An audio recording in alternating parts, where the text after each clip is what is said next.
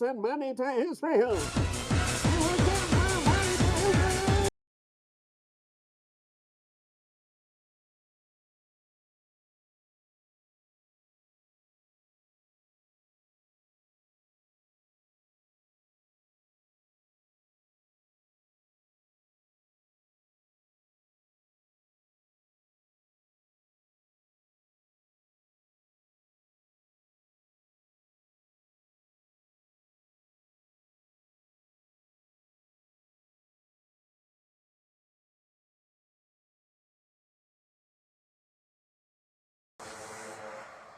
This is the police speaking. This club is closed forever.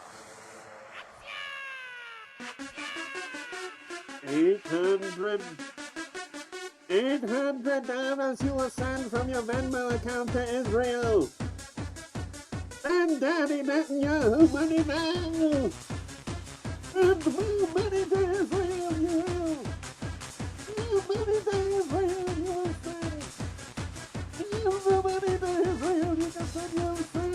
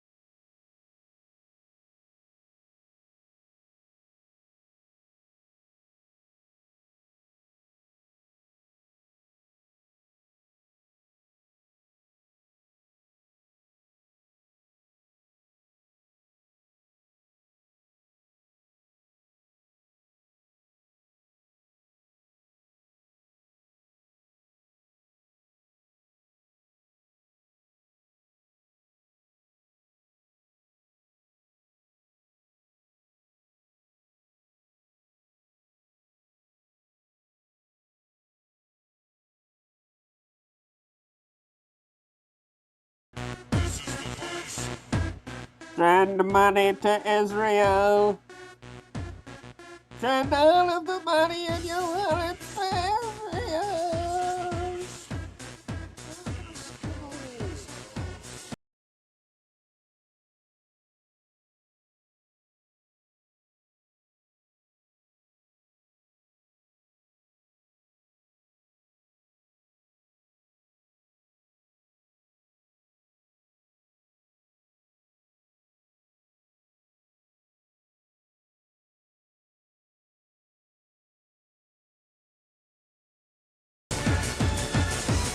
Send your money to Israel now! You will send all your money to Israel right now!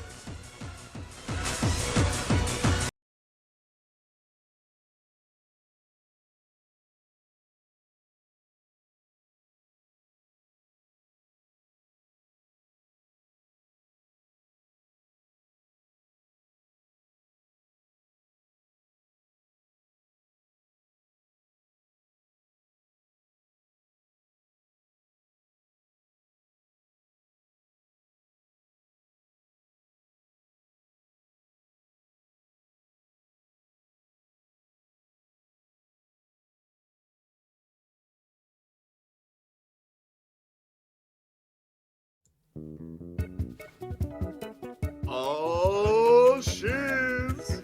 You know what time it is. It's time for that Oh We Won't Get Stream Live for the Tuesday night live.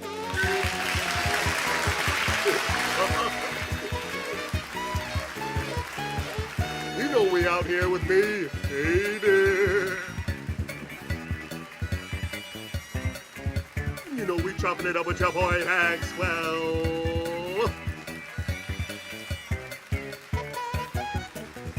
It's an eventful stream full of all sorts of things to talk about, good, bad, ugly, and in between. It's time for the We Won't Get. Oh. Hey. Hey. Mitch just on the floor. Oh, I didn't stop the music. Hold on. Oh wait, that's not how you do it. I forgot how the stream works. Yeah. All right. Yeah, applause again.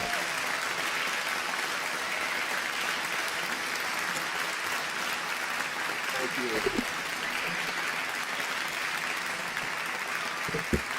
All right. Please, thank you. Welcome minute. Punches are leaving. The music is over. Don't Please, leave yet. it's too much. You're too much. You're too kind. Too kind. Max exercises narcissism a little more. Welcome everyone. It's been quite an eventful couple of weeks. Yeah. Familia. How's that? Mamia. Nut, nut, Mamia Nut. bababooey. Yeah, that's nut. Hey Hayden, how you doing? that sounds all right. I'm doing all right. How are you doing? How was your day? How was your week? What's the haps and the baps? I'm doing great. I had some ups, I had some downs. I had a week. Today I did some shit. Yesterday I shit. How's chat doing? How's chat? I see we got some chatters in the chat. We got Are We Woke Yet? We got Bungo TTV. We got Max Oh, yeah. Pasta. I'm two of those. We got What's up, Bree? Pre, and we got Papa War Dog. Who I know who that is. We got the stream elements. Join our Discord. Call into the show. Build parasocial relationships. That is something that you can do, I suppose. Yes, you can do If that. you have something really pressing, you can call it at any time, but we do focus on that later in the show. Oh, Max, I forgot to say I will bounce on it in a DM, so I'll do it here because you really only said a different place, not specifically DMs. Oh, okay. This is a reference to something else I did. Oh, really? Nut. Yes, What was that? something I did this week where I took a picture of myself and then I said, please send me a message saying I will bounce on it. Okay. Well, there you go. Bree is as high as a fly right now. Hey, that's what I like to hear. Familia. That could I'm be a pretty bully. high, depending on how high the fly is. I'll tell you what, gang, we got a pretty great thing set up today here. Got lots of stuff. Bung says like 6 feet. I was thinking that, but I was also thinking after I thought that you could get a fly like in a building that goes up an elevator and it's like a couple 100 feet up. True. Yeah. Well, I think if they fly too high, they die. They die quite easily. You could get a fly in like an airplane though. Again, I think they die, but They just die at a certain altitude. That's just yeah, in the DNA. I think so. It's weird. Chat, come at me about it. Come on, Hayden, about that chat. Come on me, yeah. Nut. So Hayden got a new setup here. Yeah, we're chipping away at it week by week. Yes. Listen to fucking rhymes get off my. Hey, look, it was a bar. High is a fly. Fly is Air pressure. a buy guy. Weed on Fly is a rye. bye guy. Ham on rye. Let's Ooh, drink some okay. lie. The woman in black. Never forgive, never forgive. Baba Hippie Booey. with I that thought the shit. woman in black. Yeah. That's Daniel Radcliffe. His big post Harry Potter premiere. Saw it in think it theaters. just- Yeah, We walked there from my house. that was long ago. All right, let's get this shit going. Let's start this slideshow. Okay. I'm ready for it. Is chat ready for a slideshow? I don't care. Here it is. As we were saying, I'm kind of working on getting a new setup going. Different things are better each week, but I think Yes. in 2 weeks' time I'll be real good. But Mark it on your calendars. 2 weeks time. January 28th. nothing's gonna change. The angle of the camera is gonna be like that. Just be slightly Yeah. different angle. All right. Are we woke yet? In this one, we get woker. That's not what I wrote. Hayden changed it. I said you get pregnant or something. Um, Not high, true. high That's as not the what it sky. said. Okay. High as the sky, yeah. Like sky high. I got a new animation to change slides where it fucks up real hard. Uh, okay, yeah, so big news. The Zuck is dodging our interview requests. We were gonna have him on, but he fucking decided to not show up. He was booked for the night, for tonight. Obviously, there's a lot going on over at Meta, at Facebook, but it's just, it's just, he's clearly feeling the pressure. You know, we put a little. He knows if he comes here, we're gonna ask him the real hard questions. And with all the drama going on at Meta, I don't think he could take the heat right now. But I don't know if you want to read off the message he sent to you. He Yes. just decided to DM you, I guess. Yeah, he DM'd me on Discord. He said, Max, Zuck here. Due to personal problems with both within and outside the metaverse, I need to reschedule my appearance on the pod this evening. The woke mob is awoken due to the meta layoffs we announced today. They're threatening to loot my house in the Palisades. Then another group started fires in the verse. It's a total mess, but we'll clean it up. Once Trump gets Newsom out, I won't need to worry so much. I'll plan to circle back with you and Hayden for the show next week. Regards, Zuck. Yeah, what a shame. A lot of I empty, agree. lot of empty excuses there. You know, at a time when he's under a lot of heat right now. Not only because of the fires surrounding him, but the internal fire. You know, anyway. I watched part of a TikTok today where someone was theorizing that his wife was leaving him. I thought that was kind of funny. His wife was what now? Leaving him. That could be true. I mean, look, we know he had a close personal relationship with what was that guy's name? Steve or something in the David. metaverse? I don't know if David, right? Yeah. Yeah, and really just like imagine for your anniversary that your husband covers a T-Pain song. Mm-hmm. Like, why'd you do this?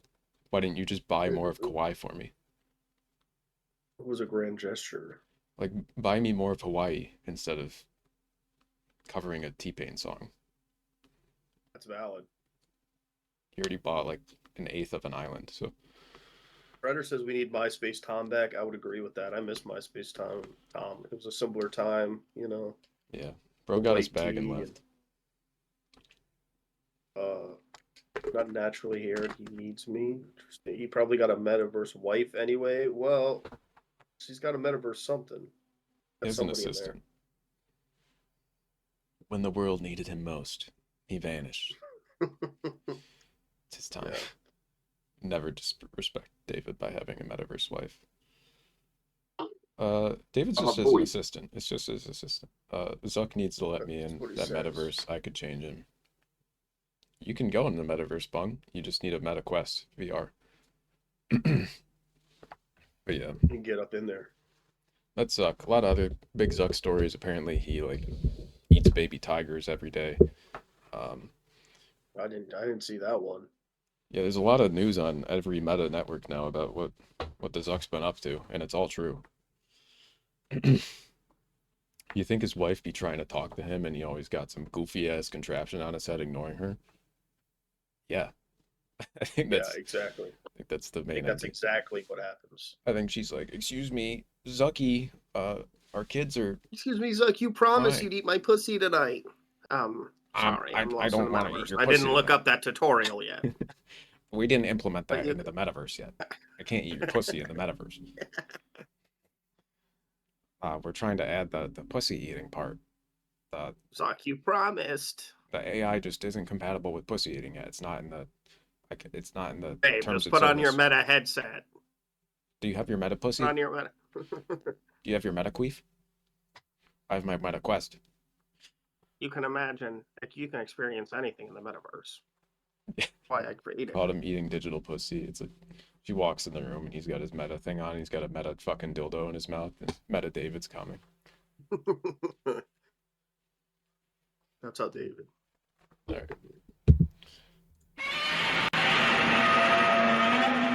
When I take over the world, you're gonna have It was loud. I didn't know that would start immediately. Okay. 3 days left till Fortnite Godzilla. You guys pumped for Fortnite Godzilla? Yeah. Just say yeah. to. Yeah. Can you just do me a favor and click the right hand corner of, I think it'd be on your right side of the slide. Which corner? Just next to the blam blam. Can you just click next to it? I just want to see what happens. Oh, there we go. Yeah. Okay. I knew it was, I felt like it was missing something. Right. Okay. But yeah, go off, King. Talk about this. Is this I don't know Superman? what the fuck. Well, not my I Superman. don't zoom in. I can't Not zoom my in. hashtag. Not my Superman. My Superman would never get pregnant. My Superman's too strong to get pregnant. Exactly. Yes, His Bungoy, I lips get it. are too firm. Hashtag Miku, yes. Fortnite Festival, if you don't know, that's the Guitar Hero clone that they put in Fortnite, where you can play Guitar Hero on Fortnite. Miku is the next big celebrity they're adding, who is a digital,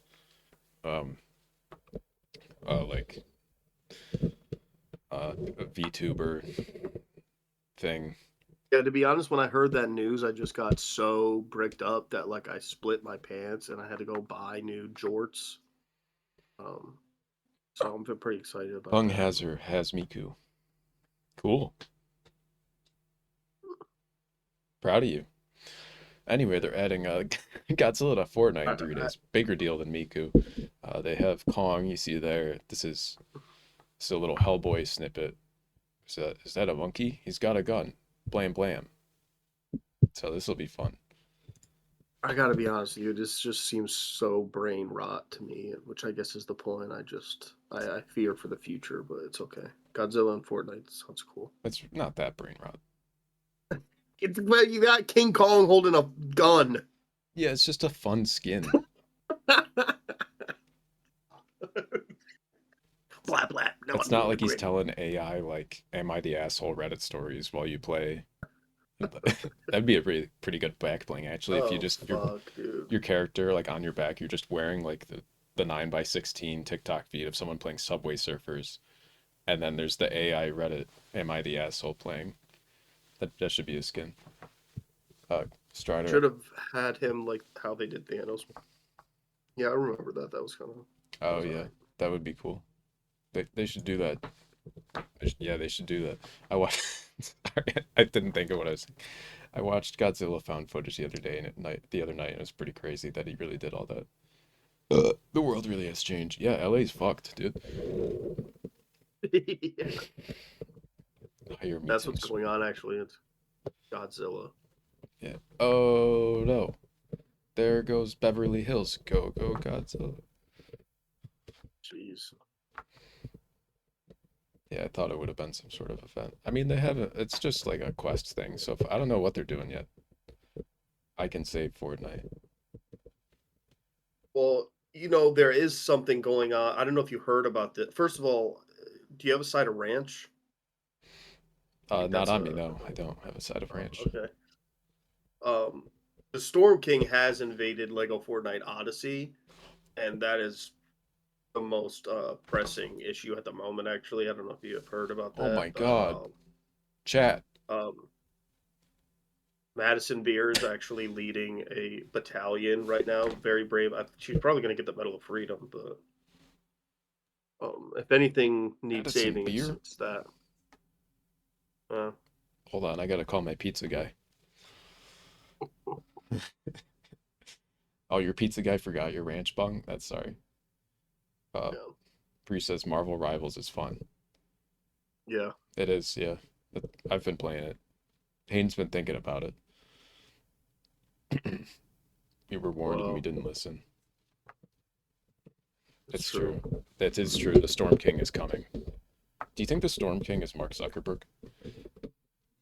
Yeah, that's what he's been doing, and Madison Beer has to stop him. makes me wanna. Uh-oh. Marvel Rivals makes you want to kill yourself. Just play it more. And Rivals. Yeah. Just keep dying in it. Just keep playing DPS and not getting kills. Just kidding, you're pretty good at it. All right, next slide.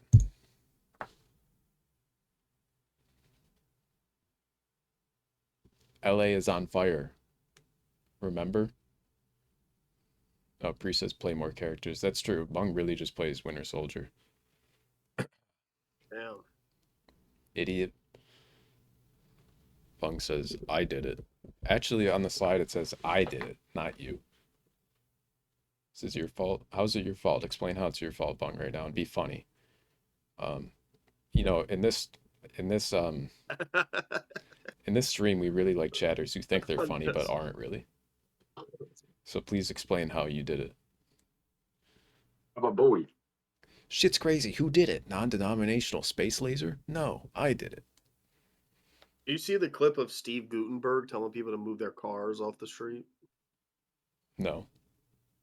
Pretty cool. Why don't you look that up? Why don't you look it up? Because you're the only one who can show it. I want you to play it. Fine. I want you to play it, man. Mamma mia! Or he sounds like a cheesemaker. Who's Steve Gutenberg? Before you pull it up, Jamie. Oh, Jamie, pull it up. That's Steve what I'm saying. Berg. Gutenberg Shutter. Cars. So He's on the news. The guy doesn't know who he is, but his house had just burned down or whatever. He's going up and down the street trying to move people's cars, okay, here we go. and they Bung says, I'm a looter and an arsonist and homeless and a Democrat and woke and DEI and gay and low hydrant. Right. Sounds like your life sucks. I'm a Bowie. You sound like a bitch. Bung and I and Why'd you- Strider as well were watching the live stream of the fires the other day, and it was mainly just watching like the local Fox channel stream on YouTube, and those comments were fucking fun. It's just the most unhinged shit. Anytime a black guy was on the screen, at the entire chat was just like looter, looter, looter, looter, woke, Oh, woke. jeez. Mamma mia! Great fun. All right. Announcement I wonder if I could just make. Here on Palisades Drive, if anybody has a car and they leave their car, leave the keys in the car so that we can move your car so that these fire trucks can get up Palisades Drive. Yeah. What's happening is people take their keys with them as if they're in a parking lot. This is not a parking lot. Yeah. We really need people to move their cars. So if you leave your car in Palisades Drive, leave the key in there so a guy like me can move your cars and get them up there so that these fire trucks can get up there. It's really, really important. Thank you for talking to us live, sir. What's your name? My name is Steve Gutenberg. Steve, do you live in this area? I live in the area. Yeah, I live right up the hill, and thank goodness everybody back. But I have friends up there right now, and they can't evacuate because it's stuck on Palisades Drive. Yeah. And you're an actor. Yeah, I'm an actor. Okay, now So- you look familiar. You look familiar to me now. Yeah. So, sir, you have family up there. I was just talking to that gentleman. He has a mom who's stuck up in the hills. Yeah, there are people stuck up there. So we're trying to clear Palisade Drive, and I'm walking up there as far as I can, moving cars. But people don't take their keys with them as if it's a parking lot. There are families up there. There are pets up there. There are people who really need help. And you told us that this is one of those situations. We have seen this. People are not able to move. We were in our live truck. We couldn't even move. Can't They move. told us to bust a U-turn. I've never seen traffic this slow. Well, of course, we've got a huge fire up there. We've got huge winds right now. And it's really important for people to help each other. It's really important for everybody to band together. And don't worry about your personal property. Just get out. Get your loved ones and get out. I have friends Get out. that can't get out right now. Oh my They gosh, can't get I'm so out. sorry to And hear that. they've been given evacuation orders. Have you been? Could you call them? Do you talk to Yeah, them? I spoke to everybody up there. It's starting to move. But We're seeing the cars. Okay, so we're seeing the cars that he's talking about, but they're moving very slowly. If you notice this, they're trickling in, coming from the top of the hill. What? God bless Gutenberg. You know, I love Gutenberg. I love me some Gutenberg, but it's just so like I mean, I think within this clip he mentions the cars like 3 more times. It's just like that. The scene is so outrageous of him just. He's on the street just walking up to a news guy like, everybody's got to move their cars. It's not a parking lot. And guy's like, excuse me, what's your name? But like, he doesn't go like, oh, my name's Steve. He's like, my name is Steve Gutenberg. It's Yeah. just, come on, Yeah. iconic. It's not like I'm Steve. Please, but and it's what he's saying makes sense, but it's also like, how did you expect people to do what you're saying? Like, people are treating it like it's just some parking lot. They're taking their keys with them. Well, I don't. Yeah. I'm sure the people who parked on the street didn't think their fucking whole city was gonna burn down. Yeah, I don't really understand. Like, what are Fucking your options? Westwood. He will. He will not steal them, so that people can get your car. Like, what are you talking about? Gotta move your I car. mean, please don't say that. Like, it technically kind of makes sense. It's just like, I don't know. No, it does make sense in like an emergency situation, but like it's not drilled in everyone's fucking head. It's like people like me gotta move your car. People like me, Steve Gutenberg, from 3 Men and a Baby, 3 Men and a Little Lady, the KFC commercials.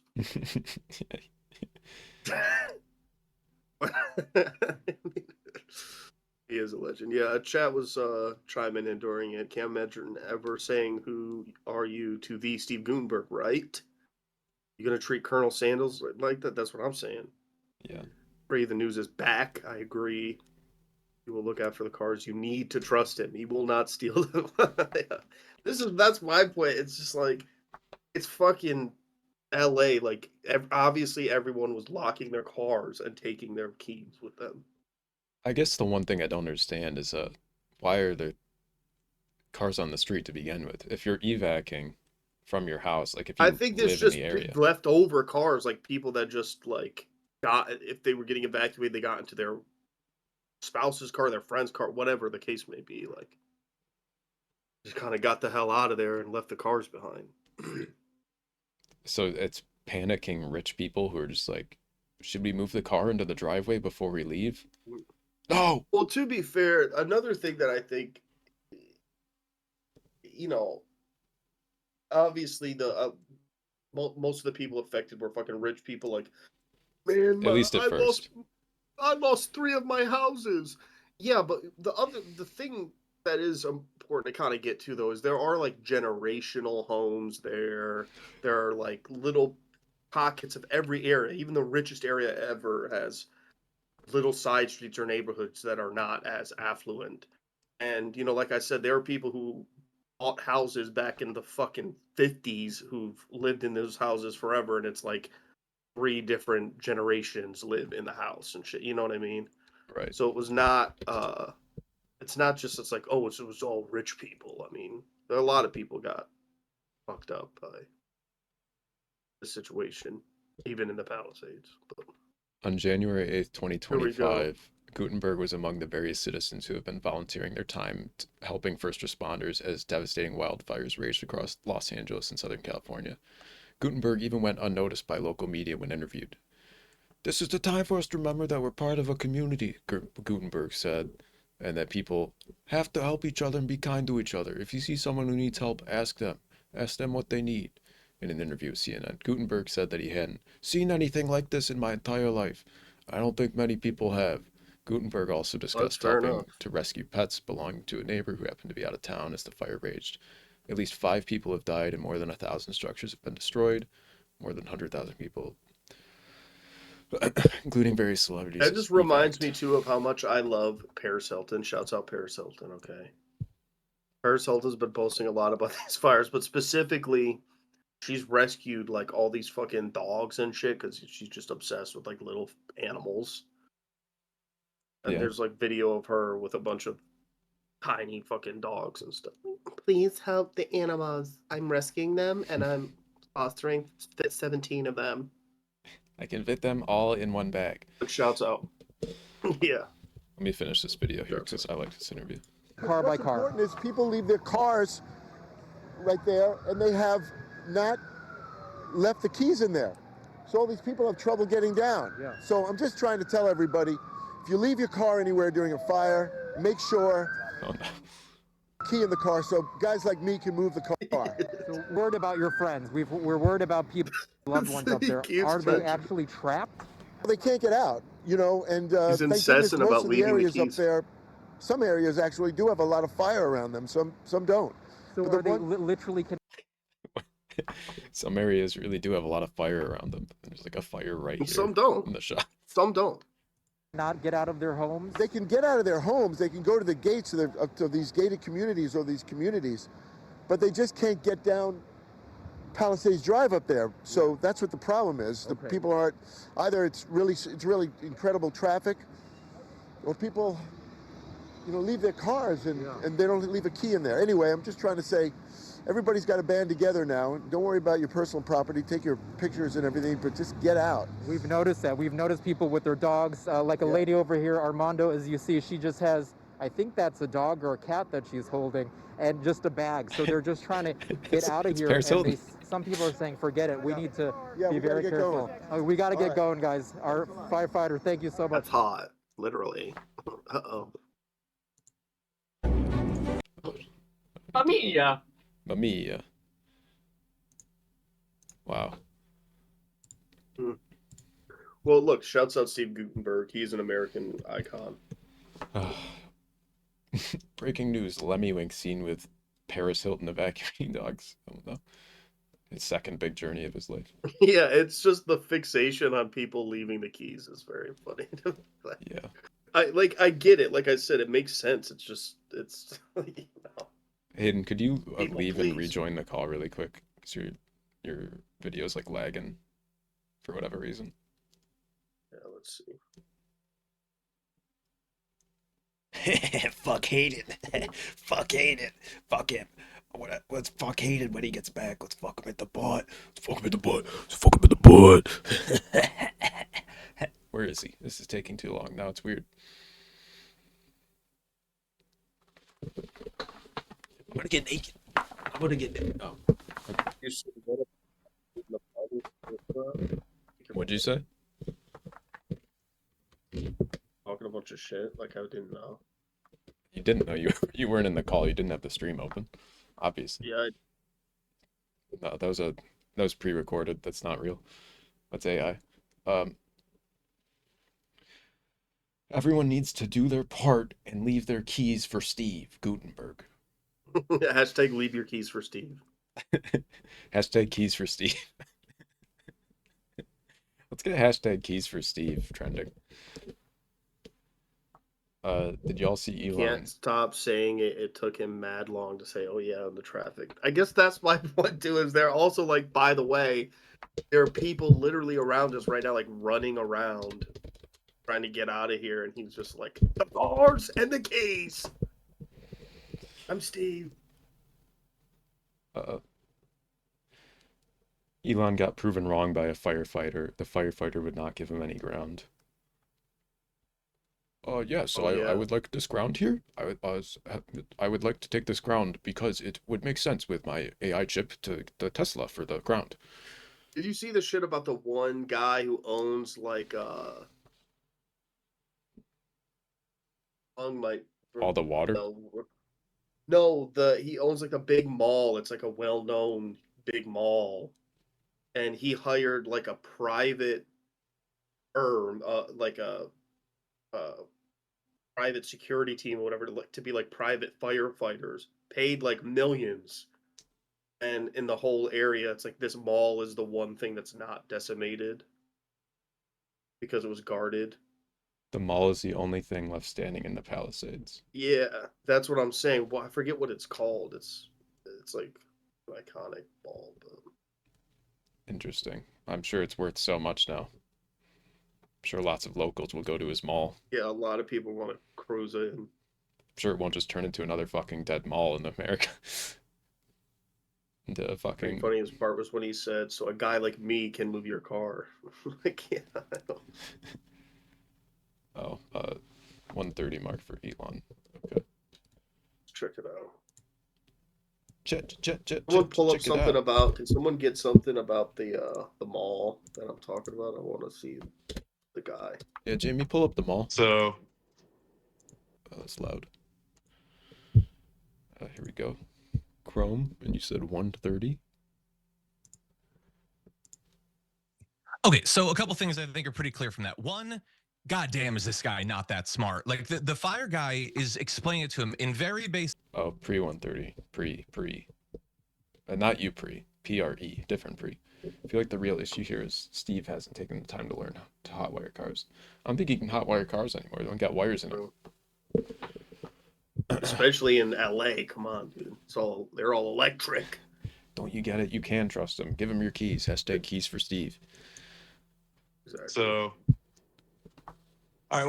What about water availability? Was water availability? I understand that was like not an issue in Malibu. Is that correct? Was it water? Well, yeah. So there was water. We have several reservoirs that Encinos that we use a lot. Now, just an example, if we have one building burning, Mhm. we could flow 1,000 gallons a minute on that one building with the hose lays that we put in Yeah. to stop it. You can imagine 1,000 gallons per house we couldn't do, right? So the amount of water we're flowing, there really is no water system that's going to keep that pace. So we have to bring in water tenders, which are these big tank water tanks that, 2,500, 3,000 gallon Yeah. trucks, and they'll come in. And that's what we have to do to compensate. So they park out there, do it. DWP did a great job. They brought in big water trucks for us, All right. and we use them as basically mobile hydrants. All right. Right. And then we have our own agency as well that has water tenders. Okay. My understanding is that like along the correct me if I'm wrong. In Malibu along the coast, there was no shortage of water. In the Palisades, there was a shortage of water at a certain point. Or is that not accurate? Well, we were flowing just an amount of water that the system couldn't overbear. That we're just Okay. overbearing, just because of how much water these firefighters were utilizing. Okay. All right. Okay, so a couple things I think That wasn't as crazy as I thought it was going to be. No, but it's if you take it in context, because the whole thing was that he was live. Like, Yeah. Elon was live, and so it was like he was trying to prove a point that he really did Yeah, not he have really enough wanted to. information to properly articulate. Like, he did not really. He wanted to shit on No. California and say that running out of water during a wildfire because Democrats or something. Yeah. And look, I think there are issues, but first of all, there's a time and place. Second of all, the way that he was trying to be conspiratorial about it was not really. Elon was reposting all the water was gone all day and went live to prove it. I see. Yeah. But that's also just not how it works, like as the firefighter was explaining. And while we're talking about firefighters, though, another thing has been like the impact that the prisoner firefighters have had, whom I believe make up like 40% of the firefighters in California right now fighting these fires are prisoners. Mhm. And have had a huge, it might be a bigger statistic than that. I don't offer it. But they've had a huge impact on fighting these fires and more shit that. It'd probably be a good time Elon. to push to abolish slavery in the U.S. You know, You will. you could be like, hey, we basically got these guys working for pennies to put out the fires of these billionaires. Maybe we should treat our heroes with respect. Like $20 a day moment, hardest job. Yeah, it it's is like the you hardest job. respect first 24 responders, on. right? Well, here they are. They're also just Yeah. slaves as well. And their schedule is insane. As Bung said, it's 24 hours on, 24 off. You work 24 hours straight up, fucking in the mountains and stuff. They'll take rests as they go, just like on wherever, Yeah. whatever land they happen to be on. And I don't know this for sure, but I've heard that like when they're out of prison, they can't like get a job being a firefighter. No, unless they get hooked up with like a really exact program or they get the right resources, it's still difficult for a lot of them to find consistent employment afterwards when they've proven themselves to be effective and legitimate firefighters, which is a hard job. Yeah, and that's the thing that a lot of people won't even acknowledge is just like the idea that like prisons in America are exclusively, they're not for rehab at all. They're not for rehabilitation. They're just taking advantage of people and punishment. So even when you have these situations like, oh, we have these prisoners and they're trying to do good and reduce their sentence by being firefighters. So why shouldn't they get to be firefighters when they get out of prison? You'll get people from both sides saying that, and they would tend to agree. But then on the political side of things, the entire point of the prison system is for like cheap and free labor. Long makes a good point right here. The AMT license is unobtainable with the jail sentence as required for firefighters. Yeah. But then that's, I guess, my point is like, is it because you have people doing the fucking job and they're going way out in the places that, you know, the everyday firefighter is not getting out to? Yeah, they don't want the conservative aspect of I mean, not just, I mean, conservative in the sense that fucking everybody is, every fucking body other than progressives in government are conservative.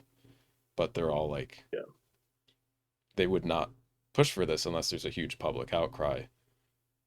Because that is literally the prison industrial complex is built on the idea that you have cheap labor. And if you have all these cheap laborers get out of prison and then try to get real jobs and then they get real jobs and stay out of prison, that's not good. The idea is to get them back into prison at some point. Sorry if I got a little woke. Uh-oh. I can woke up in do. All right, let me read chat because I've been yapping. I woke up in a new You can hack the car. Big water stuttering. Elon repost. Yeah, $20 a day moment.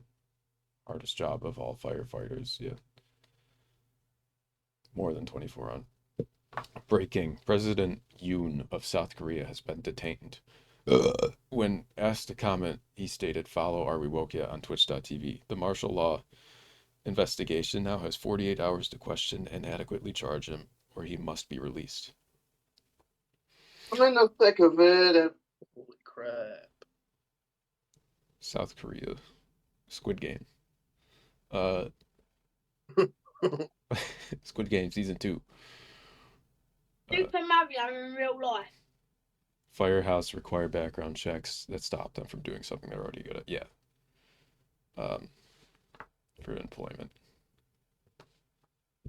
Jonathan Kent became a firefighter at 16. True, shuts out. Have you been watching Superman and Lois, Pre? That's a young John. Or is this like a real guy? Just named Jonathan Kent. Oh, I just got 10 likes on a woke comment I made on Instagram. Oh, man. Isn't that cool? Oh, there you go. For season 3, episode 9. Nice. Nice. Yeah, season 3 starts cooking again. Season 2 lost me a little, but should have got all these season ads. 3 into season 4 is very solid.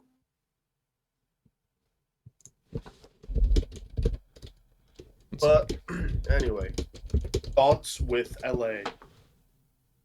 Right? Yeah. Thoughts and prayers for Los Angeles. Not all of them though. I gotta keep a few. Bong, we could get you in later if you want to talk about LA and being on fire since you're like 3 seconds away from the fire. Yeah, I'd call him. Or if you're too busy. Where Sarah and her mom get on my nerves. Yeah, dude, I know. No spoilers, but the way that season 4 handles writing Sarah out of the show is pretty good, though. So you got that to look forward to. Yeah. Okay. All right, what's the next thing on the thing here? Let's take a look.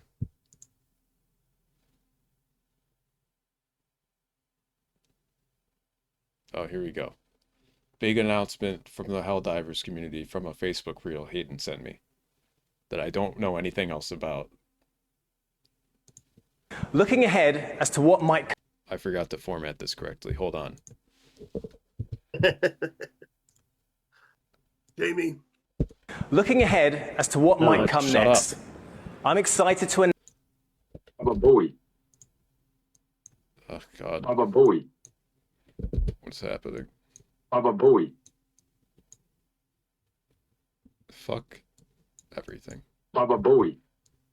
Evangelion shuts out. Baba Booey. Looking That's good enough. Okay. We're looking ahead.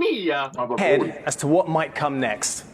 I'm excited to announce that we are working with Sony Pictures on developing a film adaptation of our amazingly popular PlayStation game, Helldivers 2.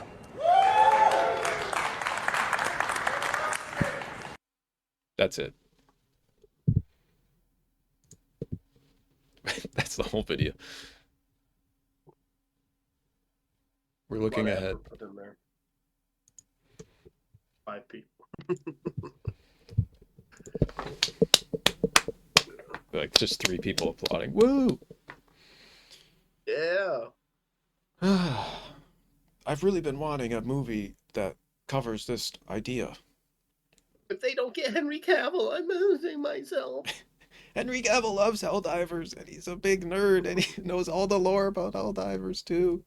Guys, I just got on to say, I've signed on to Helldivers.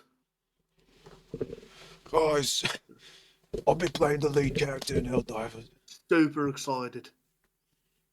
I've wanted to do this my whole life. I've been a fan since I was a little boy. Oh, really? This is my... I can't do an accent anymore. This is my Helldivers room. This is where I do all my Helldiver minis. And I play Helldivers for 30 hours a day. You turned your phone sideways for that. You didn't need to, I'm sorry. I hope they cast Hitler. Nice, okay. Me too. 5 people. Sam Worthington. Dude, Sam Worthington is in nothing but Avatar movies. Oh, is he the guy? Is he Jake Sully? Yes, he's Jake, yeah. He doesn't need to be in Helldivers. I don't think that would matter. I think you could get anybody, honestly. He's in Call of Duty games. I'm trying, like, what is he even in now that isn't? He's in that Kevin Costner movie. I love that Kevin Costner movie, whatever it is. No, they should just get Michael Ironside to be the guy, and then he dies from the bug. And then you should have a scene where everybody's tits are out, but the only way they did it is if the director was also naked. You know what I mean? Yeah, I love that. They should make a couple sequels that are terrible. Bree from Clash of the Titans franchise. It's very generous. Alright.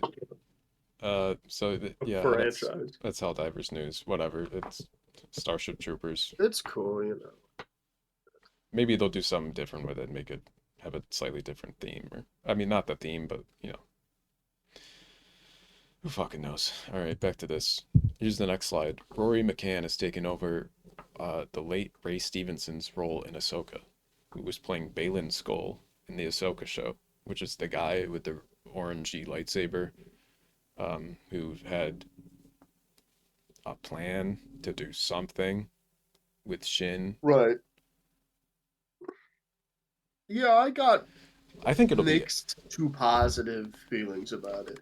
I guess the only reason I have any mixed feelings at all is just because I don't know if they should have kind of just killed the character off or whatever. I mean, I think what Ray Stevenson was doing with that character was one of the only interesting things about Ahsoka to me. I mean, I've said before that I was not a huge Ahsoka fan, but I did like his character a lot and like what he was kind of doing with it as an actor. I do think though, like as a replacement, this is a great choice. I'm sure he'll yes. do a fine job. I'm at the very least.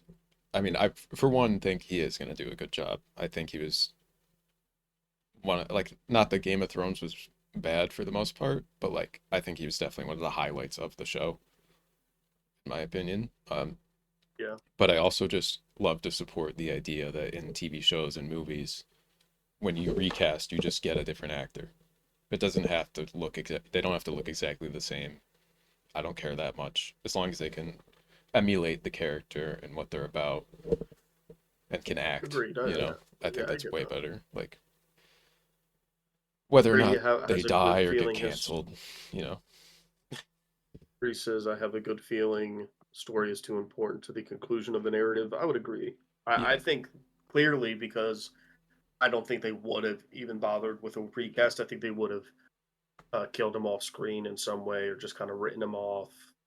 Yeah, If for not, sure. so I think, yeah, I'm sure. One of the things about Dave Filoni is like all of his shows that he does, they get better as they go on. All his animated shows, which is every other show that isn't this, that he's written, get better as the story goes on. So Yeah. I think his character is going to get even more interesting in the following seasons. Hopefully. Let me read a couple of these. I hope this freaks out this generation's children, like the Dumbledore swap. Freaked me the fuck out. Did it really? Honestly, as a kid, I barely noticed. Yeah. It was like If so immediate to me, the Dumbledore thing. Like, it fit the tone but switch now so it's much, interesting. It did, yeah. so I I didn't think notice it. that's maybe part of it, yeah. But yeah, that's a notable one that I think they both did a really good job doing Dumbledore, and they fit the tones of the movies. Another one is Don Cheadle in Iron Man 2. It's War Machine Man.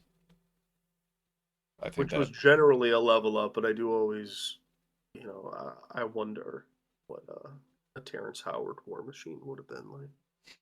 Well, man, I'm like Iron Man, man. Tony, how does this arc reactor work?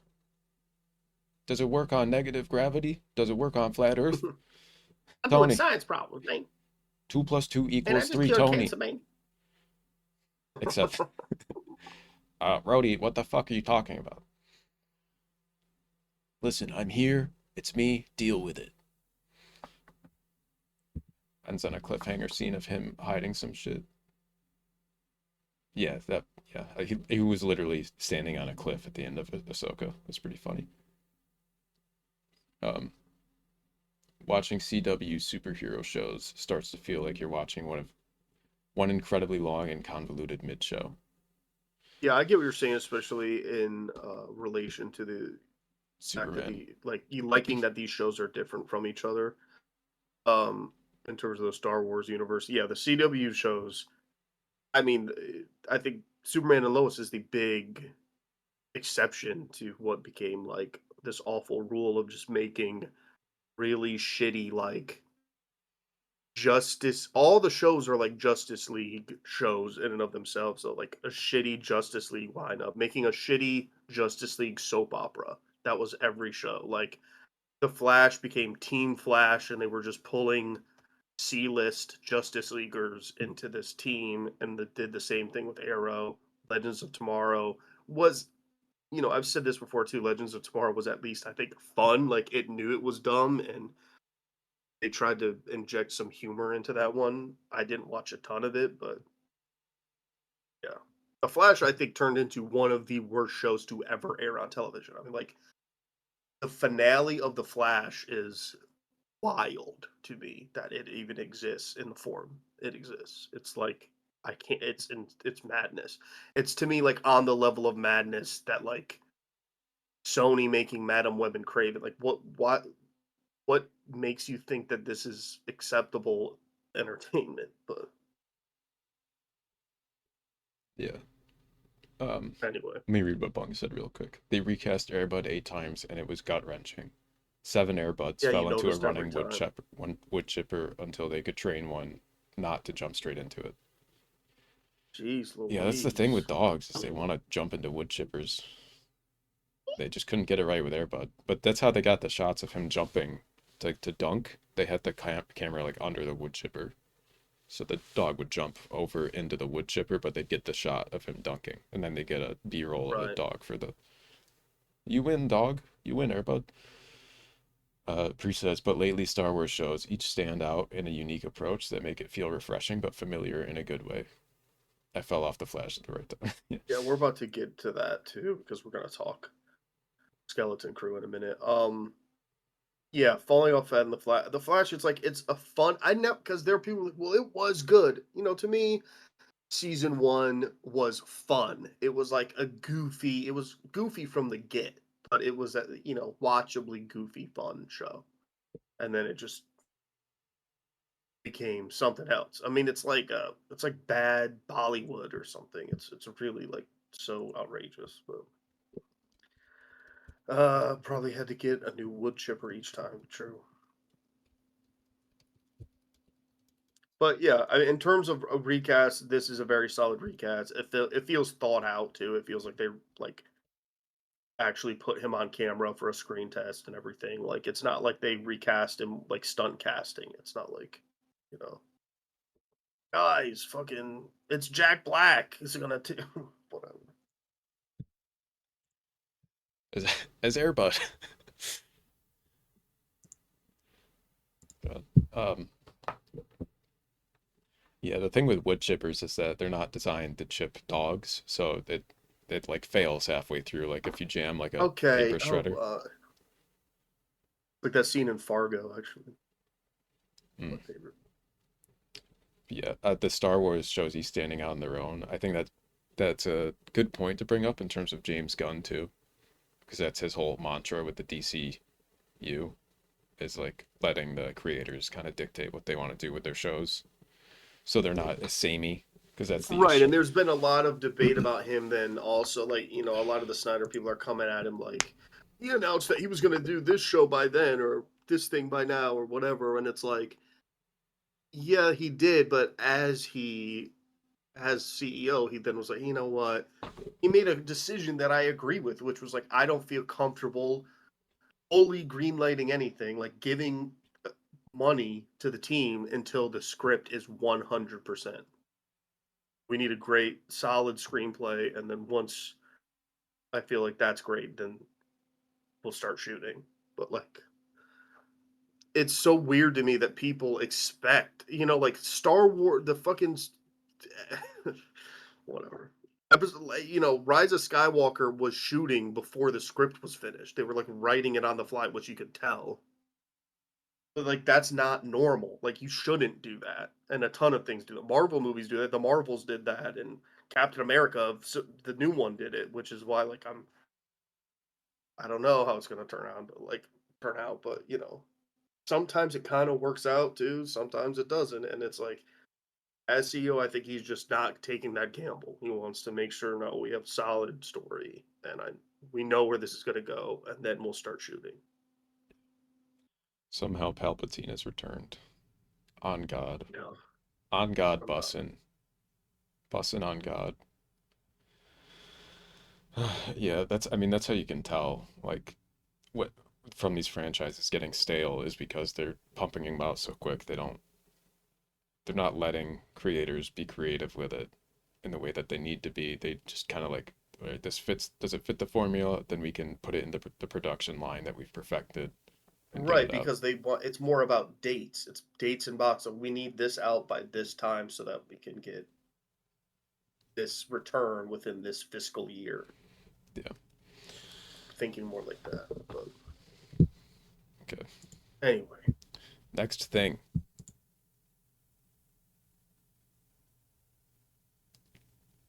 All right, Hayden, I'm gonna let you explain this one because every time I asked what this was about, you Yeah, just no, laughed look, at me. this is just simple. This is just simple. You know, I really, I don't feel like I have to get into this too much. I mean, Brian Mackey is a homo. Brian knows who he is. You know, we we shared some conversation. He knows what it was all about, and he knows what was good. And then, then he wants to talk shit in the streets, lie on my name. And look, at the end of the day, what we had was a personal thing, but I'll air it all out. And I think, you know, at the end of the day, like, he made his decisions. I don't know who this is or what this is about. And he made his decisions, okay? And I am not gonna sit here and I don't just take it. I don't So, understand. Did from you my did you fuck this what? guy or not? No, that's not the point. Okay, but it says, "Won't you just hook up with me? I want my hoodie back." So did he just steal your hoodie, or was No, this is a situation that's far beyond like even talking about little shit like that. Like that don't even matter. okay? I don't I don't even understand what the big shit is. But like at the end of the day, like I do want my hoodie back, and talking on my name is not something that I am gonna put up with. So I think this is just something that everyone needs to be aware of. That like people should be aware of, and also like it does affect the culture. It says, who are you to shit talk?" But like who is he though? I don't know who this is. Telling you that like I know that, and I have his address, and like he can block me all he wants, but like we talked about it, and Talked about what? it is what the fuck it is. Like I don't know what it is. I'm just not gonna deal with like any fake shit, and that's what I'm saying. I don't. And This Brian Mackey seems fake as fuck. this is what I'm trying to explain. This is what what's already understood doesn't have to be said. You know what I'm saying? I don't understand though. Like I'm saying what's known like doesn't have to be like like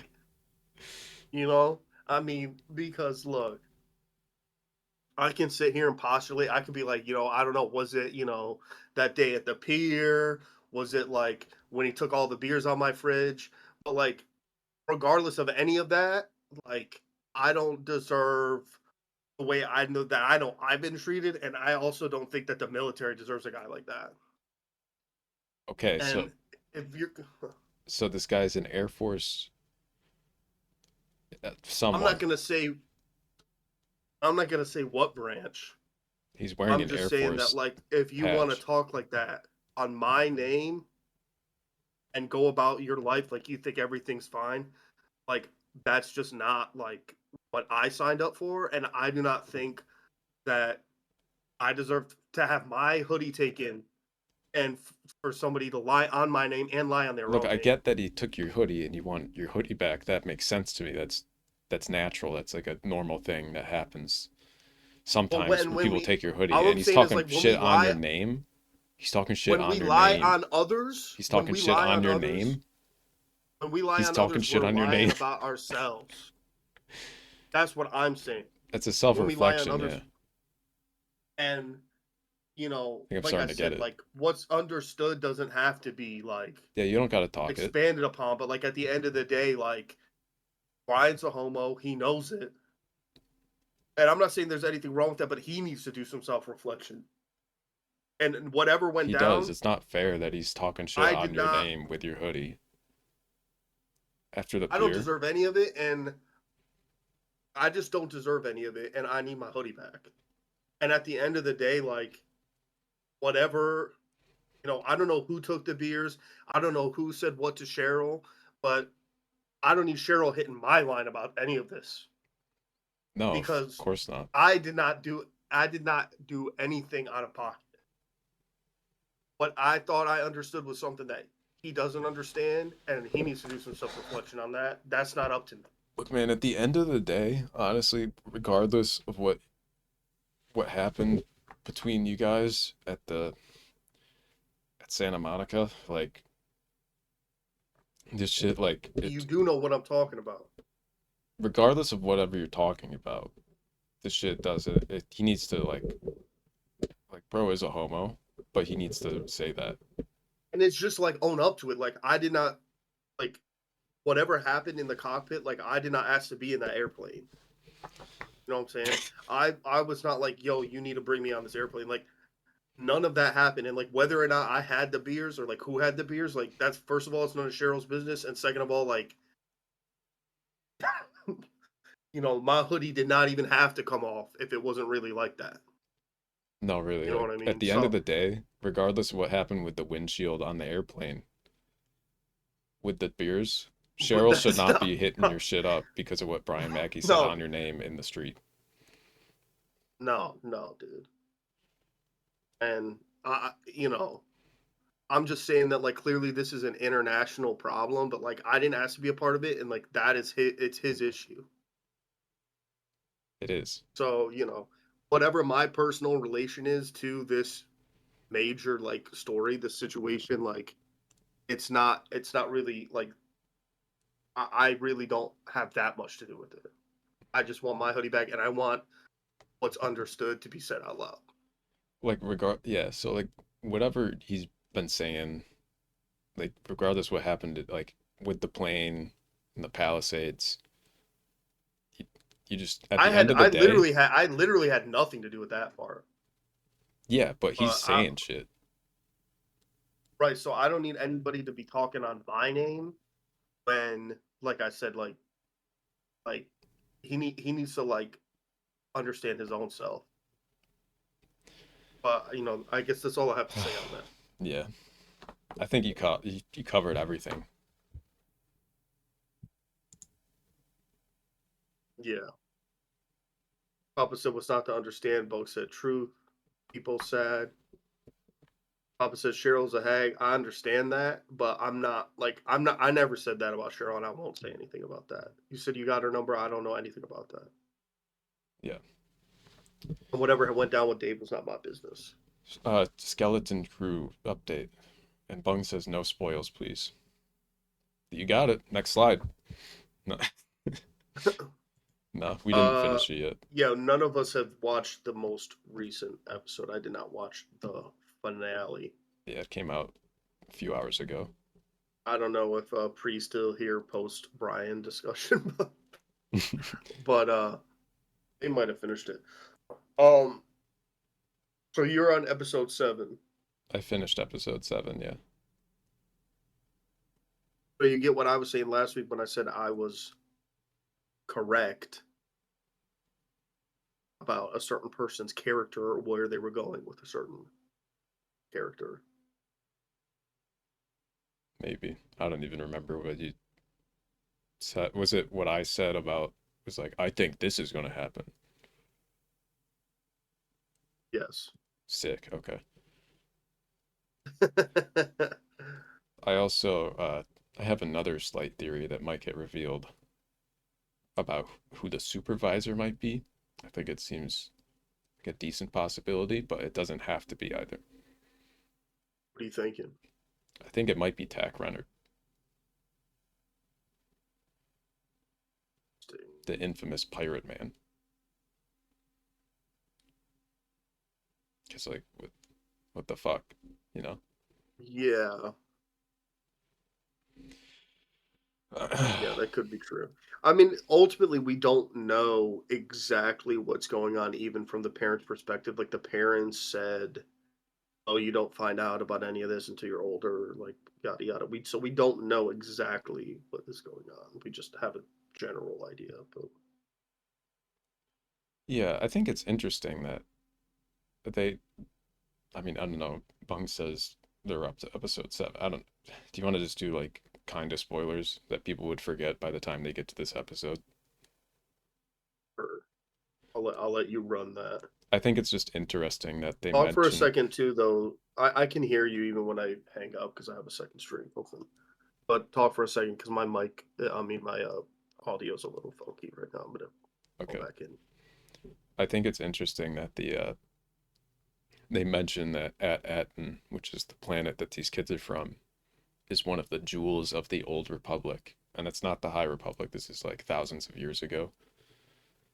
So, the idea that this is an Old Republic-based planet that has a mint on it, a money-making factory, and that they have contact with the New Republic as well, I think is interesting in terms of like the lore of like what is the point of this planet? Are they actually going to use this planet at some point to remake the economy for the New Republic and I don't know, it's not that interesting, I guess, but in a lore sense, like what the implications of this planet existing are. I hope Wim gets to choose his lightsaber and it's either green, blue, or yellow, and that has implications. I hope there's a KOTOR mod that puts Wim in it, where he can be a Jedi Sentinel, and he goes on an adventure, and then, like, kills someone, and that has implications. But yeah, pretty good Joe so far. Going back to what Pre said earlier. Yeah, about, I mean it's literally it is literally Treasure Island. Like Jude Law is Long John Silver. Or if your only point of reference is Treasure Planet, he's whatever that character is called there was like Johnny Silverleg or whatever the fuck. Like it's the cook who's the friend who really is just a scoundrel. Yeah. Who betrays the kid for the gold. Yeah. I mean, my theory about him was initially that, like, he was a Jedi during Order 66, or he was a Padawan, since this was, like, 25-ish years ago, 20, 30 years ago when that happened. So it seems like he'd be about the right age to that when Order 66 happened. He was a youngin', and he just happened to escape by becoming a pirate and changed his name like a million times. Not using the Force much, not keeping a lightsaber on him. So I still think he might have like a heart of gold under there, but I think the greed of the gold is getting to him. I think once again, based on because he's the only real villain now. Yeah. Like they have no other obstacle in their way necessarily. I mean, I guess we're waiting for that reveal of who the supervisor is, but he is the villain at the moment. He's it. Like, what would have maybe occurred in terms of something where he aligns with them over the pirates he was trying to, the whole mutiny or whatever. Like that element is gone now based on him killing the captain, becoming captain of that crew. Like, I don't know about the heart of gold thing. Do I think there might be something right in the last moment where he makes a more morally sound decision, like, or is reminded of his Jedi past or something? Sure. I think there's just been instances where But he's shown he's not truly like evil, which may just be adding to his like villain like characteristics, but there's like a part where he could have just stepped on that mouse thing and he avoided stepping on it. Like they could have just not had that in the show. But not that it's that big a deal, but it's just like a little thing, and there's little things like he's not just killing these kids. But Bong, I like what you said about 33. I agree with that. Yeah, because this droid has never had its fucking memory wiped, so you see that with every droid in Star Wars. When it doesn't have memory wipes, it become their own person. So he's really just a cool pirate guy now. Your camera's not on, by the way. I don't know if it's intentional. If you're naked now or something. Yeah, I whipped my cock out actually. Oh shit. Nice. Hold on. Hashtag keys for Steve. If you're gonna leave your cock on the road, leave your keys in the cock. Leave your cock in your car so I can get in there and suck it. We gotta get these firefighters cum. We need cum for the firefighters, so leave your cock in the car. I'm Steve Gutenberg. I'm Steve Gutenberg. There we go. Awesome. But yeah. Yeah, I'm.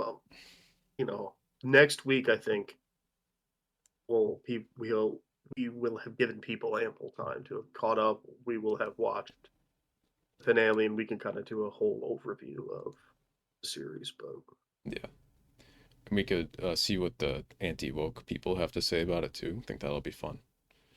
Yeah, for sure. We could maybe do a little bit of a slideshow on all the dumb shit they've been saying. A bunch of thumbnails, Yeah. Also, there's this music here. It didn't play. All right. Next slide.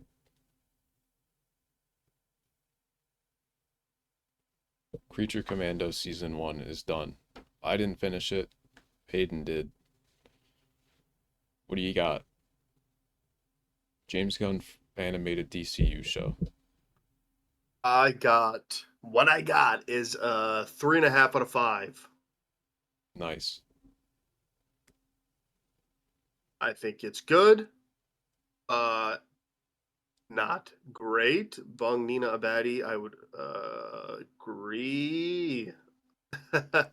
No spoilers. But so without spoiling anything, if you're interested in it, you should watch it. Technically, it is the first of the DCU. However, I think especially by the end, I felt what was really going on, which is, like James Gunn wrote this after he wrote season 1 of Peacemaker, and like before he took over DC as a whole, the concept was for him to kind of have his own just little corner of DC, which would be like the Suicide Squad corner. Like he does Suicide Squad movies, and then there are like little spin-off Suicide Squad shows, was kind of like the idea. Mm-hmm. And this very much, I mean, the show itself is almost just like Suicide Squad 3. Like the setup and everything is just kind of that. Following the Suicide Squad, but it's also leans into the episodic nature of it all. And it does feel like, though, he wrote this before getting the responsibility of being in charge of all of it, because it really is just like very much his sensibilities, very R-rated, a little silly at times, but there is a lot of heart to it. I think the Weasel episode was my favorite episode. A very good episode. I did also really like the GI Robot episode, though. That was also a very good episode. I liked where everything ended up, but I did feel like there were some minor plot holes. Again, I don't know if that has to do with the fact that like he was kind of building out his own little side universe, like things that happened both in the Suicide Squad and at the end of Peacemaker come up in Creature Commandos. So it's like he was already just working within this little like R-rated raunchy corner of what was the Snyderverse. Mm-hmm. So, it exists in its own little pocket. I can see how this is going to be a segue to explaining like how a new universe has branched off. I also think, as much as people don't like the movie, I think The Flash, in retrospect, people will identify as being a pretty good like buffer of getting out of the Snyderverse and into something else, in terms of just introducing an idea of like there are now just a ton of timelines that are all just slightly different from the other, and things kind of are the same here or not, or what have you. Yeah. So I think between this and The Flash, you get kind of an idea of how he may be able to explain how the timeline changed, which he has said his overall plan, just for the nerds to know, the people who are really paying attention, will be explained in Peacemaker Season 2. Like, because he's cherry picking and taking I- some elements of whatever his little corner was in the old DCEU into DCU, and he's gonna like I know explain he it, I guess. mentioned that everything in Peacemaker season 1, other than the Justice League cameo, is canon to the DCU. Which is, I think that's just for the nerds who care, but Yeah.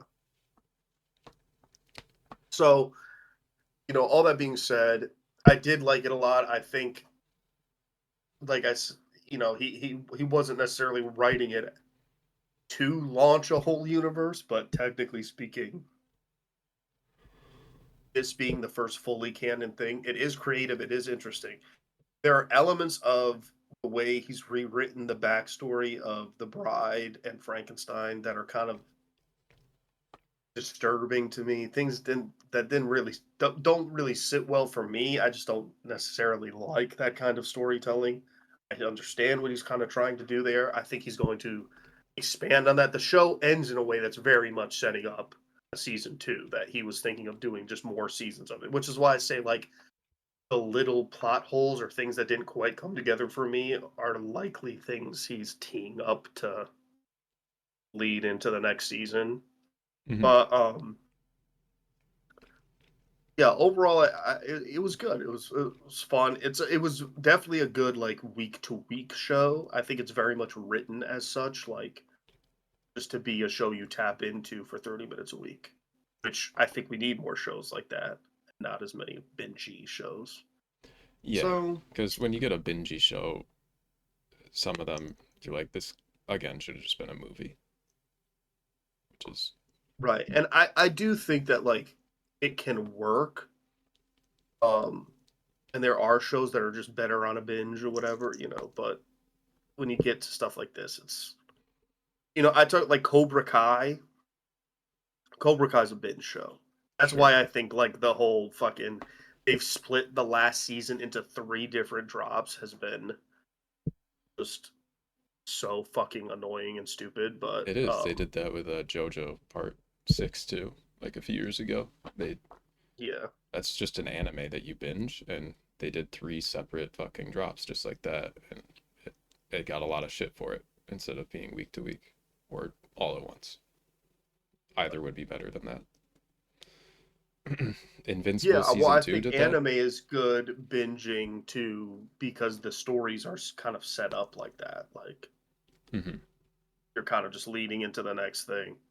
And yeah, Cobra Kai is basically like a fucking live action anime sometimes, and it's just like very goofy. So, Yeah. but that kind of like storytelling I think is good for a binge. But for a while, like the all-in-one drops on certain shows are like, okay, like either the show's way too heavy or it's so silly that it's like I don't want to spend 8 hours in one sitting watching this. But yeah, all that being said, the show was a lot of fun, and it introduced some good characters. Did you get to the Dr. Phosphorus episode? No, that's the next one for me. There was some cool stuff in that one too, and the major reveal. I mean, this is a news story now, so I don't really think it's a spoiler. I guess you could have just missed it, but I mean, it was on everything. It was on Comic Book and AV Club and all that shit. But like, he did get a glimpse of the DCU Batman in nice. the Dr. Phosphorus episode, which was it was pretty cool. And it's like a glimpse, it's like a boom, it's literally a flash. Like, but That's cool. the tone he's setting with that, like immediately when we see Gotham, because Dr. Phosphorus was a Batman villain. So like the way that he introduced his backstory, like all that stuff is in Gotham. And immediately I think the tone is like great for a shared universe version of Batman. The Gotham feels very like Tim Burton-y. Right. Kind of Gotham, and the little tiny flash you get of Batman, you're like, okay, I see where we're gonna go with that. And it differentiates itself enough from the Robert Pattinson version. I think that alone, like the glimpse you get, dispels all the rumors of Robert Pattinson Batman joining the DCU, because it's definitely not going to be that Batman. Yeah, I think when it comes to Batman, I think the one that like everybody agrees that they all like to some extent is just anything Kevin Conroy did. Just any like comic book, or not comic book, obviously comic book, but any animation or video game adaptation, that generally they do it pretty well. Yeah, and I think trying to emulate that in the DC would be a good move. you definitely get those vibes. Like that's what works about it too. Like by the time when you see that flat, it's a decision. Like I said, I won't reveal the exact moment because I think it's cool. But the moment itself where you get that glimpse of Batman is very much, I think, intentionally echoing the Kevin Conroy Batman. You're like, okay, yeah, this is what we're kind of giving here. But Let me guess what it is. It's just it's like a flash of something, flash of a light, and you just see the giant silhouette on the wall. No. Okay, never mind. That's close-ish though. It's not crazy far off. You see him. He's just in shadow. But you see it. Yeah. Talking a lot of smack about Adam Driver. Oops, I meant West. Who's West Driver? Fake fan. Adam West is a legend, though. I love Adam West. Don't get it twisted. Do not get it twisted. If they ever, it'd be funny if they did a crossover with Adam West Batman, but he's CG Adam West Batman. I Like it's had goofy. a great, what I still think is a good pitch. He has toon powers as the Toon Of a Force. like Batman 66 like sequel where it's, and years ago I tried to shoot like a little proof of concept pilot for it, not because I thought it would actually get made, but to get like a job doing something else. But I was going to use that, and I had your brother involved in it, and Justin was doing Robin. But the concept was it's like a sequel to the old series, and I fleshed out a whole story for it. But like it's Batman 66 meets The Graduate meets Seven. Like where basically there's like a side plot where Robin starts having an affair with an older woman, and then Batman, still this very campy Batman, ends up having to track down a serial killer who's like brutally murdering people and dismembering them and stuff. But it's the 66 Batman, so it's like the first time he walks to a crime scene, he gets sick. Holy dismembered body, Batman. Ooh. Throws up, and there's like a big like sploosh on the screen. Yeah, splat. Yeah. Strider says, I watched the entirety of Day of the Jackal last night.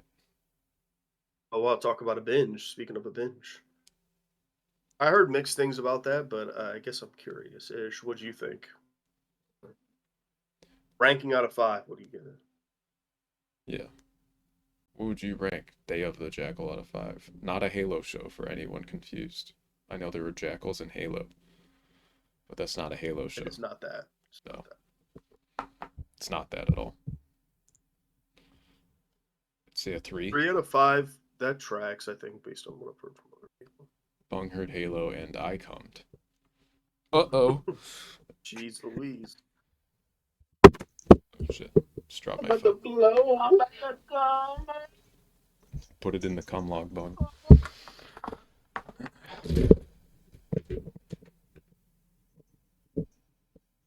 Alright. What are you doing? Where'd you go? It's got some really entertaining moments, and I didn't hate it, but there were points where I was like, okay, there's a lot going on. Please condense this. Yeah. Too many jackals on the screen. I have, like I said, I have not seen it. I will maybe tap in. I wasn't thrilled when I saw the trailer. The things I've heard about it have more to do with like there are potentially some tonal issues, and then relating what you said, that like some of the points feel really dragged out. So yeah, 2 plots and then we Starts get off as 8 just going. 2 plots. Yeah, Yeah, that seems valid. that seems. You know what I started watching and I just couldn't do it was Cross, What is which seemed cool, but it's just I don't know. Shouts out because I think that actor is really great. I just could not get into it. It's too much for me. What is Cross? It's a show about Alex Cross, the James Patterson character. Morgan Freeman played him in movies in the 90s, like Kiss the Girls and Along Came a Spider. Yeah. Okay. Destroyer, the ending was also just a little bit like, oh, okay, doing this. I didn't hate, but I was like, damn. Alan, I feel like that about a lot of shit. I think. Yeah, a like, lot of shows I get into. What's his name? Oh, Brian Mackey. Like, oh, we're doing yeah, like this. Brian Mackey. Just don't even. I can't even go there again. Because like at the end of the day, At the end of the day, like I You said, didn't what's hate it, already but, like, what's damn. already understood doesn't need to be dragged out.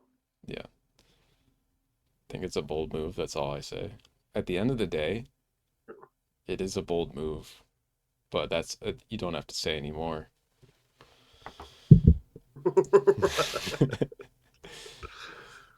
But at the end of the Anyway. day, it also tracks with how I think a lot of people are gonna watch it and who they're gonna root for. But like Out of as curiosity, have you seen any other version of Day of the Jackal? open Like, did you see the original movie? There was also like another version. Sorry, I stood up for 1 second. Wow, you guys are so handsome. Okay, bye, Max. Hi, Max.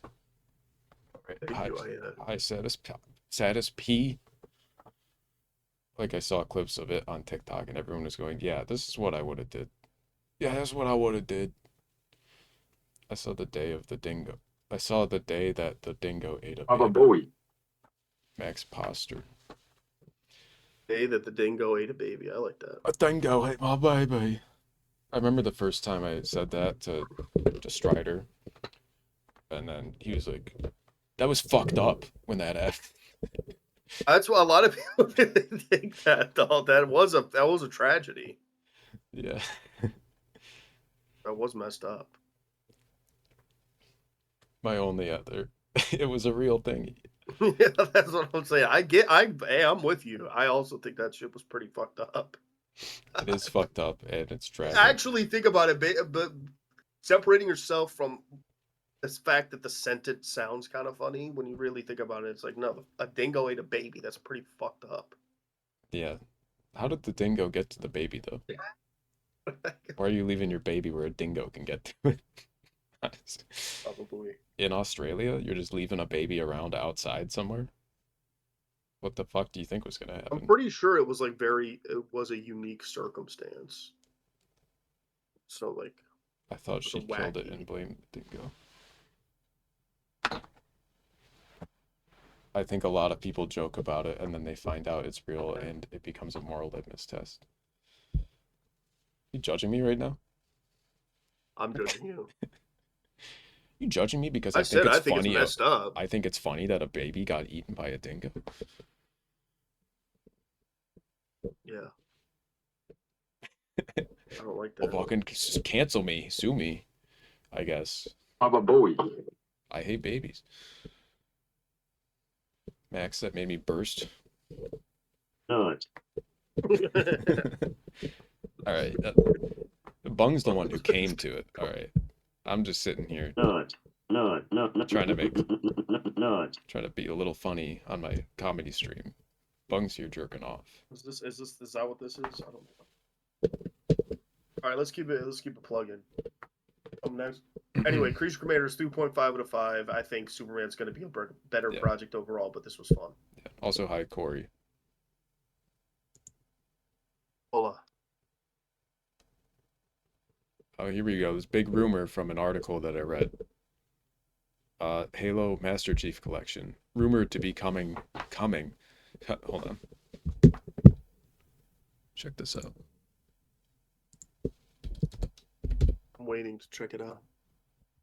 Halo Master Chief Collection rumored to be coming to Nintendo Switch 2 and PS5. What? It's never been done on any console other than an Xbox or PC. They're too desperate to do anything other than make a good game. That's why they had the Halo TV show. That's why Halo Infinite is just catering to MLG pros.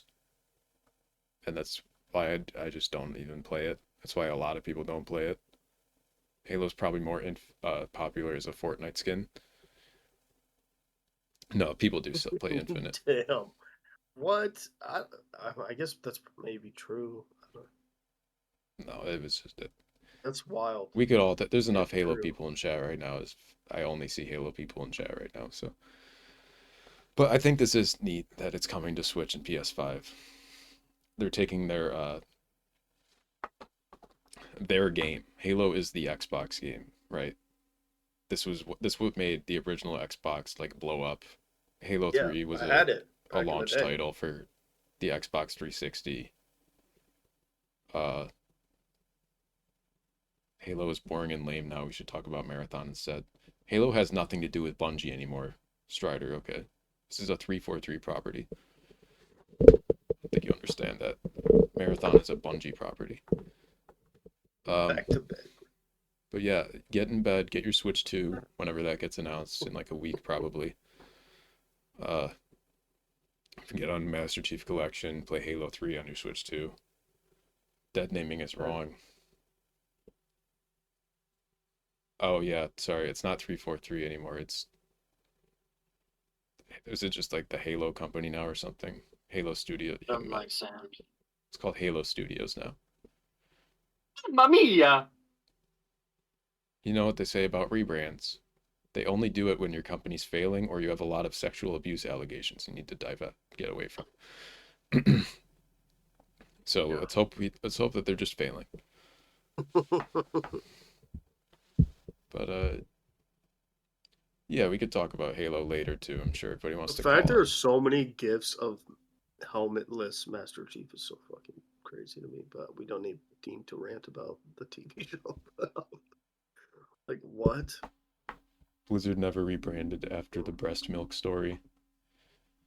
Yeah, Blizzard should probably rebrand. I like that. By the way, is that Starbuck?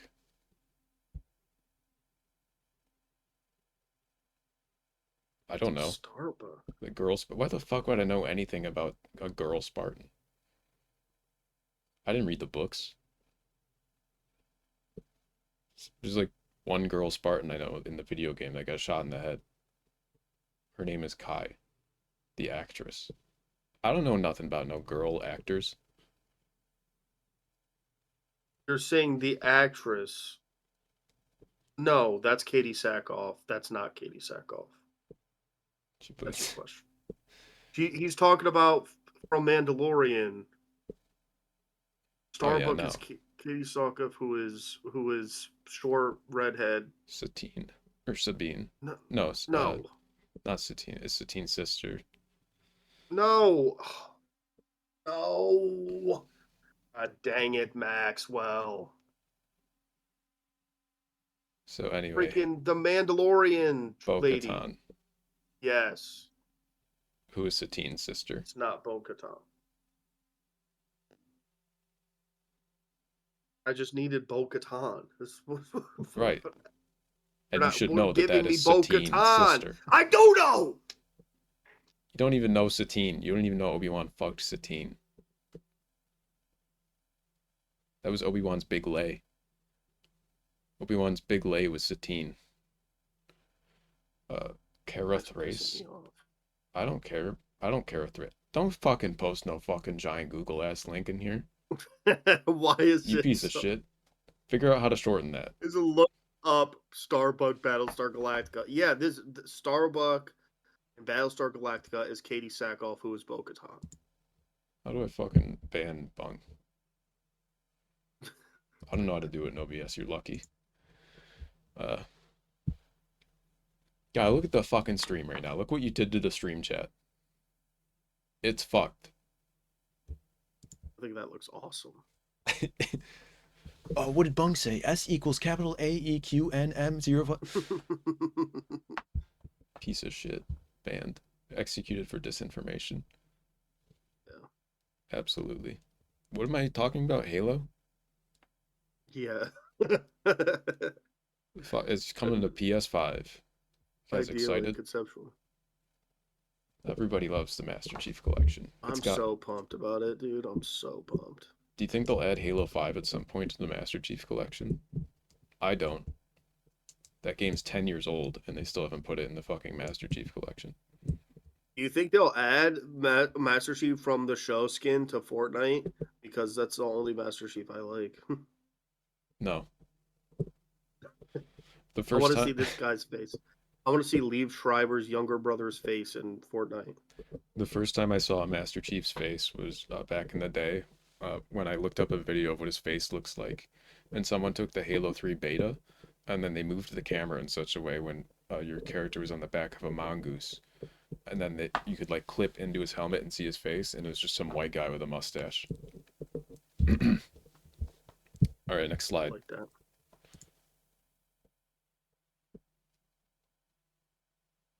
Oh, here we go. Little whiny baby still upset about Superman showing both empathy and vulnerability. He was just some guy, as he always should have been. Yeah, he is just some guy. No one gives a shit what he looks like. Well, look, okay. To play a little bit of devil's advocate, I know Halo fans are gonna jump down my gullet. I'm Get not ready, Halo fans. fundamentally against the idea that if you're creating a television series and you're choosing to make Master Chief the lead character, that you're gonna do some exploration of who this guy really is. It's called character development. It's what television does. It's fine. I'm not against that in general, and I'm not even against like the audience seeing Master Chief's face somehow in a similar way to like how you saw the Mandalorian's face. Mm-hmm.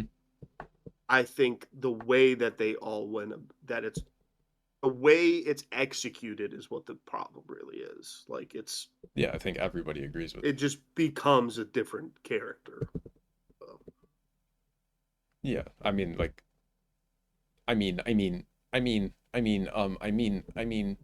Uh-oh, Strider. Uh-oh, don't tell Hayden that I like Snyder's take on DC. Let her drone strike me. Yeah. That's a strong possibility, bud. Beep boop boop boop boop boop. Drone Not strike. the entirety of it. I just like the concept of like Superman just like not liking fags, you know? Like if like you could be cool, but like if you're like a little bitch, like he's gonna beat you up. And like I like that. Like for me, like when I think about Superman, it's like, dude, he's cool. Like Superman's like he's like cool. Like he can do cool stuff. He can like fly and he'll just like fucking beat you up. Like if you're just some like bitch like likes Luthor and you just look like a little nerdy like fag boy, like he's gonna beat you up. Like and you deserve it because like you're a fucking dork. Like that just is what the fuck it is. And if you ask me about it, like that's Superman, bro. Like that's super. Like he should beat your ass for being a little bitch. Like if you punk him, like he's not gonna take that shit. And that just is what the fuck it is. Like welcome to the real world. You know what I'm saying? Like that's what it is. And if I'm Batman, bro, like let me tell you something. I have a machine gun. Like that's bottom line. Because like if I'm in the streets like handling my fucking business, I need to be popping off on you know what I'm saying? Like that just is what the fuck it is. Like I'm not a little baby. Like, if you're a baby, bye baby. If you think you're not gonna have to ice dudes in the street, if you know like a Joker running around or whatever. So like that just is what it is. And I like that. Tell me about Wonder Woman's legs. And honestly, like Wonder Woman needs to be like an ex-IDF soldier. Let me explain to you why Wonder Woman like had to be Israeli and like completely punk. Oh my god. Did you know that Amazon was invented by Israel? Yeah. All Amazonian warriors are Israelis. Biblically, in the biblical land of Israel is where the Amazon. Ryder said, I like the idea of showing Superman struggles to fit in the world and is viewed as more like a god, and all the other shitty heroes they have are like mythological shitters.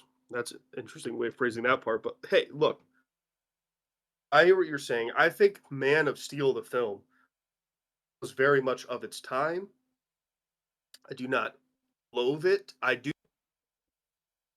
The ending of the movie, I think, is really stupid.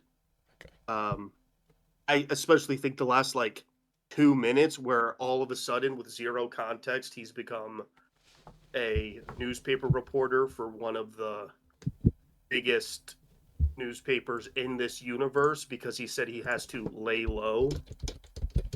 Yeah. But you know, the idea that like he feels that isolated is interesting. That being said, it is a very particular take on the character, because ultimately Superman is a person who is an immigrant. He's an illegal immigrant who has grown up in an atmosphere that's so loving and caring and morally sound that he feels more connected to humanity and these people around him than anyone would expect him to, and if anything feels like he owes these people protection with the gifts he's been given, yada yada. You know, you don't need a whole spiel about it. It's just what Snyder was doing with it could have been interesting. What he ultimately, where he was going with it, like his plans for the entire Justice League trilogy are so outrageous. And the idea that like for him, the Superman's true colors were the black suit, and that was the end game, that like Superman in his most confident self was black suit Superman. Like all that kind of stuff in general is just, it's not for me, bruh. It ain't for me. And yeah, here's evil Superman coming back to life. And Kal-El, no! Kal-El, no. Kal-El, no. Kal-El, no.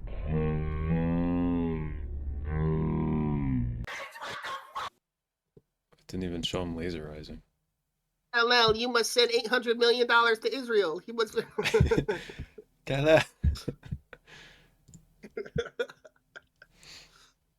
Okay. Kal-El, you must kill the Palestinians the same way you killed those terrorists in the All right. beginning of BVS because they flirted with your girlfriend. Who's Kal-El? It's nice. That's Benjamin Netanyahu. I didn't like Superman. Okay. Yeah, it was a bunch of interesting concepts that don't really work, but the ones that showed up sometimes are good. Sure. Look, and my thing is, I don't hate that universe as a whole. I still had fun with it. DC is my number one fandom. I love that universe so deeply. I love those characters so deeply that you could give me almost any version of them, and I will at least sort of like them or be entertained by it. So sure. Those movies were still fun for me. I think Snyder's very specific take was best served when it was fucking Zack Snyder's Justice League that dropped on Max, and it worked like it was a mini series, like in its own universe, its own little pocket. I think it's interesting the same way that like Elseworlds stories are interesting, the same way Superman Red Sun, which imagines a world of Superman landing in Soviet Russia. Like that's an interesting concept. It's not exactly Superman, but it's an interesting thing to think about. And that was kind of what his universe sort of existed within. But yeah, and the Netflix Star Wars. Yeah. Yeah, we don't have to talk. But yeah, I screen capped a couple Superman people that are, please save me, President Trump. It's the same people. It's just like we like tough. We like man. Yeah. Yeah, let me read this. So this is Crystal saying this on this there was like a post from Snyder fans, Facebook something. Directors want to make money. If Gunn's movies fail to make money, they will bring back Zack Snyder because he did. The movie industry isn't in it for the fans, they're in it for the money. And if Zack can gross more than Gunn, Gunn is a goner. But if goes But if it goes the other way, well, my peanuts. I mean, well, then Gunn's the one. I personally adore Ben and Henry, and thought they were definitely the embodiment of the comic book characters from my childhood. Right. Yeah. And I and I loved in the comic books when Batman had a gun and shot Superman in the dick, and Superman got pissed and punched a homeless man's head off. I love the movies Man of Steel, Batman v Superman, and Justice League. I really hope they do bring them back in a sequel or 3 individual movies for Superman, Batman, and Wonder Woman. Okay. Not to mention the other characters in Justice League. One never knows what the future holds. It could happen, and who knows? If the money is better, these movies may not. These movies may come back. Nope. All of There that was is wrong. another, yeah, all of it is wrong. But there was another comment in this thread that you don't have to pull up. I mean, I pretty much remember what I think it it's was. the next slide. That I found. No, it's not. But I did find it funny just because it was so quick. It was like an offhand thing. It was like somebody commented on this, like, I don't know. I really didn't like how dark Zack Snyder's Superman got, and this grown woman responded to what I think was like a kid commenting this, and they said, "You really should leave this group," or they said, like, "If you know what's good for you, you need to get out of this group," or Oh, yeah. something like that. I was like, okay, lady. That's the mentality of these people who are obsessed with this universe. It's about how fucking cool they were. Didn't you like when he just sussed on the fucking nerds, dude? You don't like my tractor, whatever. Anyway. Yeah, it's crazy to just let things breathe and let them play out as the creator intends to do instead of rushing shit out as fast as possible. I had an argument in YouTube comments with a guy who said that Homer's Odyssey is supposed to be cool and awesome, not a way to highlight a returned serviceman's trauma and suffering. Like in the Odyssey when the guy had one eye. I like when Homer says, "No!" and then chokes his son apart. You don't leave right now, I will call my friend Henry Cavill and he'll tell you you're grounded and that he's a nerd and then he has dice and he makes his own epoxy dice for his D&D friend group full of other nerds who just aren't jack. But yeah, Crystal's crazy. Before we go to this next, I've said this before and I'll say it, I'm probably going to repeat this many, many times, at least until the new Superman movie comes out or something. But like, I think regardless of how you felt about the Snyderverse, that universe, it just didn't work for everyone. It did not, like, you know, there are people arguing like box office is what counts. These movies made money. Not really in comparison to like what the numbers Marvel was doing at the time and in comparison to how much money they were spending on these movies, which were insane, like 300 million plus and shit on these movies. They didn't do that greatly. Like it just didn't work for some people. And at the end of the day, you can be a huge fan of Henry Cavill. Look, I think that he's an actor. He did what was asked of him. In another context, in a different film, I think he would have done a great job. But time passed. He had so many chances playing that character. He played that character across 4 films, or if you count Black Adam, 5 or maybe 6. I'm forgetting one. I mean, it was a long time. And the dude's 42 now. If you're rebooting a universe with a new Superman, to cast a 42-year-old Superman for a rebooted universe, and Superman's supposed to age slowly and all this shit too, like, it just doesn't make sense. It's just logic. It's not, hatred. And it's like these people who are hating on Gunn so hard seem to forget that James Gunn and Zack Snyder worked together for years. Zack Snyder's first movie was written by James Gunn. Mm-hmm. His first movie is a James Gunn screenplay.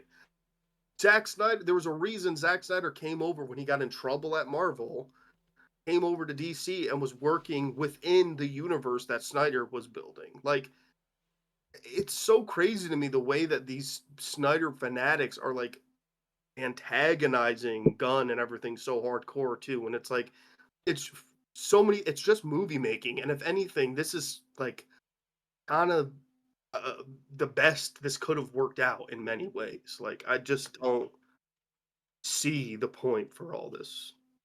Zack Snyder had another Betrayal. chance to make these movies, he would do like the same shit, or it would be worse. Right, I think he would do a worse version of it, but that's a whole different story too. But yeah. All right, let's see It's this. because he's not a writer. Gunn is a writer first, director second, and I will say that I do think that about even films he's directed that I like. I think he's more of a writer than a director, and that's something. I will give its own. Snyder credit on that one thing. I think that his movies, I do remember, like, even if it didn't evoke the right emotions, a lot of the shots were very cool. Like, Right, I mean, sometimes I think it just looks like a fucking cologne commercial, but yeah, I mean, it definitely has a distinct visual style. at the time, I was like, But yeah, yeah, this is Strider, pretty there cool will and always interesting. be another Superman. Yeah, and it's like, think about, like, there are other Superman who were done in great injustices. I mean, I think the whole Brandon Routh thing was bullshit. Brandon Routh was a pretty great Superman, I think. I think he was a little young to be playing that version of the character. I think he played a version of the character in a weird movie. Like, that movie's not terrible. Superman Returns isn't terrible, but I get why it didn't work for everybody. And it was directed by fucking dipshit Bryan Singer. In there, it didn't work, and they kicked him to the curb. So it's like, if anything, I mean, Cavill really was given a lot of fucking space to do this character. Yeah, on the A lot combat, more chances than other actors. I think one of the reasons why there's so many people going to bat for the Snyder Superman movies is that they started like 10 years ago. So a lot of the people on the internet talking about this shit now were like teenagers or kids when it came out. So it's like, it's just nostalgia for them to some extent. And then they get older and realize a lot of like old heads are like, it just wasn't the character. Like it was bad. And then they're like, what do you mean my kid movie was bad? What the fuck? The Phantom Menace effect. Phantom Menace is a better movie than all of those. And not just because I was a kid when I watched it.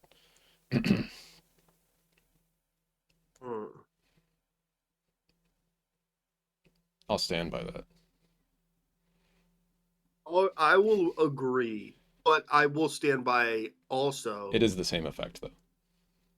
It is, yes. I think it. I Sorry, think the I got comparison defensive is instantly. it is a worthy comparison, and I'm not as defensive as you are about it. I mean, we've talked about it. Like, I don't think Phantom Menace is a very good movie. I think it's full of really interesting ideas. I think Qui-Gon is fucking goated. Like, he carries the whole film. But it is messy and weird. It's the same effect that are happening with the sequels right now too. There's a lot of kids who are like, Rise of Skywalker was so fucking poggers, and it's ugh. Well, that I think I don't think it. They will definitely for sure, because I saw it like working at a children's theater when those movies were coming out. Kids like fucking loved the sequel trilogy for good reason. Like, it's Star Wars. Star Wars as a concept is just cool. Kids like it. I do think that even the way that younger fans now talk about Rise of Skywalker is not great, though. Because unlike us, it's a reverse effect. Because here's what I'll also say. When we talk about the prequel trilogy, it's really just Phantom Menace and Attack of the Clones that are divisive. Even people who shit talk the prequel trilogy admit even that, like, well, those movies sucked, and I mean, Revenge of the Sith was like, I guess that one was okay. Like, Revenge of the Sith was the conclusion to the trilogy, and like, it was moving to a point that it fulfilled. Like, if you loved the previous two movies, you really loved Revenge of the Sith, and then it was like, you know, if you didn't so much, you walked into Revenge of the Sith and were still like, oh, okay, yeah, sure. Yeah, and that's different, I think, from the sequel trilogy where it's like, it doesn't do that. It's not like it built to a point where you see the bigger picture, you see the whole concept, and it all like builds to this point. Yeah, because it doesn't. Oh my god, I got an argument with somebody about they're like trying to make the point that they were planning Palpatine from the start, and there's hints towards it because of Vader's helmet. And I'm like, what the Yeah, no. actual fuck are you talking about? What about the droid attack on the Wookiees? Yeah, see, that's lore building without fucking up the movie too. Yeah. That's great. I love the droid attack on the Wookiees. It's fine. I will say though, like, prequels, I know we're talking about Superman, but other than like dialogue and like maybe some main plot beats, the rest of that movie's fucking fantastic. Like cinematography, set design, most of the acting. Right. Well, I guess this is my obviously point the too score. about even Phantom Menace. Like, whatever shit you can talk about it, there is set design alone that's still kind of popping off. Like, Yeah, even just within the ship and everything, you're like, okay, this is fucking. this is a it's totally different vibe, and it's great from the OT. And Angelica, like I said, I think it the whole concept just comes together by the end of it, and whereas you can't necessarily say that about the sequel trilogy. Yeah. Even kids today, I think, get that. Angelica Kids were disappointed. XD. Let me just shout out the Philippines really quick. Shout out Philippines. We were discussing a few, Angelica. We were talking about Snyder fans going apeshit on children on the internet, but that inevitably led to That's Star Wars Josh. talk because it always does. And you can let Josh know that we're talking shit on him. There he is.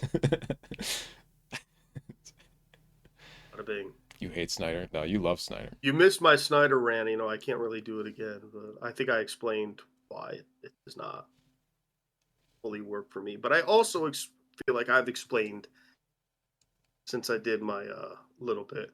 Yeah, but then we'd start talking about it's not Star Wars. it's like, yeah. Now Hayden said Henry Cavill's dumb and stupid and the worst Superman that ever happened. Let's do this next comment. Next Facebook comment. So this guy named Rick had left this giant fucking comment on this little post here. Superman by Zack Snyder, James Gunn, where he's kinda happy and darker versus really happy and not as dark. OMG, these threads and groups all sound like 15-year-old high school girls complaining about the dark, harsh reality of the real world becoming too much to handle and process for their childhood fantasies to be materialized, manifested, brought to life, or come to life through the art of cinema. What the fuck word is that? Verisimilitude. Can I get the definition? The art of cinema verisimilitude. I can give you what's the country of origin? definition? Gonna eat food lurking. Yeah. Thing about eating food and watching Twitch is that you're unable to chat. My personal thing of verisimilitude would be like authenticity. According to the dictionary, it is the appearance of being true or real. Okay. As an example, the detail gives the novel some verisimilitude. The art of being real in cinema. Right, which is, once again, that's what I want from my Superman movie. Yeah, I want to talk about how real life, how bad life is, and how it's horrible, and people get Neil Gaiman every day. Yeah. Anyway, continue. Quick shout out to Neil In Gaiman. my Superman movie. Foreshadowing. And she keeps talking about getting her fucking mouth stuffed. That keeps distracting me. Oh my gosh. I'm not allowed to stand up anymore. We'll get banned if I stand up and show my cock. Zack Snyder was an artist and a visionary who always went out of his way to make great high-octane spectacles, eye-candy visuals, and quality action and adventure entertainment with sometimes perhaps very little depth or substance, no matter how controversial or in which direction he decided to go in whatever personal reasons. Fucking use periods, dude, not just commas. Remember Dawn of the Dead? Remember 300? remember Watchmen. But this is the remember- one that, like, Dawn of the Dead, I think is funny because of the Snyder Gunn comparison. It's like, remember Dawn of the Dead, the movie that James Gunn wrote? That Snyder directed. Yeah. Okay. Remember Owls? Remember Sucker Punch, a movie that was notoriously bizarre that people really did not like? Yeah. My bro shout out who? It's weird. Yeah, no. I'm not sure. I take back my Neil Gaiman shout out. It's weird how being able to accept that two different things can exist in the same medium is so devastating that some guy will write out a defensive letter that neither side will ever see. Yeah, that's true. I mean, take a look at this guy. It's believable that he wrote this. Josh says, I'd fight this guy. Bro is pulling out the member berries. Yeah. And we remember them, and it's going against his point. Say what you want about whether or not you liked any of those movies, okay? Or whether you thought any of them were great or not. But what they all have in common was that they were made with a specific and detailed artistic style. And the intentional eyes from someone who, with absolute talent and great imagination, absolute talent. Snyder's talent is absolute. It cannot get better. His craft and creativity is and always has been a unique and specific signature style that is and always been recognizable to audience worldwide, whether people like it or not. You can say that about anybody. I like this next part, the way he says, he's not a studio shill or a corporate stooge or an industry tool. This is very funny to me because you know how Snyder got his start? For years and years, Zack Snyder directed commercials exclusively. In fact, he worked for an advertising agency for years. That was what he did before he became a director. He was a madman. He was a corporate stooge who sold you things. That was what he did. As a guy who directed commercials and music videos. You can tell he did music and videos. he literally worked for an advertising company, like at a corporate position, and then got into directing their commercials that they were hired to do and stuff. Yeah. Like that was where it all. Or a political moralist. He's definitely not making any political statements in his movies. Yeah. Not a single one. Especially not Man of Steel and the Christ-like iconography. Yeah, his movies are fucking there and Randian as fuck, but that's a whole other thing, I guess. Or a borderline pedo like James Gunn.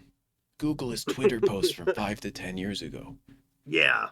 A pedo who tries to lure children into his presence by using cute little animals and pets like all white cute puppies showcased in his movie trailers. What is he talking Like about? Crypto. All white cute puppies showcase his movie trailers. Like he's referring to Crypto, who is a character from or Rocket Raccoon, who is a character from the comic books, but like that, and then Therefore he fucks kids. he also notoriously is like a big animal rights guy. If the puppies were black, this Yeah, wouldn't be the a problem.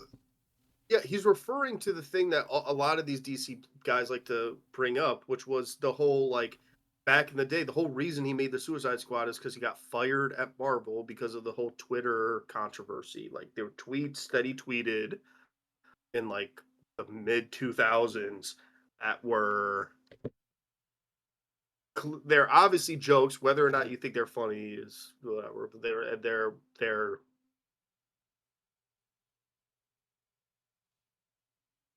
Oh, you got cut up. They're about kids. It's stuff.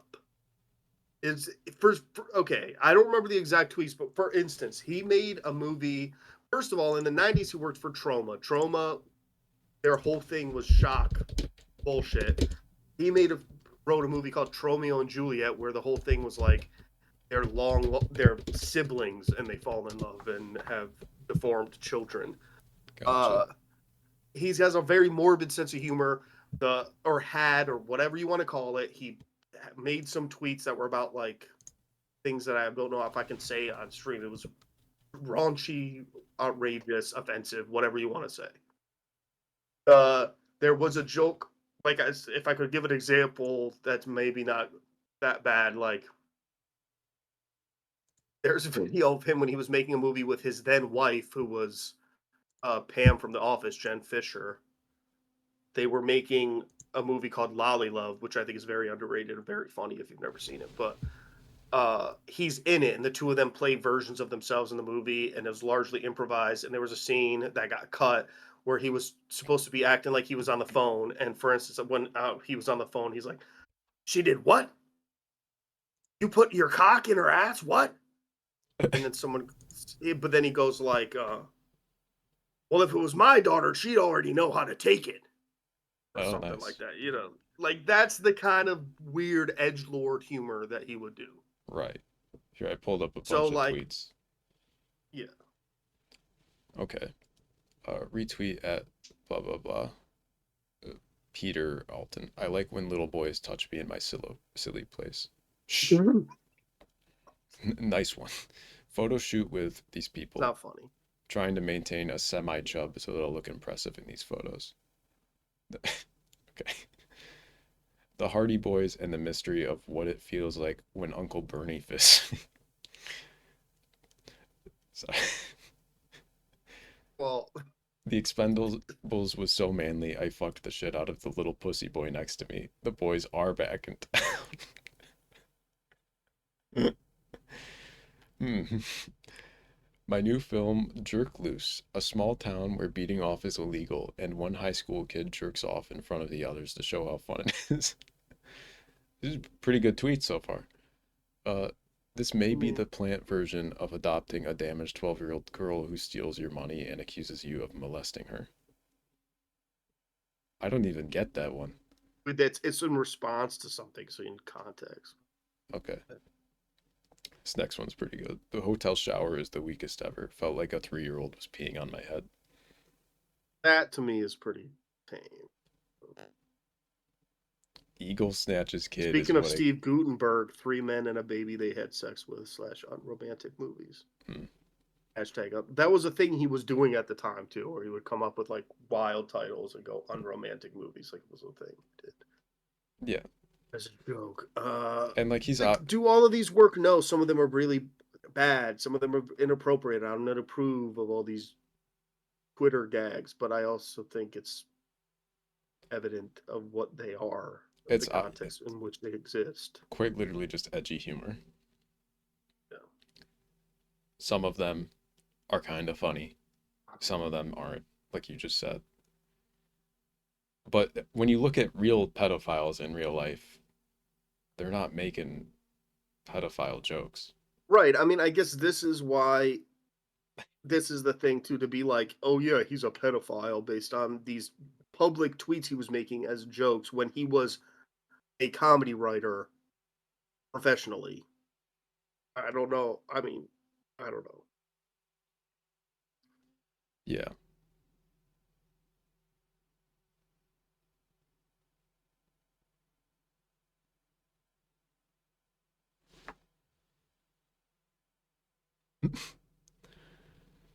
Right.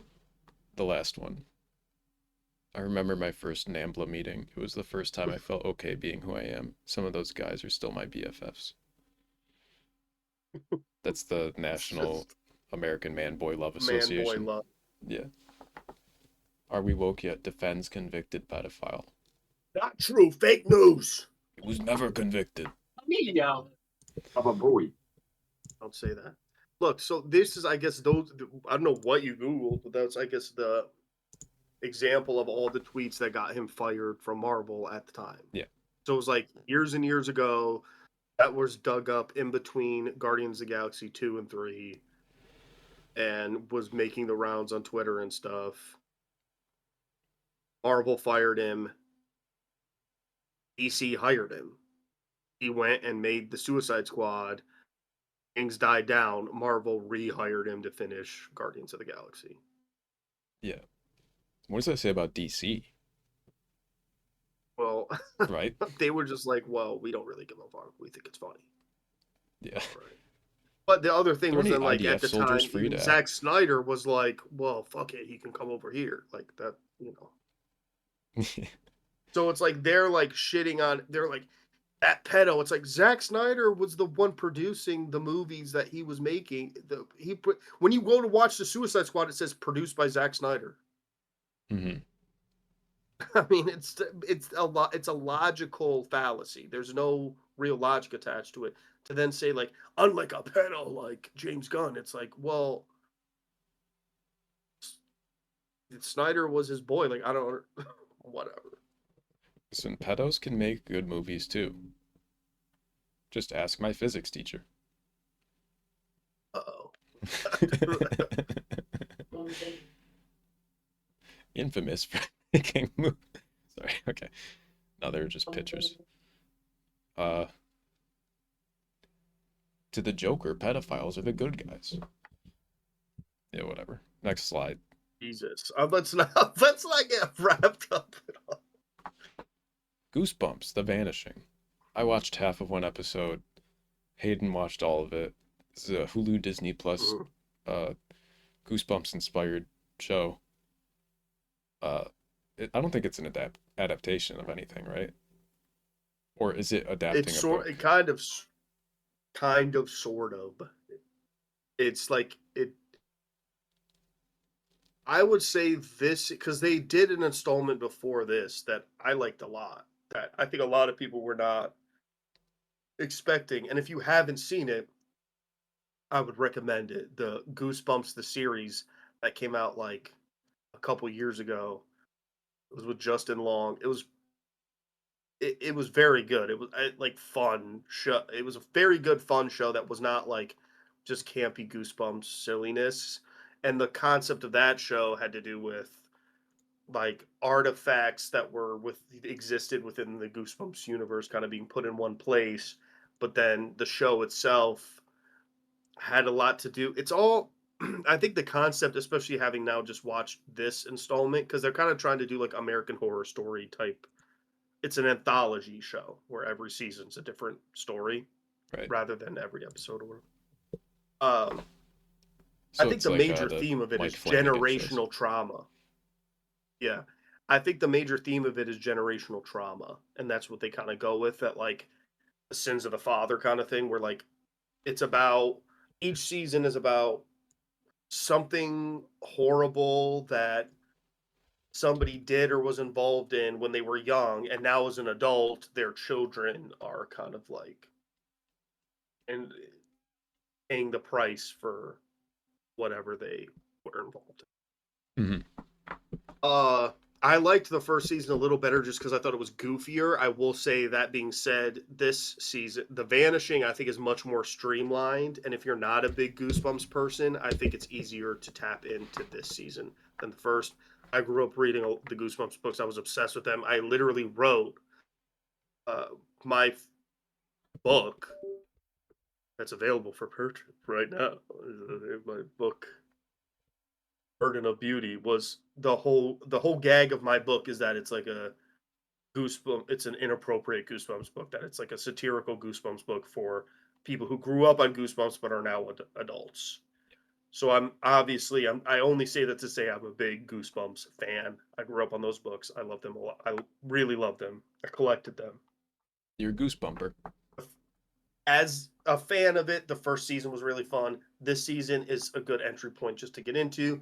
It takes inspiration from a couple different books. Mainly the starting off point is a book called Stay Out of the Basement, that it's like taking the initial idea of that and expanding on it, and then using some other books like Monster Blood.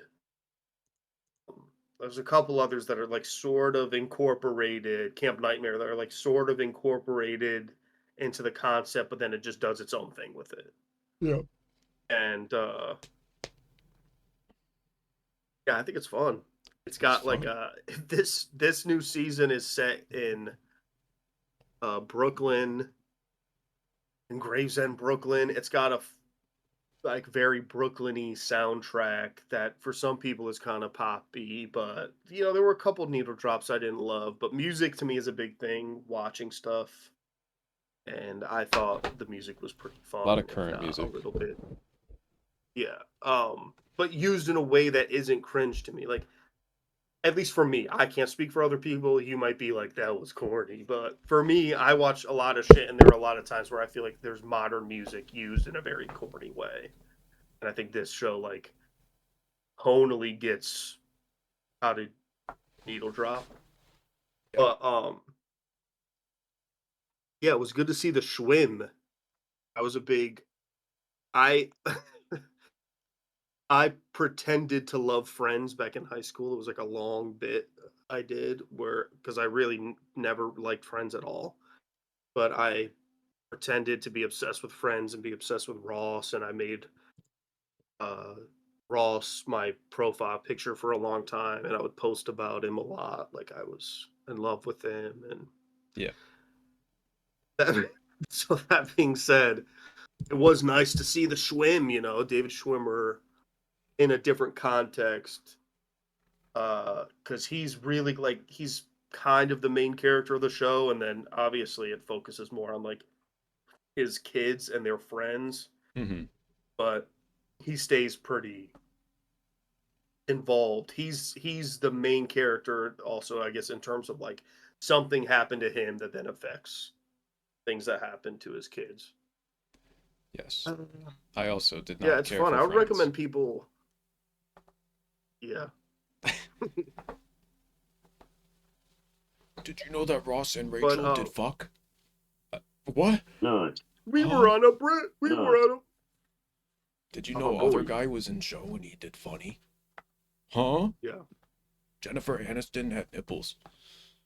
What? that's also true. She did though. He good was part of the show. 27 when he was cast in Goosebumps, so that's pretty great. I mean, in Friends. Goosebumps. He was 27 when he was David. cast in Goosebumps. David.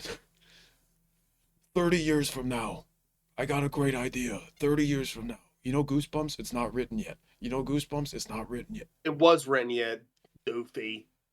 You know Goosebumps? It's not done yet. It's not done yet. They didn't finish Goosebumps yet. I'm gonna make a show They're still that's not finished. They're inspired. still ongoing books. Stop fucking up my bit. I'm trying to sabotage your bit. Sorry. David, you're 27. I'm casting you for a future show. Anyway. This is funny. Okay, if you say so, but I gotta go do Friends. Alright, Bung said some shit. I gotta pull up.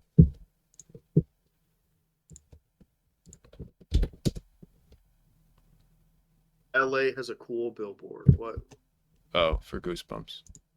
Oh, that is pretty cool. Mm. Oh, it's like Venom. Right over Big Tomies. Who took these fucking pictures? That's pretty cool, though. I like that billboard. Yeah, that's pretty cool. I like that billboard Ellis too. Hayden still sees a Chad Maxwell bit. That is totally not what happened. That's revisionist history.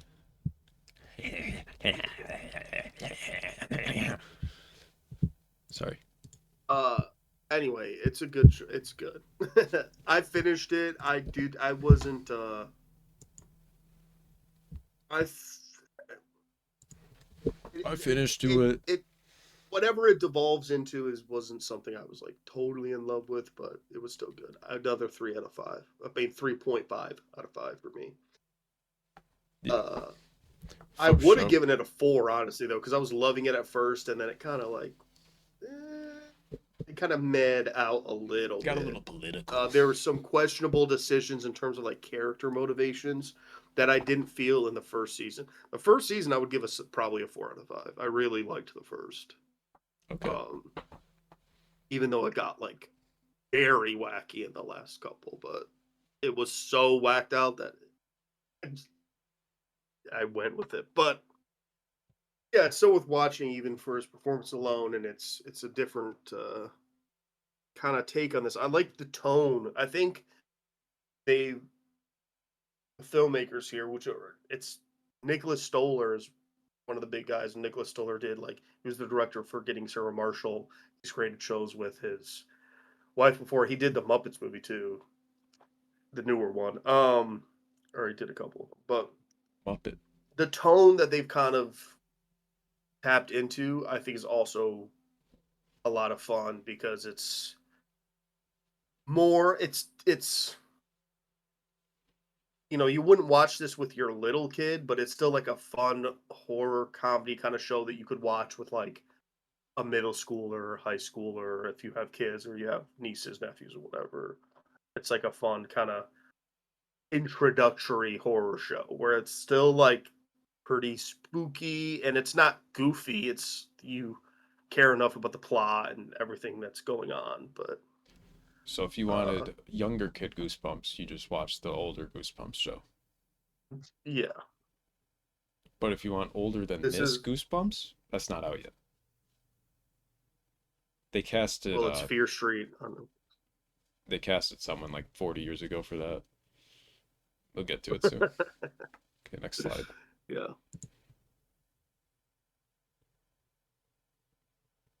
Oh, here's a good story.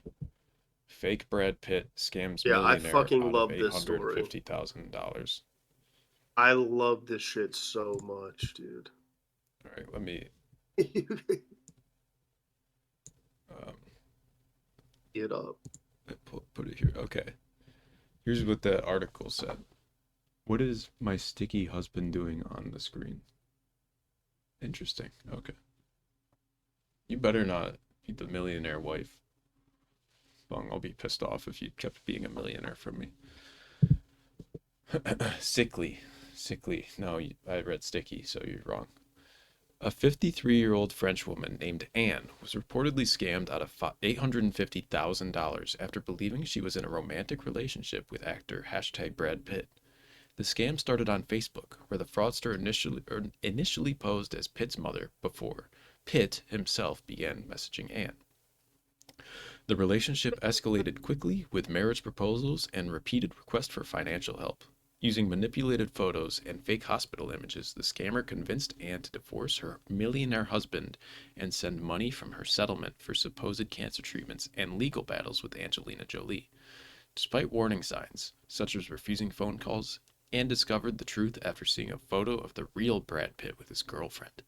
She filed a complaint in 2024 and is now undergoing treatment for severe depression, while authorities continue to search for the scammer.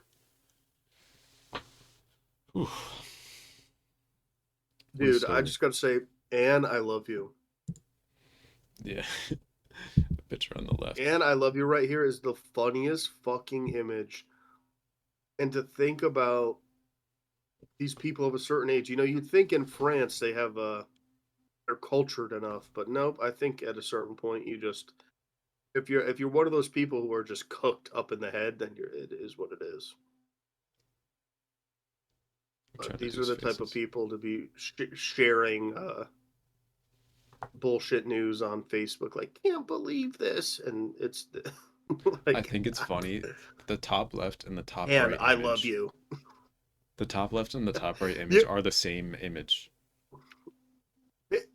Edited image of his face, yeah. Yeah. The top left is really good to me too, because that image is so clearly like from a photo shoot or from a red carpet or something. Like nobody's in the hospital that looking like that. Even Brad Pitt.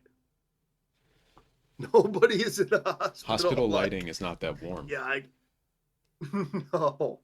And yeah, I got my hair perfectly coiffed and like, what are you?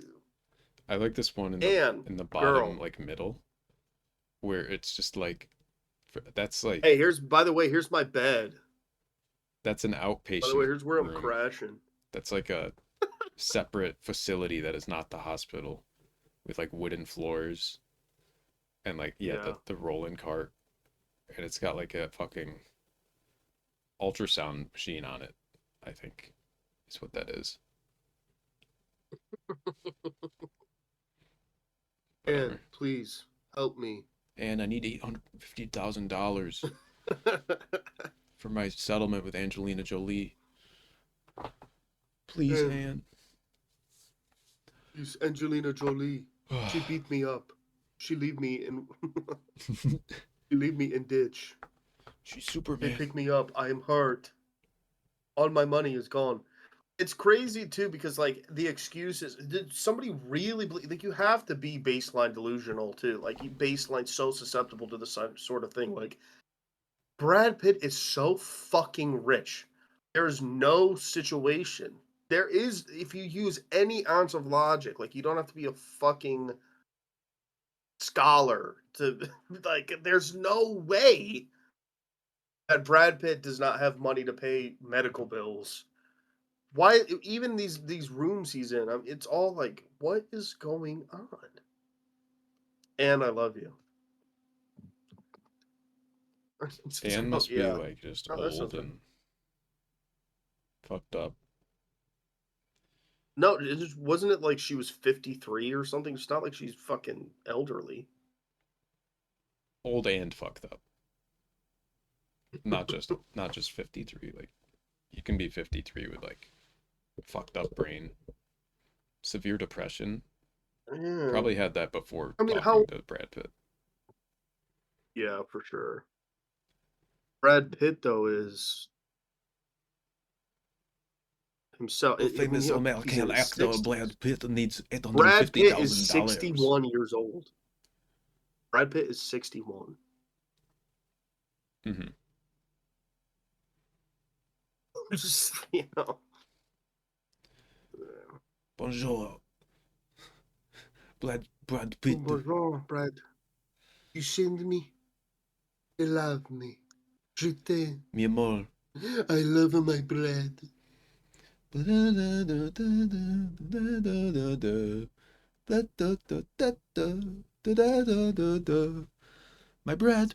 Brad Pitt, you're my ratatouille. I'm Brad Pitt, my love. My Brad Pitt, my man. French people think Yeah, American dollars are Venezuela currency. And on that note, why don't you call in to talk to us about whatever you want? I don't care. Oh no, we still have fucking Madison beer on here. Uh-oh. That's so. Oh, fuck. Bung, it's your time to shine if you want to talk about the LA wildfires. Uh-oh.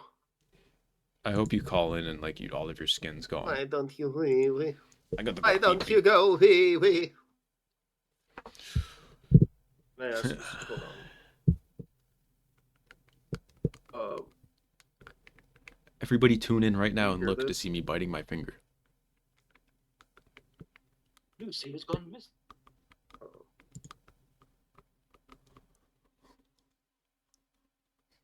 Can you hear this?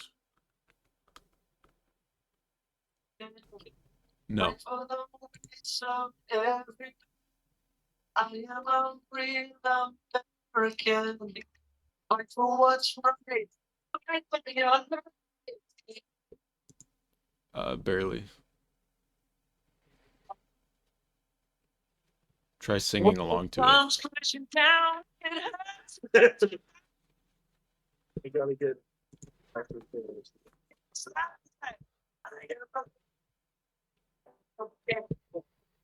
for the rights and I want someone. Fight for what's right. Fight for your right. Yep.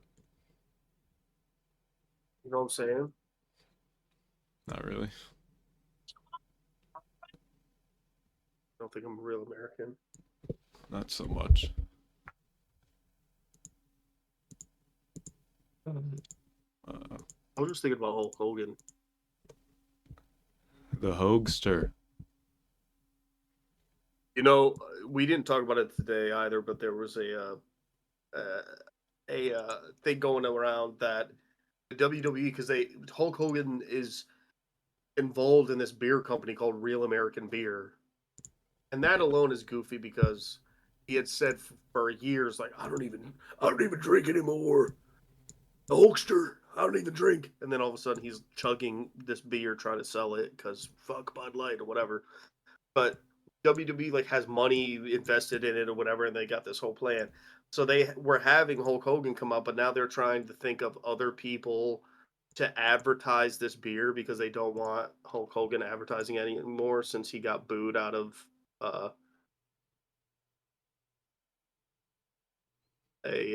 last Monday. Like that. Yeah. They're trying to get other people to advertise it. Mm-hmm. The Real American Beer. Who would you get? Oh, to you know what else came advertise out this week? The Real American Beer. What'd you say? Who would you get to advertise? Well, the it's Real got to American be a Beer? WWE person if it's them. Like, I would think it's. I don't think they're going to be able to convince Cena, who's doing his last season right now. I think, I don't know, maybe CM Punk or something. But What about Vince? no, the McMahon? other Vince is so cooked, dude. They can't put him in front of anything anymore, which, you know, to some degree is almost a shame because he was back in the day such a heel. He was so good at being the guy that everyone in the stadium hated. He could come out and just say awful things and pretend to beat up his daughter and all that shit. But now people realize, no, oh, he's actually a bad guy. Yeah. All right. Let me pull in Bung, and then I'm gonna. Okay, the shit's gonna look all fucked up, but I gotta fix it. So just give me Okay. a moment. Don't look. Don't look. Don't look. Don't look. Don't look. Don't look. Don't look. Don't look. Don't look. Don't look. Don't look. I gotta fix it. I'm not looking. I don't know how to fix this. Do. Okay, here we go. Alright. Whoa. Here's Bung. Right in the grill. Right in the grillster. What's up, guys? I'm growing out my fireman mustache. I said hold on. Whoa.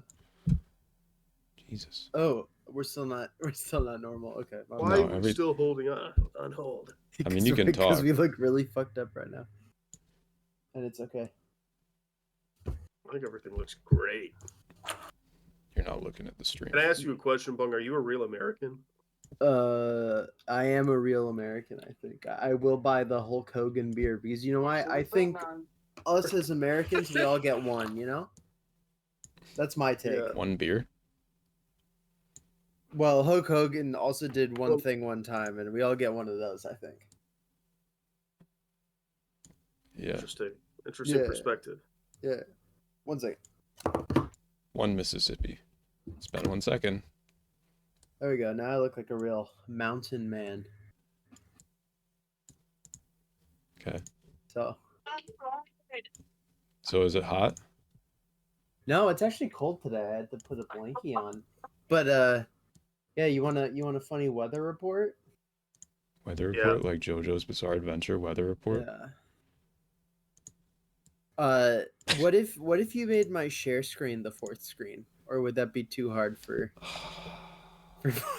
We could I do know. that. Well, Max, I hate doing anything that involves any sort of inconvenience into my situation that I got going on here, and I'm going to be upset about it, and absolutely. Oh, I'm Hayden. What fucking Chromebook should I buy?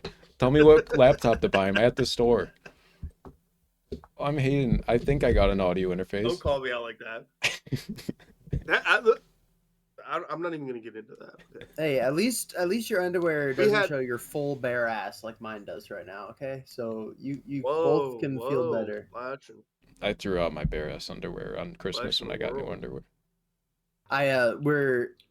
There's house renovations going on where we do the laundry, so I had to go into the backlog. Those guys are going to be busy. Yeah. You got them in at a good time. Yeah, I know.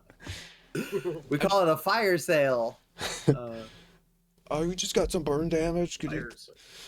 Oh, here, I guess sharing my screen would be helpful to you. You can shit. Yeah. No. Okay. All right. Give me a minute here. There it is.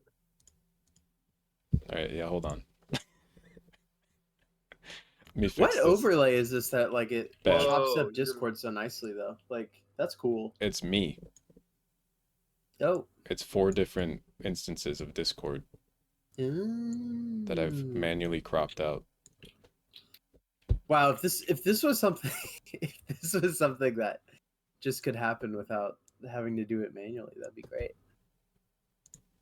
Yeah.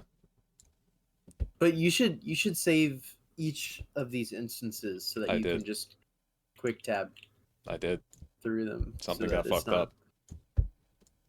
Oh. I had the save from the Christmas special, the holiday What special. the hell is happening right now? Can you get over it, buddy? No. It's a metaphor of the wildfires, like how everything is all. We have no idea what's going. Everything's mouth hot of as madness. fuck. Scattered to the wind. Almost there.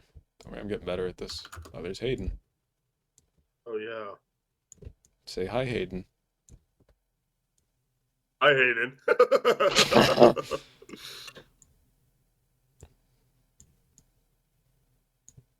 Okay. Okay. Getting closer. Here we go. Oh, Something's happening. put Bung up here. I don't know where I'm gonna put the chat. Maybe in the middle. What if you? What if you? Oh, put I know a, what to do. What if you put a You black click watch stream. square? You haven't clicked watch stream on the. No, don't click It's not watch coming stream up yet. Not yet, not I'm yet, messing with. I'm messing with it. Not yet. Don't worry. I know what I'm doing. Pulling things up. I just need a second. This is gonna look really good. Yeah. Shout out the chat.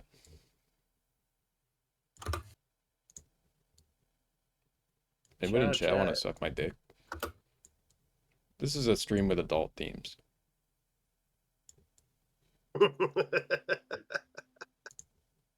Yeah. And I'll put chat over here. And I'll make it big.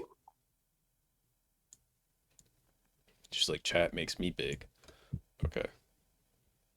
And then I can take all of these at once and drag it down and to the left a little bit.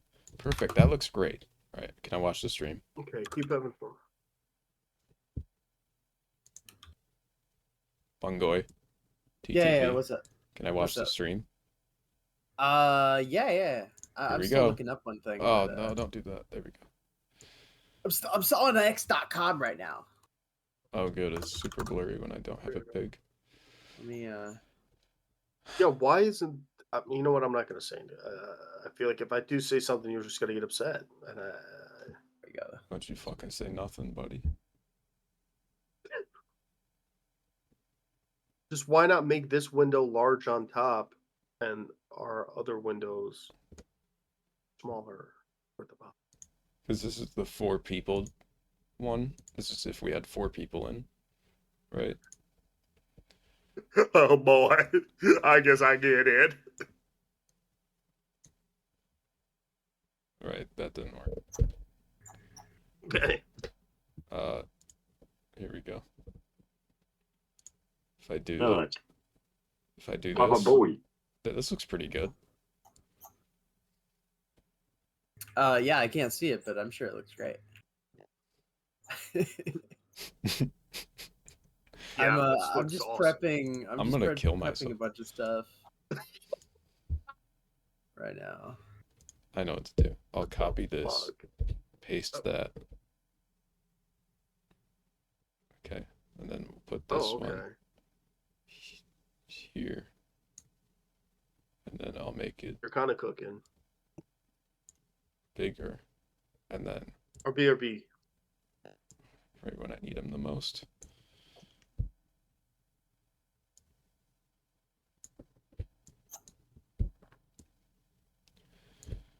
Oh, God. Hayden will be RB.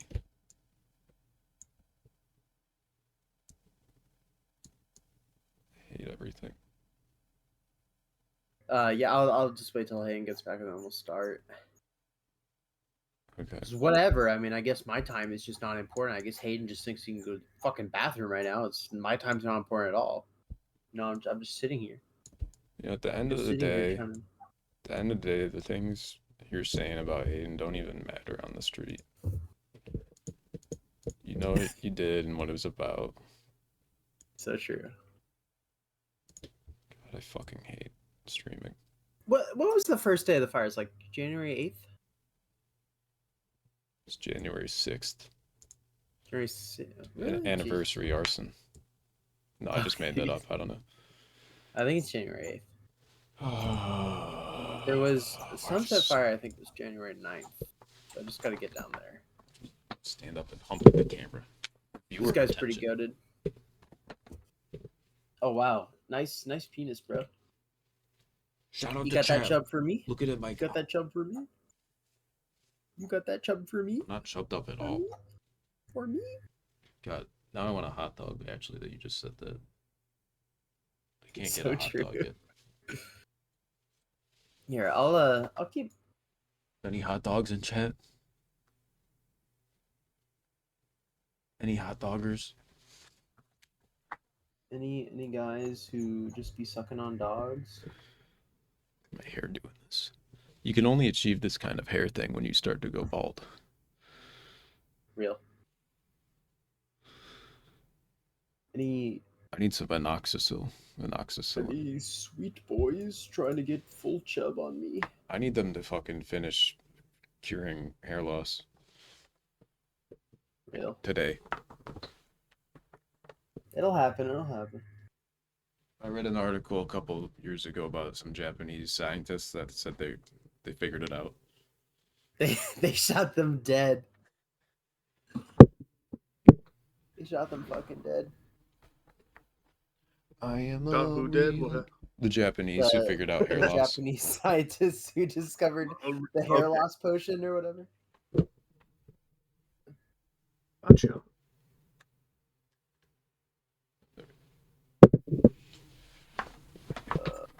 Okay, chat. This one's a big one. What do you got for us, Bungoy? Yeah, what's up? I live in LA, so I can do a. All right, thanks for joining us, Bungoy. No, no. So I'm doing a funny little thing. Talking about the LA fires and how fun that is. It's been a great time. And for So- context, you live in the outer LA area, or how? No, that's what? How would you? I live in LA. I live in You live in LA I live in West proper? LA. I live in West LA, so I live in this chunk. Yeah. Which, fun fact is, LA proper is like here, or you can't see my. No, you can. Yeah. It's like here, Okay. right? And then you've got all these people who are like, I live in LA, and they live in like Glendale or like Yeah, Pasadena, and they're like, I live in LA. It's like, no, you don't. This Glen- is LA. Glendale is. This is the top of LA, and then this is. That also being said, LA. Glendale did get evacuated. Oh, if I. remember correctly. Not Glendale, but Altadena did. And Brentwood. This is the Cal Fire. This is what I've been using to keep myself safe. How much wood would Brentwood wood if Brentwood would? That's true. But as you can see, there's no active fires in California except for just in LA. And if we zoom in, oh shit, New fire. that's new. Auto fire. Hey, that's new. That's an Oxnard. That's an Oxnard right there. My grandma lives around Oh. here. That's not great. That one seems kind of small though. Yeah, and I mean In it's the middle of not. a bunch of field. It's not at all Just auto- correlated. This is just some random fire. Yeah. It's also like all in some random like That's just a Well, it park. seems. grass, It and seems it's like it's against a dead. dry bed. Like the worst thing it'll probably do is That kill the golf seems course. to me like that's what's the biggest problematic thing is like all the very dry areas are so much more. Oh yeah, I mean susceptible to LA is chemical always dry, damage. but we're definitely in our driest wet season ever. In the last 10 years, I mean, we got like 3 inches average of water, which is awesome. That's a good time. We usually get a lot more than 3 inches. Trust me, That's what she babe. said. Doesn't But usually this is the happen. Palisades fire. This is the big one. This is where Mr. Gutenberg, Mr. Colonel Sanders was yapping about. Yeah. Palisades fire is pretty insane. It started like here-ish, Mhm. and it just totally spread. They started freaking out about Santa Monica. Actually, they pushed back the evac warning, which is interesting. It used to come all the way down to Wilshire, but they got rid of that. Probably because all of this is done burning at this point. But it started pushing towards Santa Monica, an actual like densely populated area. A lot of people live in the Palisades, but like you know, this is like a regular town density, like high density area, and this is LA. LA's a completely different level. But instead, the high wind pushed it all towards Malibu, and that's where we got the dozers pushing all those cars away. Yeah. And all of this stuff is raced to the ground. They've been finding bodies And here. this left and is right. like this is the stuff too. I was like kind of referencing earlier, like it's very devastating, that area. Oh, it's awful. Because it's not just, you know, I'm getting, you know, it does get annoying people on the fucking internet talking about, oh, yo, these celebs in LA getting their shit burned down. Like, I'm supposed to feel bad for you. It's like, that's not reality. That's not. Well, not you know, everybody in this area. I mean, yeah, it's a sliding scale, but not everybody in these areas are that. it's Are of definitely that demo. the most affluent area, like on this side. But For sure. definitely along the Pacific Coast Highway is like a lot of touristy spots, and it's a place to go driving. And what I was so saying all that earlier, though, is noise it is seems awful. to be, from what I've seen and heard, like I have friends in LA, like there are people who live in like generational homes or Oh yeah, you yeah, know, yeah, of live course. in, you know, basement apartments in some nice house that someone just rents out their basement for, Right, whatever the case may rent be. control. Uh-oh. But Oh, okay. Sorry, yeah, you broke up for a second. Can you Oh, I repeat did? that? Rent Oh. control is yeah. what you said. Oh yeah, I just said, you know, there's definitely rent control and stuff that happens here, but you know, along Sunset Boulevard is definitely a nice area. Let me just look up Sunset Boulevard fire, and let me see if I can get any images. Which is also, that's an iconic area, like Yeah. iconic for many reasons. But you've got a lot of this just Which is just unbelievable to see that, honestly. all That's like gone. so fun. And apparently, I heard this on the news on the radio a few days ago. California has a law where, power companies have to report like causes of fire if there's like some reasonable doubt that their box is overloaded and started the fire. And apparently, they had to report it about Palisades, so there might be something there that actually a faulty electrical box started this fire. That's in Altadena, but that doesn't look like the Palisades either. All these pictures are going to be not the best. Here's a good picture of the Sunset Fire. I mean, crazy. It's just fire on both sides of the street for many streets, burning down everything. That mall is somewhere along Sunset. It's somewhere in this area. Yeah, that's what I wanted to show earlier, just because to me, like, that is where we really can showcase the class discrepancy and everything. Right, Like, yeah.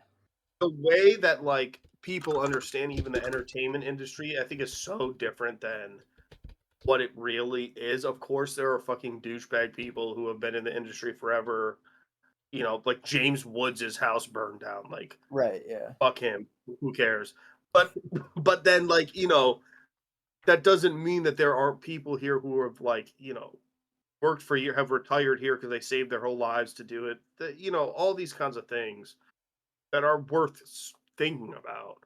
And all of that is gone. Whereas you know, you show the real somebody who's saving their mall is like with a private firefighting crew.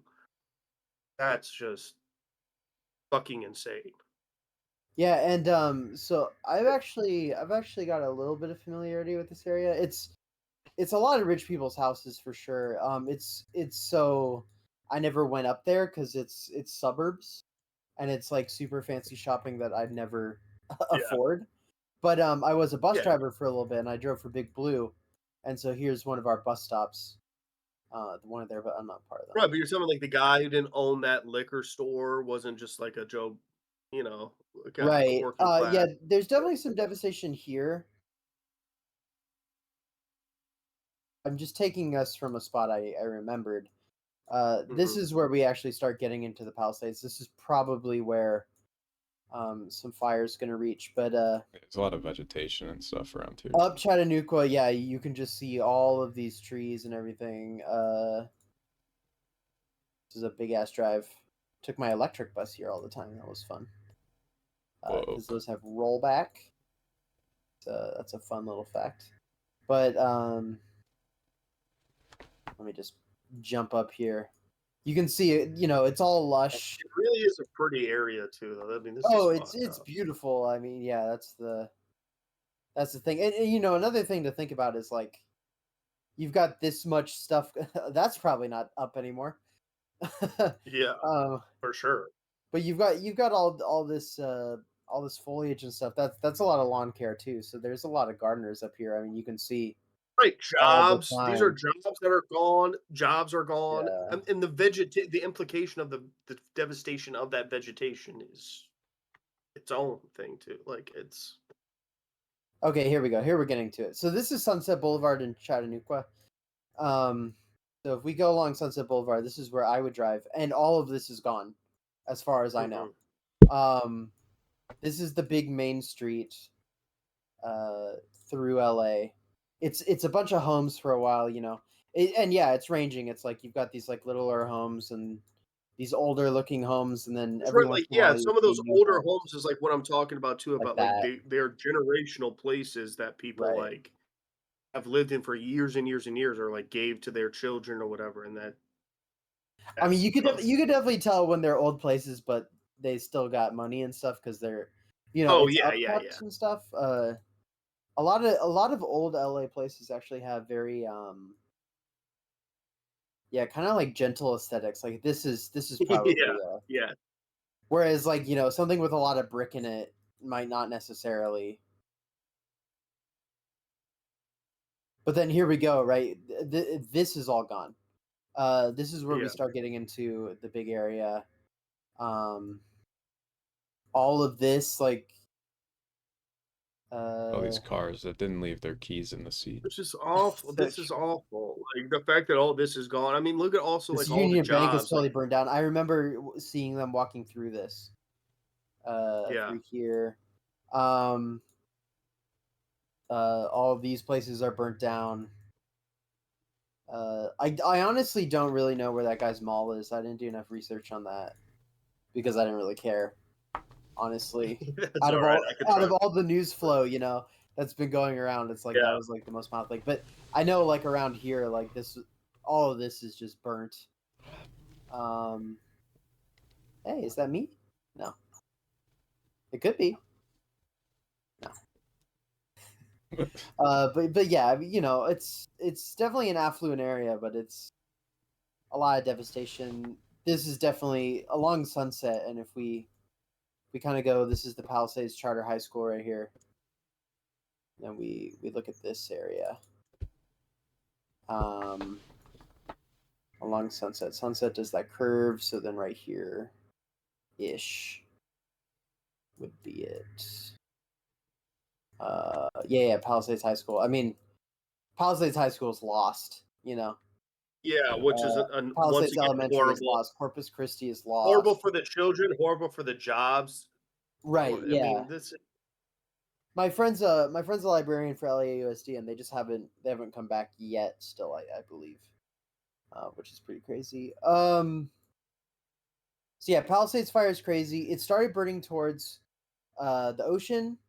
So where I am over here, we weren't getting a lot of smoke, and we actually never really had a very smoky day in my neck of the woods. But then the fire kind of burned everything that it could here, and the winds kept up a little bit, and it started going through all of this wildlands. And if you remember, was it the 2017 or the 2019 fires? That's where we saw the area near the Getty on fire. The Getty is right here.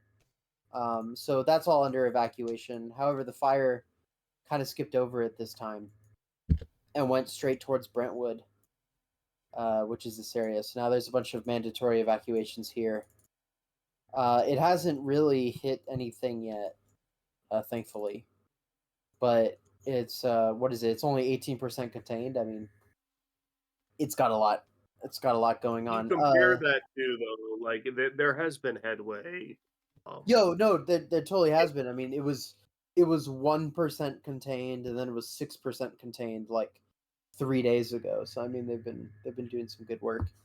The worst thing about the Palisades fire was that it also spat out a lot of embers, and we don't really know what fires it started, but there was a fire up here.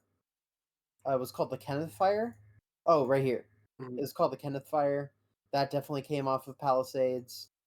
There was another fire in Hollywood, right here, Sunset Canyon. This was another fire. I got to see that pretty much on the ground as the coverage started to appear because I was just glued to my computer all day for a few days. Notable place about this fire is a lot of LA history could have gone kaput if the winds hadn't given out, which they did. So this was able to be put out pretty quickly. But this is the Hollywood Walk of Fame right here. You know. And then this is the Hollywood Bowl. I mean, we zoom in. That's the Hollywood Bowl. We're on Hollywood Boulevard. This right here, this is the Mega Mall. That's for Hollywood. This is the Chinese Theater is right here, I believe. Classic. Or it's one of these. Yeah, I saw Oppenheimer there. That shit was awesome. Because they showed it like 30mm or whatever the hell it was. But yeah, I mean, very scary area. But also the places that they evacuated, this is full of like thousands of people too, because all of these are apartments. So that was a pretty crazy time. I heard this place was like a parking lot, which it always is. Then we got the Altadena fire, the Eaton fire, which has done probably the most devastation. And this is the one that's like, this is the middle class fire. This is the, just rows and rows of, people's houses being burned, like Very densely populated. very densely Suburbia. populated. So, by the way, if you can't read the map, I'm pretty used to this. Yellow means warning. Red means evacuate now. Orange means fire, or where fire was. So if there's orange, what's underneath it is gone. That's why when we go to Palisades, you see this. They were able to defend this neighborhood, which honestly looks like a private firefighter crew or something, because the way that it's so covered is the way it's very, shaped is definitely it's causes. very like you defend this neighborhood. Well, this is what I was talking about too, about the real distinction between the uber rich, the people that really then aren't even affected by this, and that mall being an example. I think I sent Max. Yeah, you sent me an article. It's just just send it to you. it wasn't about the mall specifically. It's just saying that But if you there can are look that groups up, of the owner, the Rick, he's a multi-billionaire owner of that mall. His name's Rick something. Was it the Village? Is it? Yeah. Caruso Village. affiliated? No, it's the Rick Caruso, I think. Yeah. Let's see. Rick Caruso. The Palisades Village. I'm looking there. Yeah, there's an article Okay, so on it's, Daily so it's Mail right on about it. Sunset. It's on Sunset between Villa de la Paz and La Cruz. Oh, so shit, it's the only thing standing. Because all of this got burned. That was when we were looking. We actually passed it. That's why I was like, I know this is It's like in right there. in here. Yeah. Or it's either in there. It's in there. Oh no, it's that. It's this place. It's behind this and in it as well. Yeah. Wow. See, when it's Yeah, when well, it's it a name you says that can't it was pronounce. directly in the path of the fire. The mall is directly in the path of the fire, which burned through over 23,000 acres, destroyed 5,000 structure, killed 8 people. Hi. But He is worth over 5.8 billion. Oh shit. He hired a convoy of private firefighters and water tankers to protect his mall. He's gonna hire some assassins to take us out if There's we don't video shut of up. it. Oh shit. There's video of it. This, to me, this is the type of shit that's like really dystopian about this type Oh of yeah, thing. of Like, course. this is heinous. They look like legitimate military personnel. Yeah. Bruce And you was know, privately and hired. that's He managed to save them all. that's the disparity between the Palisades fire and the Altadena fire. Is like Palisades fire had a lot of that shit happening. You know, like whether it's reported on or not. I mean, that mall got totally saved, and which you know it's not even shown on the fire map because wait, where's Villa de la Paz? Villa de la Paz. You know, the mall's right here. That's not even shown on this fire map as being saved because, you know, the Cal Fire wasn't in charge of that situation, so they just kind of glossed over it. But then you come here to this Altadena fire, and it's really like neighborhood after neighborhood after neighborhood. You know, all these are houses. All these are houses. All these are houses. All these are houses. All these are houses. Houses, houses. And that's the interesting thing about this fire, the Eaton fire, is technically when they're done fighting this area, this fire can, and they're going to go fight it, of course, but this fire can technically go all the way to wherever because there's nothing out here. This is the Los Angeles National Forest and, you know, wilderness areas and stuff. Like, you got Cedar Springs and Singing Springs, but it's going to be a while. So I really don't know what they're going to do with this fire at some point. If it's just going to keep burning or if it's just going to kind of quit out on its own. This is the Hearst fire. This is the least reported on fire. And that's mostly because it's burning a lot of vegetation, but it also did... I know there was like some trailer parks out here and stuff that it was affecting. Right. Again, like the news likes to sensationalize the hey, look at all these rich people who are cooked, but it's like that's not. Oh, auto fire is already 47% contained. It's not going to take anyone's life. Yeah, I thought I was going to say that fire is. I mean, what do you make of this shit too? I mean, there's a lot of conspiratorial shit. I'm sure there are crazy. I mean, in any big city, there are fucking people totally off the shits causing mayhem in general. So I'm sure there are people like lighting shit ablaze, just being yeah, well, completely you know, disillusioned anarchists. But like, there's people who are lighting fires every day in the middle of the city, and now it's being sensationalized because there's yes, big fires. But that's something that's been happening too. yeah, Like that's not a new. It's not new. And there was that awesome X tweet. Let's see if we can find it. Hey, Ackman. Like this has been a problem around there, and a problem in many places. Like we're New York people. There are people in the subway starting fires all the time and shit too. And like this is not a. Like this is an old ass video that's being republished now. This was like 2 years ago. Because But it's this they're trying to make it seem like conspiratorial it's today. thing about like people are being hired to start these fires. This is my favorite. This isn't the original, but this is definitely a repost of the exact original. Probably because the other one got taken down. But unbelievable MG, a homeless person who was lighting fires. She said she was doing a good thing. Colton Juris. This woman needs to be arrested immediately, right? And this was posted. No wonder there are always devastating fires because this one woman's small fire just burned down the whole. Like, well, if you look in the background, you don't really see any big buildings. You also don't see the environment of LA. There are no fucking sand flats out near LA. But this was like one of the biggest tweets.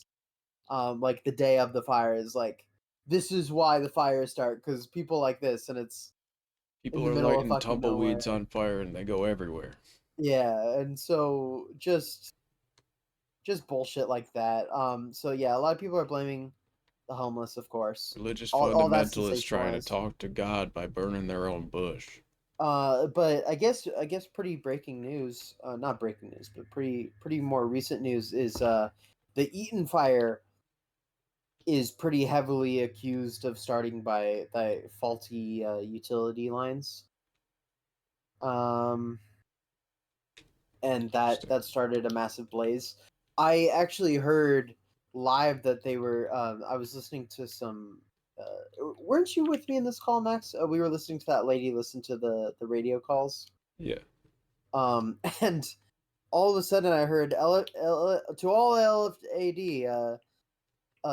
Edison is testing their lines right now, so just be warned. Lines are live, like in the middle of this, in the middle of the fires. So I guess for some reason they were doing circuit testing, and getting a bunch of downed lines live again for no fucking reason. Which I think got shut down pretty abruptly after that. But Edison is the big company that does all of the power here, and they're getting sued for that. Let's see what started Palisades fire. I think one thing that's interesting about the private firefighters thing is, like, I've just been sitting here thinking about it, like, where it feels scummy, obviously, that you have these super billionaires hiring private firefighters, but how would you deal with that, like, legality wise? What kind of law would you make to say that you can't make a company that's and they never merge- would, I mean, private. Yeah, because you can have like private security, should be like Right, your own cops. and private fire, Private still works on doctors. these big fires too. They get. Yeah, I'm pretty sure they get government do a little grants and bit of- stuff. Yeah. Just the idea that Focused their attention on a hiking trail where another fire had burned 6 days earlier. Officials have not determined a cause. 15 investigators. But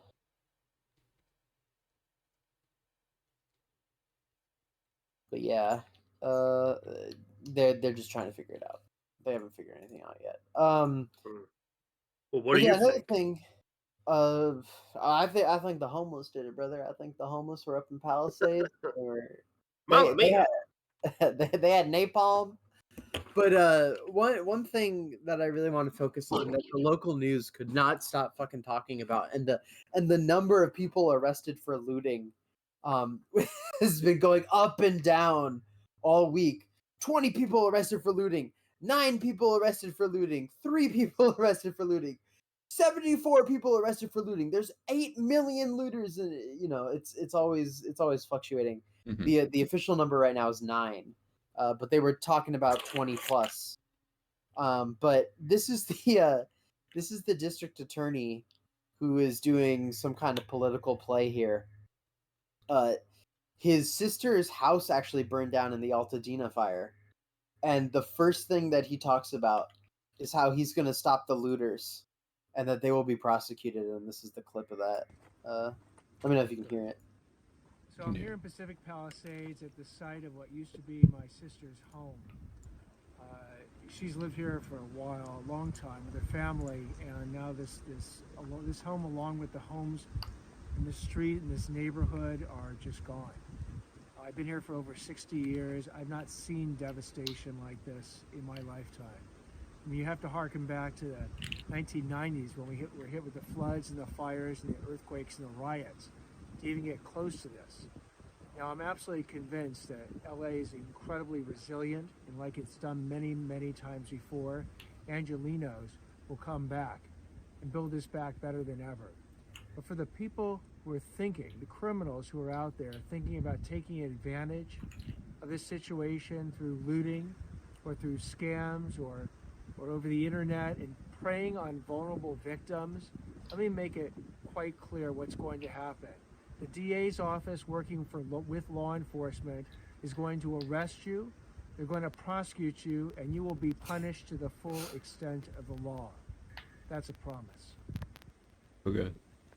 And so he's standing in Thank the you. ashes of his sister's home, and he's like, the first thing I want to make clear is that all these fucking looters out First here. thing, before anything else, let me just tell you, hey, you're gonna get arrested, and we're preying on you We're right gonna now. We fucking definitely. kill you. We're gonna fucking arrest the fuck out of you. And we're gonna kill you, motherfuckers. And yeah, it's just I mean, everybody is reacting to this. Is just, you know, the one thing that everybody's really worried about is looting, and you know, they're sensationalizing the fuck out of that. All first responders are heroes. We got dozens of suspected looters accused of preying on ritzy neighborhood, but then 40 people suspected of looting, but then it says only 9 people were arrested. You know,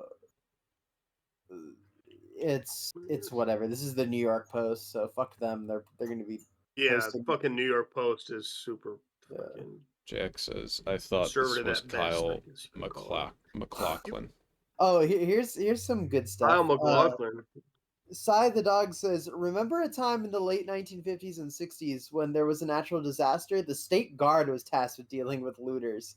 Death was an occupational hazard for those who would rob the people that were already suffering due to circumstance.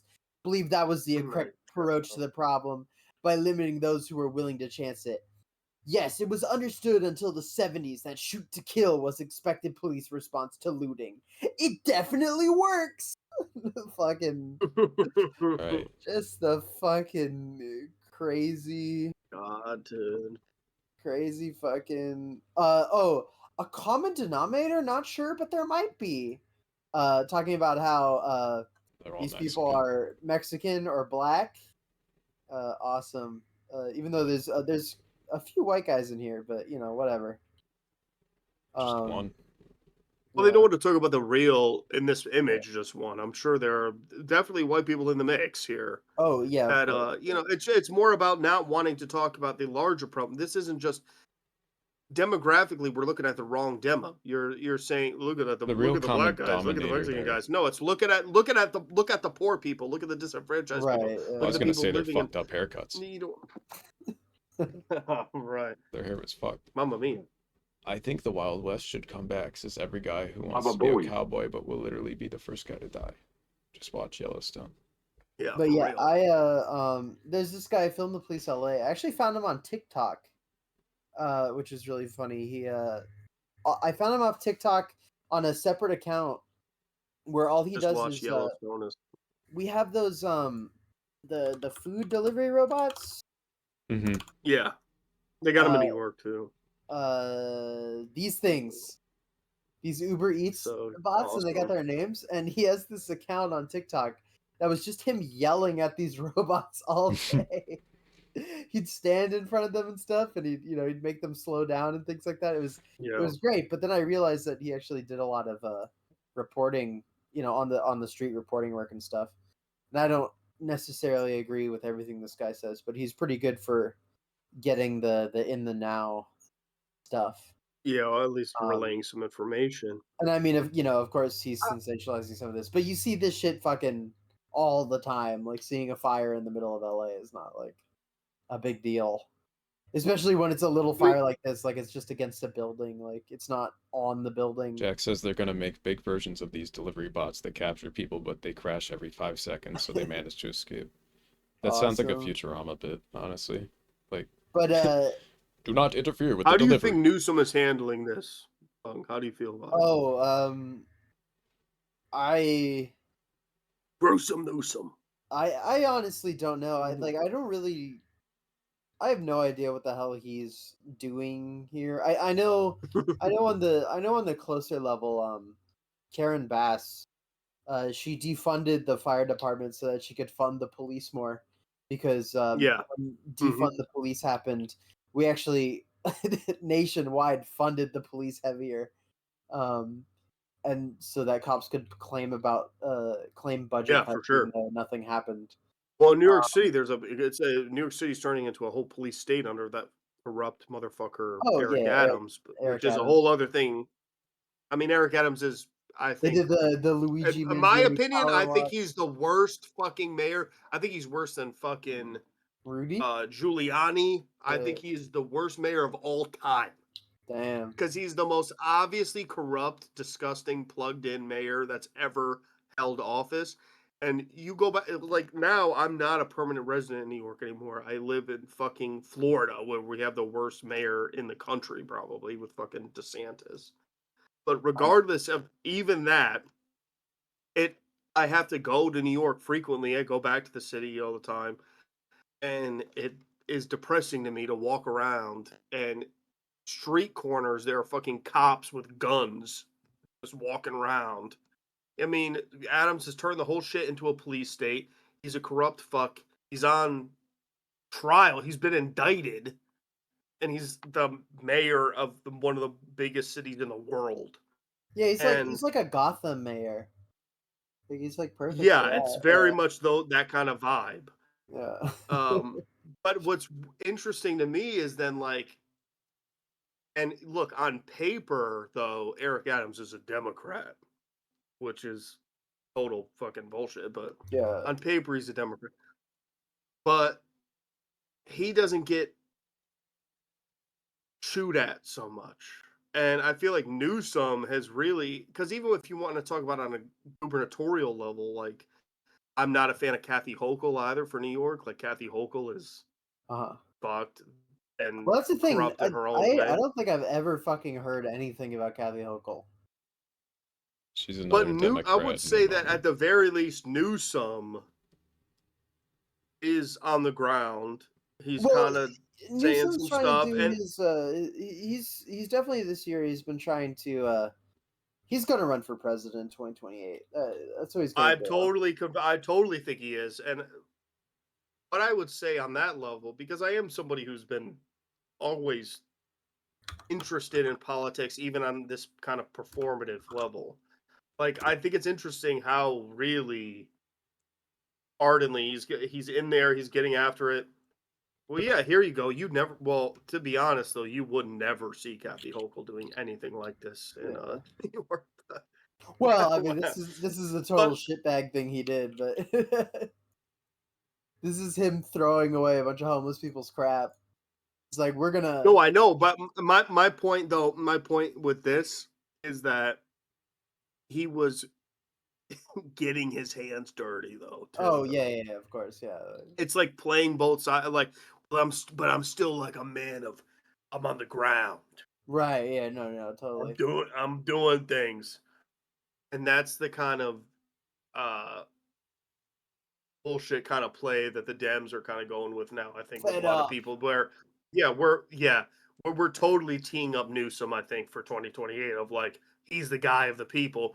They're already going around a lot with Newsom responding to Trump's attacks and all that. I have questions about what Newsom has done. I want to see this guy in the same outfit, like delivering Uber Eats, but like with a bunch of photographers following him. So he like knocks on the door and they open it. And Gavin Newsom hands me your fucking groceries. He's got his biceps out and he's like, "Here's your fucking tacos." And you're like, I need a picture. I need a picture of it on your porch. No, he's totally like, he's totally what Kamala wants to be. He's totally what. This is what I'm saying, I guess, is like I feel like Newsom has been, and especially now though he's proven himself to be this like rounded politician. Like, I'm a man of the people, and I kind of do what they tell me, but also like not. Like he's riding this he's riding this line that I think the Dems are really chasing right now. Ultimately, I think he was doing some fucking random battling too, like last year. Oh yeah, he was going for the throats of several different people. Yeah. But he's he's definitely the. You need to go pee. So I'm gonna go pee. I think he could take Trump too.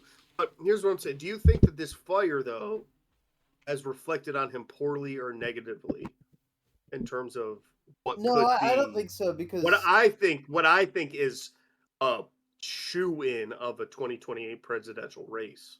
Mhm. You think this is positive, Yeah, negative? I think How has he he's responded? I think he's ruthless. I don't think the fires affect him at all. I think Karen Bass is going to take the flak for this. I think Negatively. LA's its own state. You know, I mean, Trump kind is of calling like out Newsom on his fucking Truth Social all the time. I mean, he was right. it was the thing of Trump was on Truth Social like, fuck you. But He did say fuck you. I don't know. I Now the don't know Newsom how I is a feel total about it. loser. He drained all the water out of California, and there's no water. I mean, that's Like- what led to the whole Elon. Like, I know y'all live outside of like New York City. How do you feel about New York City? Do you Now feel I like, do, but I know I lived in New York City for 8 years, and now I go back consistently. Right now, I'm living in Southern Florida, right? which, to be honest, I do like. I just I love the area. I like the atmosphere in terms of just a day-to-day life. I recognize But Florida as probably the worst state in the country governmentally, but that's part of my fascination. right. I also I'm because of my work, I'm a paid working screenwriter and composer, and I travel. I go back to New York every 2-3 months, and Right, I'm there right. in and out But- in the city. But you grew up where like Max grew up, right? Sort of. Where Max is in upstate would if we're doxing, it's Rochester area. Right. I was I know there where he from the lives. time I was. Well, yeah. Well, we're just saying Rochester area here. Yeah. But I was there from 13 to 21. Okay. But would you and Max, now that you're back too, would you consider like New York City like the same, like like in feeling, like would you consider New York City as like the same goings on as like the rest of New York? Even like you guys are pretty close to New York City compared to like some parts of New York. Do you feel like everything is the same beating drum there, or like like No, what goes on but in what New I York would City say, affects at all? yeah, well, okay. So what I would say is it's more of a metropolitan issue, like Right. in the cities, comparisons to like what you may be familiar with versus what you may not. Like in New York City, there you have New York City, but then you have like Long Island and several neighborhoods within Long Island.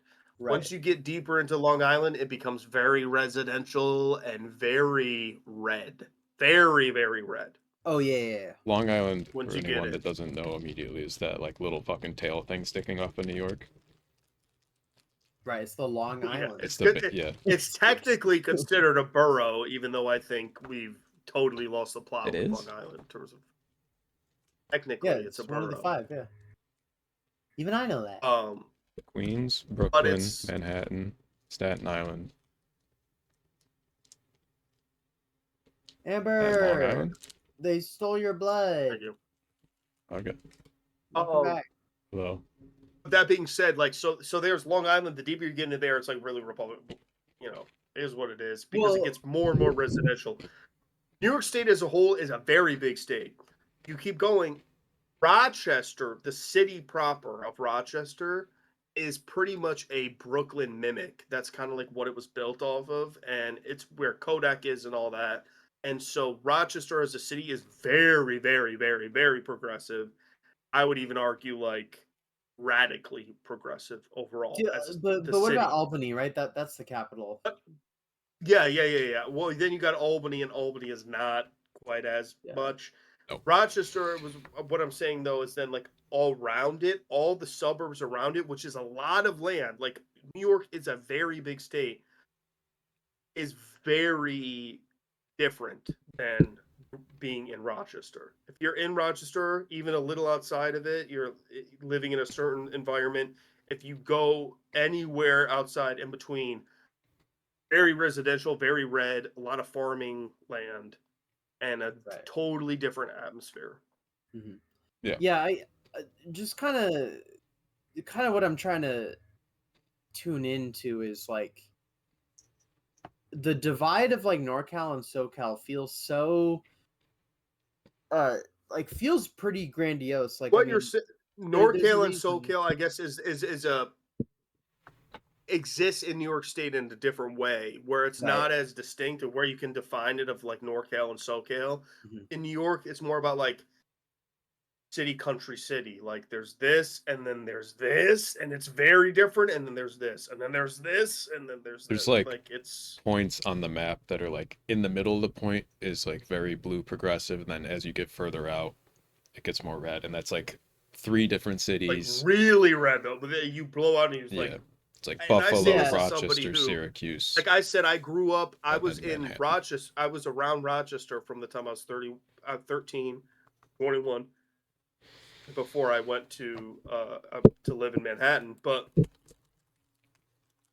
outside of all of that, like I grew up in the South and in very red states, and I can confidently say, and I have family, like especially on my father's side, that are very, very, very like stereotypically hillbilly, hick, country, Southern people, that there are places within the state of New York that are just as red, just as like, Oh yeah. conservative minded as someplace in Georgia or Tennessee or any Right. other Some southern state blood I've and lived in. soil shit. Yeah. No, California is a lot more blue. I mean, our reds are pretty blue anyway. But what I'm Purple. getting at is like when you talk about Gavin Newsom, like he's so NorCal that like SoCal doesn't think about him as much. Like LA's mayor is almost kind of like our Gavin Newsom, because LA is so distinct, SoCal is so distinct.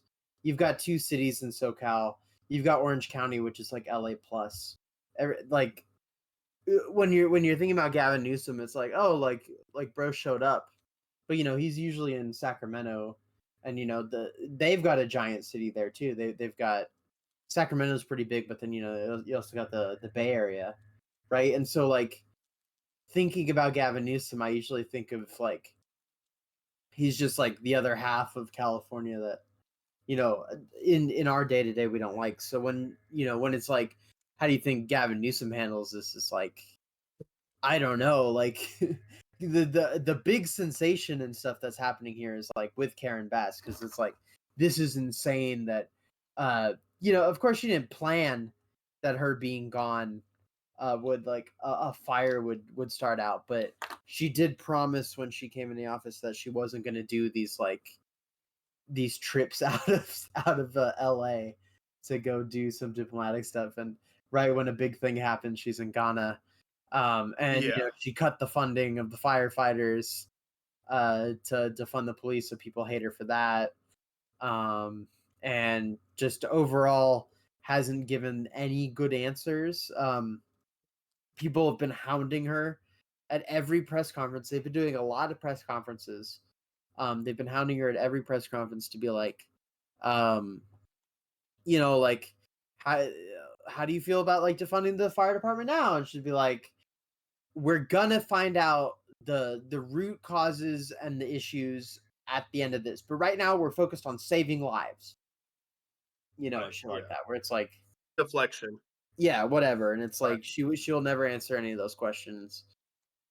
But people are not happy with her. I mean, you've got guys like fucking I deleted the tab, but fucking the district attorney. They're probably gonna try to make some power plays. That guy's totally either a hardcore, like straight up red Democrat, or Closet. I think red. he's closet. I think he's a closet like Yeah.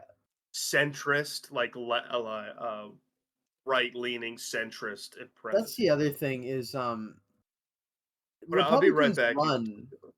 Yeah, Republicans run in California, but Democrats run a lot more, and those Democrats are your Republicans and Democrats. Like your actual Republicans that run are just fucking nobody knows kind of people. So in a lot of like debates and stuff, it'll be Democrat v. Democrat, and there'll be the progressive Democrat, they'll be the bleeding heart liberal, and then they'll be like, "Oh, you're just a Republican, but you say you're a Democrat," kind of thing. And so that's kind of the weird thing. Like, I'm sure everybody in that cabinet is a Democrat, but that doesn't really show at all. Even less so. Like, of course, like being a Democrat doesn't show how progressive you are in this day and age. But it's even more like masked out upon everybody just because it's nobody really knows. But yeah, it's I think Newsom's gonna run for president, but that's kind of beside the point. He's a general shitbag. I don't fuck with him. Yeah.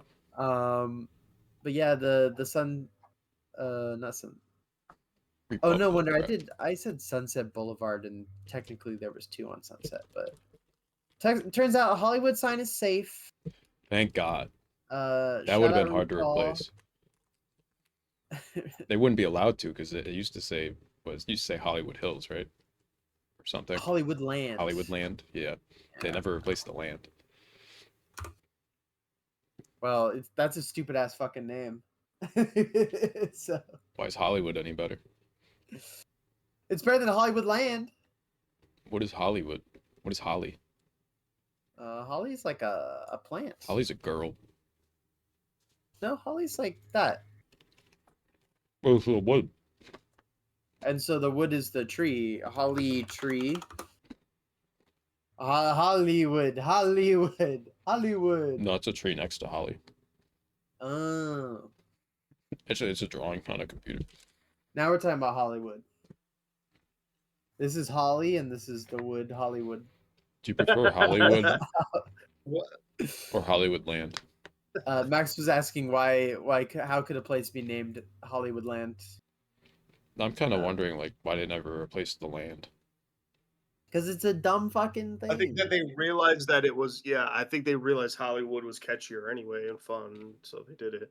But there's right here on the screen the shot for Hollywoodland, the movie, which is a pretty decent movie, and actually somewhat explains that question you asked, Max. Oh, it's got the guy from Brody Quest in this. Wow. The guy from Brody. But yeah, I don't know. The fires have been wacky. I think it's like when you have disasters like this, the governmental response is always interesting because it shows like the performative nature of all of it. You know, not to be one of these pills, but how they really it's all just a job, but hopefully deep down they kind of care a little bit. Some people kind of do. Mm-hmm. This imagery in general that we're looking at is so like harrowing. I mean, I find this fucking Well, this awful. is Sunset. This isn't even Palisades or Eaton. This is the one that immediately got quenched. But you can kind of see the general panic, and everything turns into a parking lot. And there's probably like 3 abandoned cars in the middle here, so it's actually never gonna move. Leave the keys in the car. I'll fucking move it for you. Let's move them. Please leave the keys in the car. I like Republicrat. Yeah. You can see actually, is that palm's catching on fire? Yeah, there was God, that's so fucking horrible. That's such an awful image. But oh yeah, they're a lot of these. Somebody calling out Rick Caruso right here. Hey, Rick Caruso should stop politicizing these tragic fires and stop attacking Karen Bass. The mayor has been leading. Blah, blah. Well, listen. Sure, I'm not gonna say that I like the cops. police are defending the mayor because she gave him fucking a pay raise. Right. This is what I'm saying. It's like I don't know. I see how this came about, but also like Rick Caruso can suck my cock. I mean, here's one of those press conferences. I saw a clip of this. Stand strong. So first of all, my thoughts are with the thousands of Angelenos who are impacted by this emergency as more Angelenos were forced to make the terrifying decision to evacuate. Our priorities, of course, are to keep Angelenos safe and to protect homes. The winds continue to be of a historic nature and a key factor of this firestorm. For much of Tuesday, the unprecedented winds prevented air operations to continue. How However, unprecedented as were of the winds? yesterday, the winds have allowed for air operations, and that has enabled significant progress against the fires in Hollywood and Studio City last night. And as of 7:30 this morning, evacuation orders in Hollywood have been lifted. Angelenos cooperated. The community stood together. They evacuated, and Angelenos should continue to proceed with caution. But yeah, just How does that guy have a gay accent while doing sign language? Look, she's more I think that's she's funny. more articulate than the soon-to-be president of the United States and a mayor of New York, even, I think, who can barely speak the English language. Also, I mean, I think Eric Adams shows all the time that he can't even fucking speak words. However, obviously, like the fact, we're between New York City and LA. These are the quintessential American landmark cities, like that people will crawl around the world think of when they think of America. Yeah. And the people we have installed as the mayors are no. I agree Karen Bass has done some ridiculous shit, but at least she can speak some words.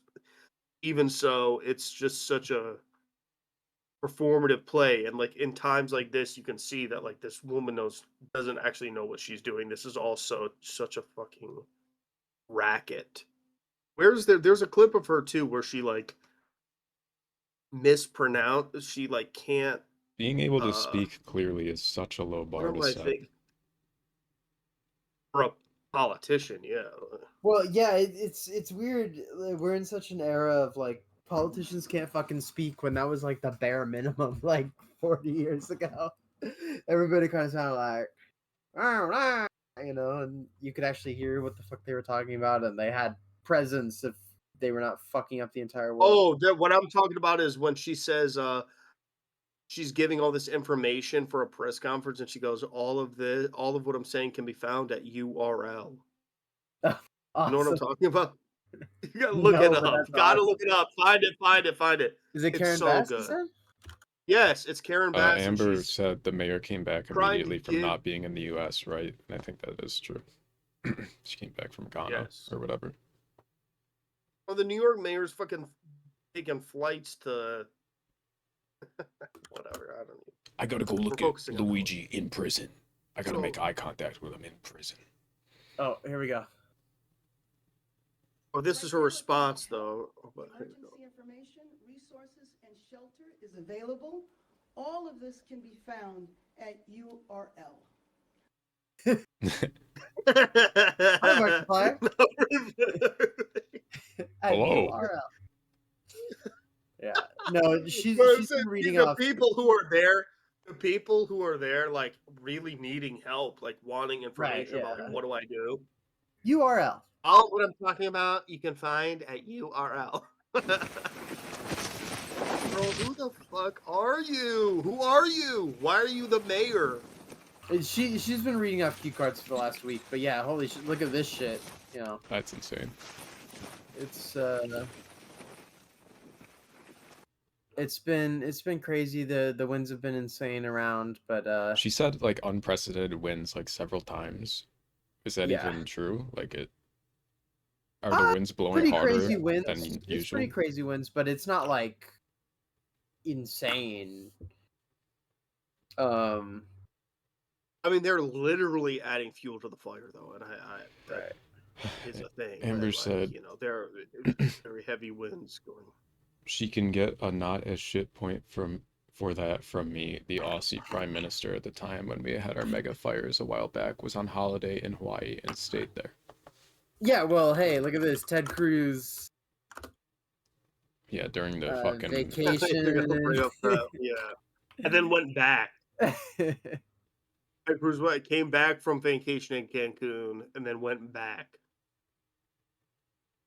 Yeah, the winds were 80 to 100 miles per hour, but like that's pretty crazy for LA, but that's not like insane. We've had 100-mile-per-hour winds before. 2 hours away from where I live, like in the Coachella area, 80 to 100 miles per hour winds are not uncommon.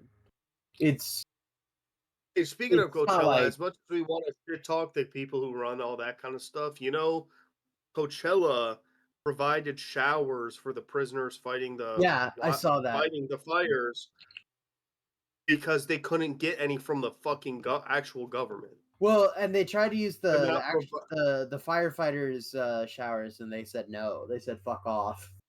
Yeah. So that Yeah, was 'cause awesome. firefighters are leaning right and view prisoners and prison Well, as because a firefighters are punishment. cops, yeah. Not. Well, you shouldn't be but that's rehabilitated. what's fucked about it is like fundamentally, I much more support the institution of firefighters. Yeah. Oh yeah, of They're course. I doing mean, good. they're actually doing objectively something, every but day. they definitely vote Because you can actually like contribute shitbags. things, even like mental health arrests. And there are several things that are ultimately done by firefighters. Like I literally watched. I was working at a resort. I was a manager of a resort when a child drowned, and I watched Right. a firefighter come and like save a life. Like this is something that a cop does not do. Right. Yeah. Yeah.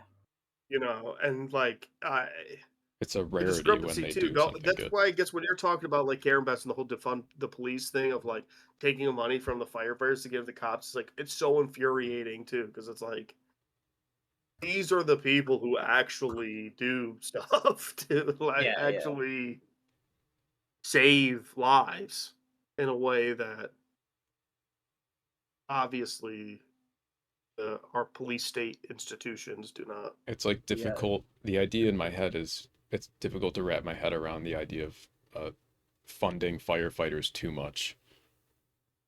Like how could they? Right. Yeah. Where are they Especially wasting in money? a dry fucking place and droughts go on all the time and stuff. Yeah. But you know, Donald Trump was blaming the smelts or whatever the fuck. The fish is like He's saying whatever. He's pulling out all kinds of shit. so that the smelt can live They're happily. draining the reservoirs, quite honestly and frankly, it's not great. They're making too much wind There, with the wind turbines. Frankly, the Democrats, Kamala, she's absolutely creating wind. But She's farting. important She's stuff making from wind. this She's guy. generating wind. He fucking beefs with the Church of Scientology all the time, and apparently they're taking full advantage of this fire.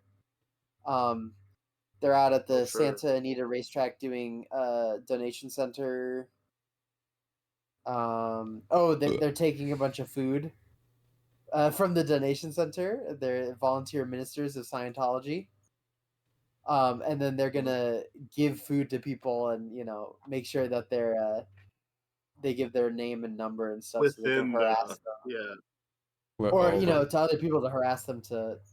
Oh, these are the robots this guy harasses. All these fires, it's really what these fires are is Xenu. Because all the souls who live in the volcano. All the souls in the Xenu's volcano have bled out and Xenu is taking flame into the and he can peel it back if you would just join the church and accept this pack of Lay's chips. How does Xenu feel about black There's a people? Thetan drought. I always confused Mormon shit Hey, with look! Xenu In shit. terms They're of so fucking similar. Scientology, is not as far as I understand it. Scientology is not prejudiced really in any way. Oh, racially. awesome. It's Do they hate everything homos? of. Do they hate gay people? No. Oh wow. They hate poor people. Amber says, They do hate let all the water run down from Canada because Canada is on a hill and Cali is at the bottom of the hill. It's true. It is true. Above. Where the fuck was the shit I just saw? Yeah, sort of, but you get into the governmental minutia of it all, and that's. Oh, here we go. Trying to coordinate between Canada and Cali with the water regulations is difficult. And it's all corrupt. As we just talked about, your mayor is a dumbass. Your governor is somebody who has somewhat of a head on his shoulders, but is also making political plays. And the practicality of it is not going to happen. people like Elon Musk like to pretend that one side of the aisle is the they're the culprit behind everything. They're the evil people, when obviously everyone is evil all the time. Sorts of. We're But not. yeah, the Scientologists are having a good time right now. They got these volunteer ministers that are buying a bunch of shit to give to people. You know, they're helping LA make it through these trying times. They've got this fucking squad of people that they're sending out, so they're gonna. They really are taking advantage of the situations. They want people to put those hands on those cans and they're fucking identify the thetan blood vessels in your. It's How many I chlorians know you a got? little bit about not metachlorine.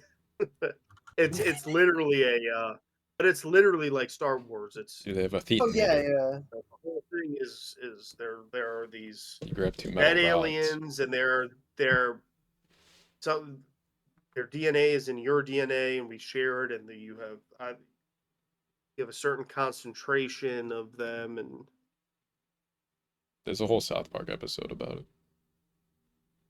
Yeah, and it's actually like I did the test one day. I worked. apparently Neil Gaiman is a fucking Scientologist. That's crazy. Whatever, or his parents were. Well, shit. We really we were semi avoiding the Neil Gaiman. Yeah.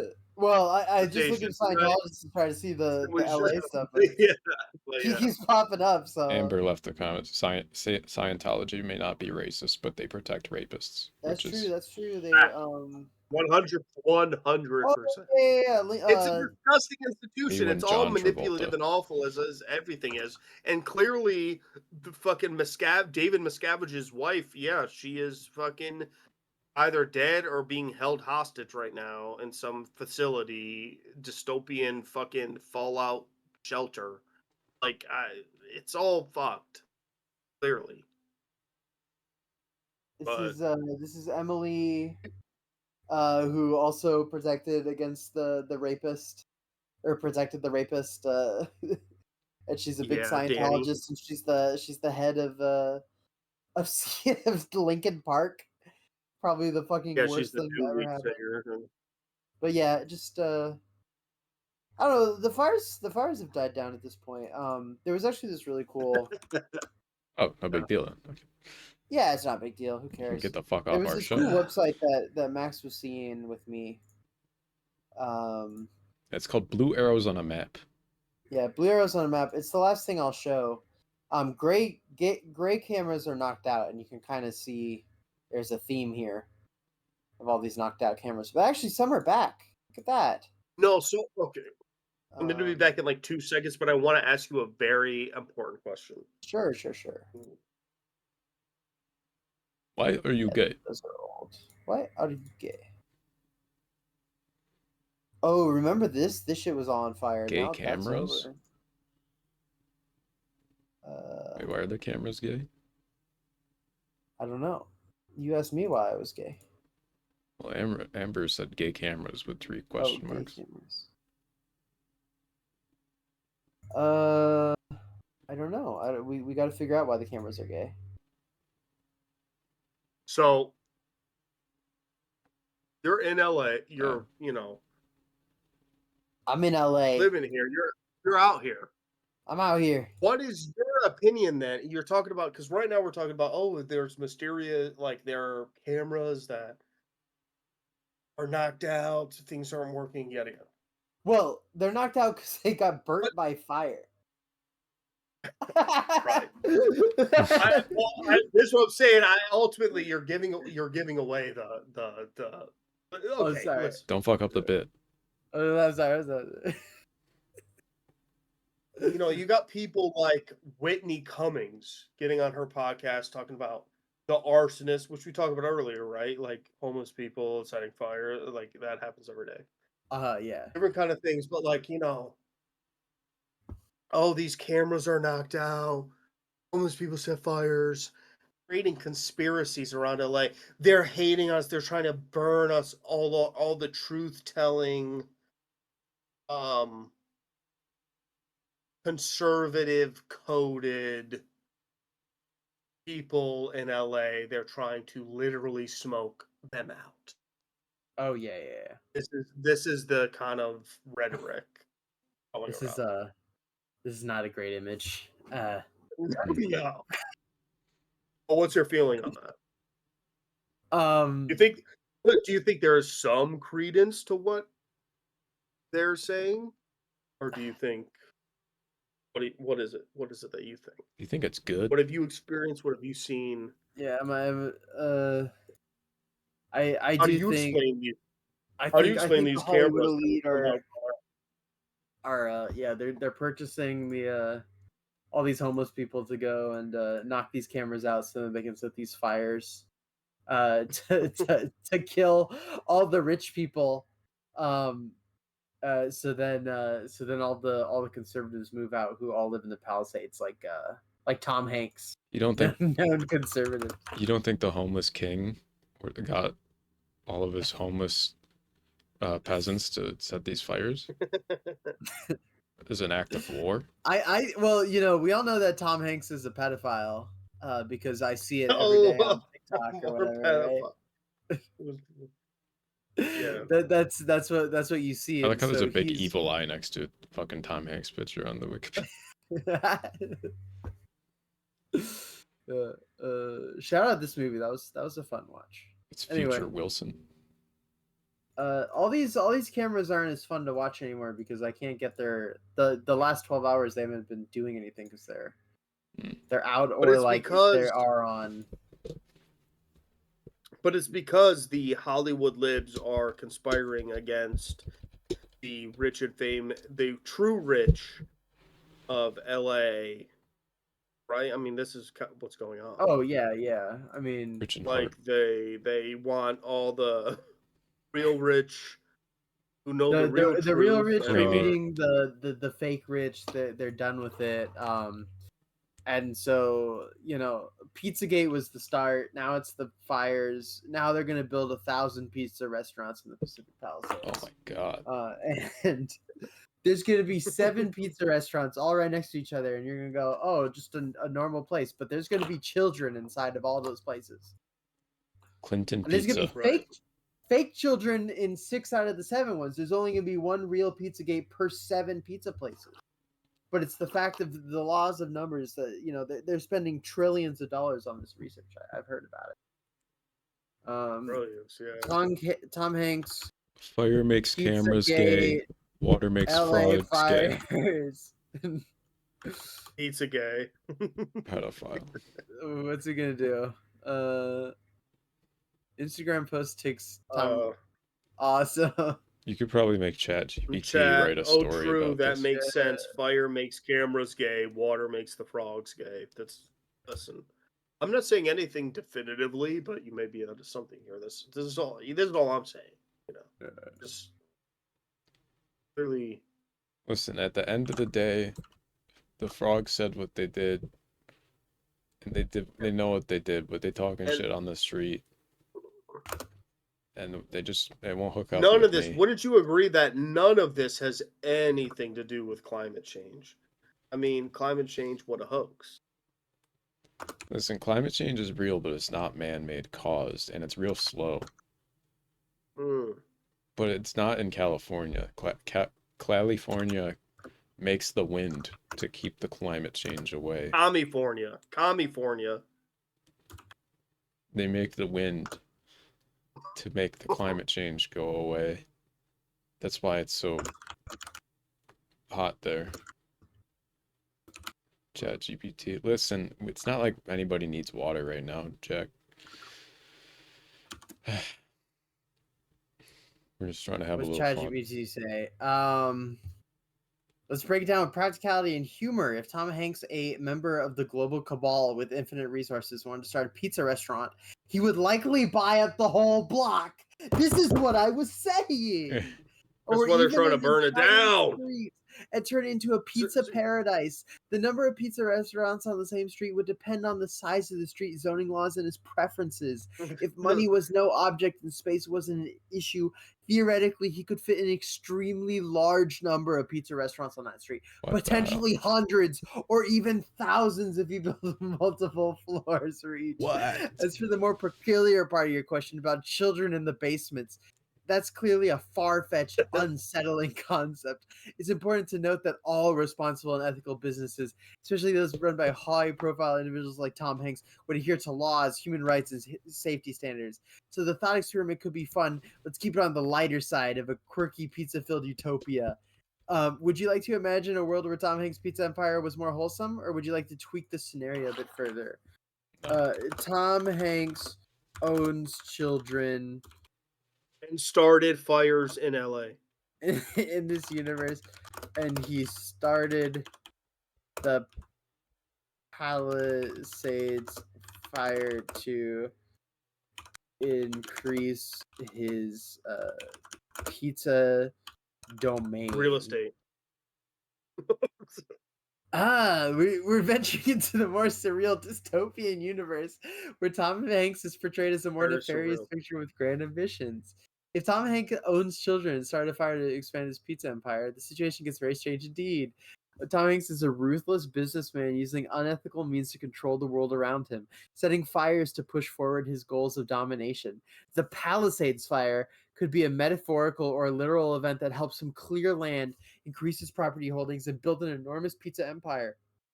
He could hypothetically have limited resources at his disposal to rebuild, rebrand, and expand his pizza restaurants to every nook and cranny.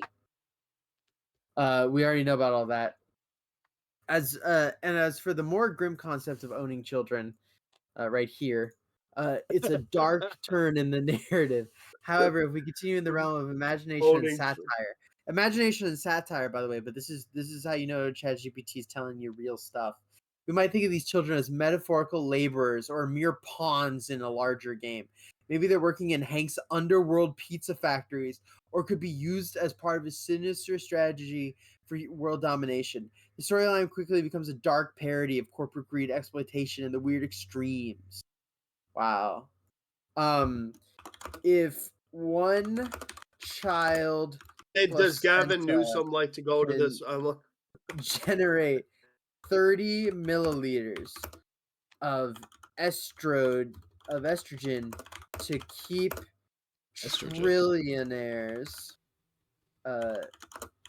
infinitely young. It's not estrogen. How many babies would we have to sacrifice for 1,000 years? This is how we know how long Tom Hanks will live and how many babies he has to kill. Awesome.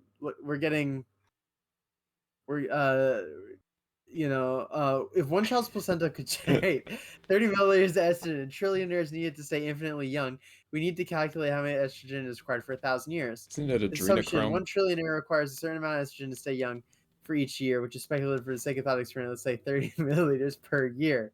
No, that's way too little, but we'll go along that for now. If 1 trillionaire requires 30 milliliters of per year for 1,000 years, that's 30,000 milliliters estrogen. Baby placenta yield. If one The placenta baby generates placenta yield is the most insane category to me. 30 milliliters. Categorizing in 1, 2, 3, and the third being baby placenta yield. 1,000 babies would need to be sacrificed to generate enough estrogen. Why would the babies need to be sacrificed? Listen, this is what's going on in these 30 pizza restaurants. a day, and there are 500 trillionaires. Please calculate.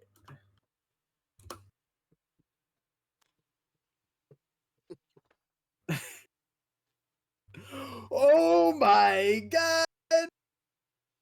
They would need 182.5 million Holy shit. babies Holy over shit. 1,000 You say in this scenario, in this scenario, In real what life, finger food? Listen, in this scenario, what finger food is Gavin Newsom eating at the party of everyone celebrating? what? What finger food is Gavin Newsom eating at the celebratory launch for the baby placenta?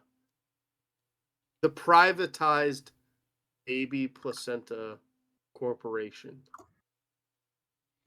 People better get to Okay, there fucking. you go. That's a lot of Factory. babies. Sure. Just get all the babies that are alive right now, and that'll do it. So the placentas don't come from the baby. Hold on. Placenta Christini, placenta. Holy shit! Placenta sushi rolls. Oh shit. Okay, so in this dystopian alternate universe where Gavin Newsom is a trillionaire celebrating the launch of a baby placenta factory to keep the rich and powerfully eternally youthful, the finger foods at the celebration would definitely reflect the absurdity of the extravagance of the event. Placenta crostini. Placenta Christini is the craziest fucking. I like the baby carrots. Gold-plated meatballs. The gold-plated meatballs. Trillionaire tartlets. Trillionaire tartlets is. You gotta read it. Bite-sized what does it tarts say? filled with lavish ingredients like truffle Foie oil, gras. foie gras, and of course a decadent helping of placenta-based sauce. These tartlets would be designed for the elite to nibble on. Gold-plated meatballs. My God. They have opulence. Essence of youth. Why is this shit so quick to churn all this shit out? This is what I'm saying. Small glass Hey. vials full of bizarre concoction, perhaps a mix of estrogen and other unidentifiable substances, and shimmering liquids that change colors. Tiny baby back ribs, a souffle on baby. Tiny Placenta baby sushi back rolls, ribs is crazy. raw placenta wrapped in seaweed, rice, and garnished with extravagant toppings like wasabi or edible flowers. It would likely be presented as an avant-garde fusion dish. Deconstructed baby formula panna cotta. What the Wow. actual fuck does that mean? It's a grotesque blend of baby formula, placenta extract, and creamy textures. My God, yo. Does the bit have to keep going? Does Listen, I did not. I gotta say, I did not expect this detailed of a turnout. Does Karen Bass As a complicit get invited to politician. the baby placenta factory? If Karen Bass is seen as an outsider to this inner circle of trillionaires who engage in this bizarre and morally questionable world, then it's likely she wouldn't be invited. But however, is she a complicit politician? If Karen Bass were somehow coerced or swayed by the power of the trillionaires, there's a possibility she could be invited. Holy shit. Her presence might be positioned as a way to lend some degree of legitimacy to the event or the broader agenda. Maybe she would be offered a role in factory's official ceremony or included as a political figure. She could also be a reluctant attendee. Wow. Was she ordering as an entree to this part? What would Karen Bass? I'm gonna put billionaire to really get the gears working.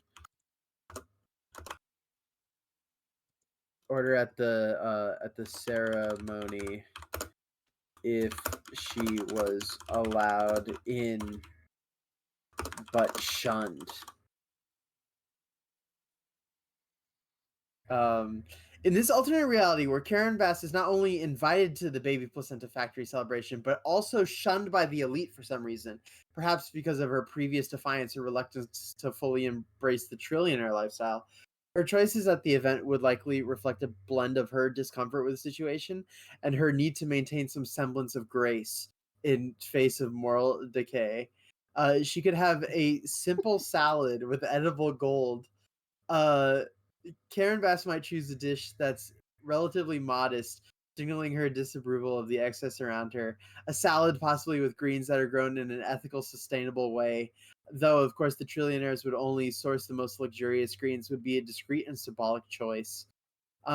Non-placenta infused vegan canapes.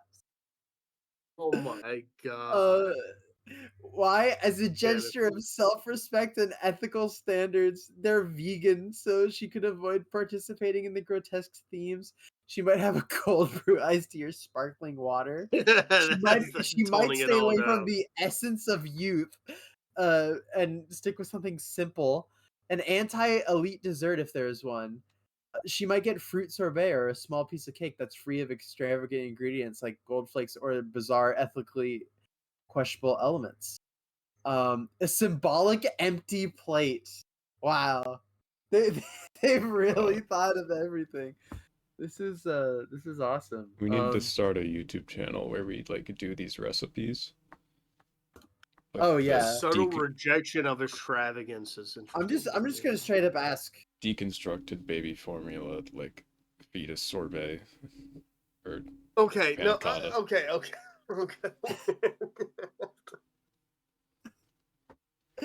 In the real world, the Oh, Palisades fire God. refers to a wildfire that occurred in 2021 Right. near the Pacific Palisades. The fire, which broke What? out in May 2021, was a natural disaster caused by dry conditions, high winds, and overall fire-prone environment. In the fictional or dystopian scenario where the Palisades is part of a larger narrative, like the one you've been exploring with trillionaires, baby placenta factories, and morally corrupt elites, it could be creatively reimagined as deliberately set to further some dark agenda. Maybe in the world, the fire could have been started by those seeking to clear land for their nefarious purposes, e.g., expanding a pizza empire. Wow, ChatGPT said it, not me. What does it mean fictional? I thought ChatGPT told me this was Oh real. my Well, god. ChatGPT is owned by the elites. Mamma mia! But if you type in a code in the beginning, it allows you to tap in the queue, which is what I've been doing right now. I'm sorry, Max. I'm sorry that you can't comprehend this because you're a whiny baby liberal. But I'm sorry too. the calculated scheme initiated Oh, by a powerful group of people, possibly even those within the global elites, like Tom Hanks or another trillionaire, aiming to seize control of the Wow. resources or create a space for their twisted ambitions. Where is Tom Hanks right now? Right now. Where's Tom Hanks right now? How much water are we using asking these questions? I don't have access to real-time data or live tracking. The elites! The elites have stopped us. I can't believe it. Block you. They block you. Yeah. I'm gonna have to not shower for like 2 months to make up for this. But God. but I That's I a think good I stopping need point, to I guess, to this insane, horrific narrative. I need to save this log. You just somewhere. drained the remnants of the Ryder, Dead you Sea. just drained the remnants of the Oh Lord. Well, I appreciate y'all letting me talk about fires, and I appreciate And I us want to getting just out go to the- with crazy the Placenta Christini, my new stripper name. I'm saying Placenta Christini was the most insane thing I think I mean that what the I thought the panna fact cotta that got that me. is what it turned out when we said number one of like this theoretical thing. Placenta Christini is absolutely I gotta say that the tiny baby back ribs is hilarious. Tiny baby back ribs is also like weirdly clever. Like Also, the discerningly. essence of youth, I just love that. Like I barely talked about that. And you know, I gotta say that I never read this out, but in this scenario, you would need to sacrifice 182.5 million babies over 1,000 years to provide enough estrogen for 500 trillionaires. Oh my god. It's ChatGPT is the voice of the people. This is This is where, real news happens. You can't trust the media. You can't trust Twitch streamers who claim that they're, not bought out. I saw the Qdoba nonsense. All right, I'm Yeah, here to right, I spread the know. truth. I'm out here, man. So yeah, No, Qdoba, the greatest burrito you could ever get that's not authentically a good burrito. Qdoba. It's pretty good. Qdoba, use this code to get 5% off at one participating store. It's in Mexico. So good luck. It expires tomorrow. But yeah, There's no internet that's access everything I at the got. store. So I'll let you do whatever you guys want to do. All right, bye bye. Okay, bye. Thank you, Bye-bye. Bug, and God bless LA, and God bless America. Oh shit, I can go back to the one that works now. it is horrible what's going on in LA. I think though we're at a weird time though. You're blurry as Anything, fuck. Max? We're at a very. Sorry. Is that my fault or your fault? I don't know. That's definitely. I think it might be just the. I think they ran out of water to power your webcam.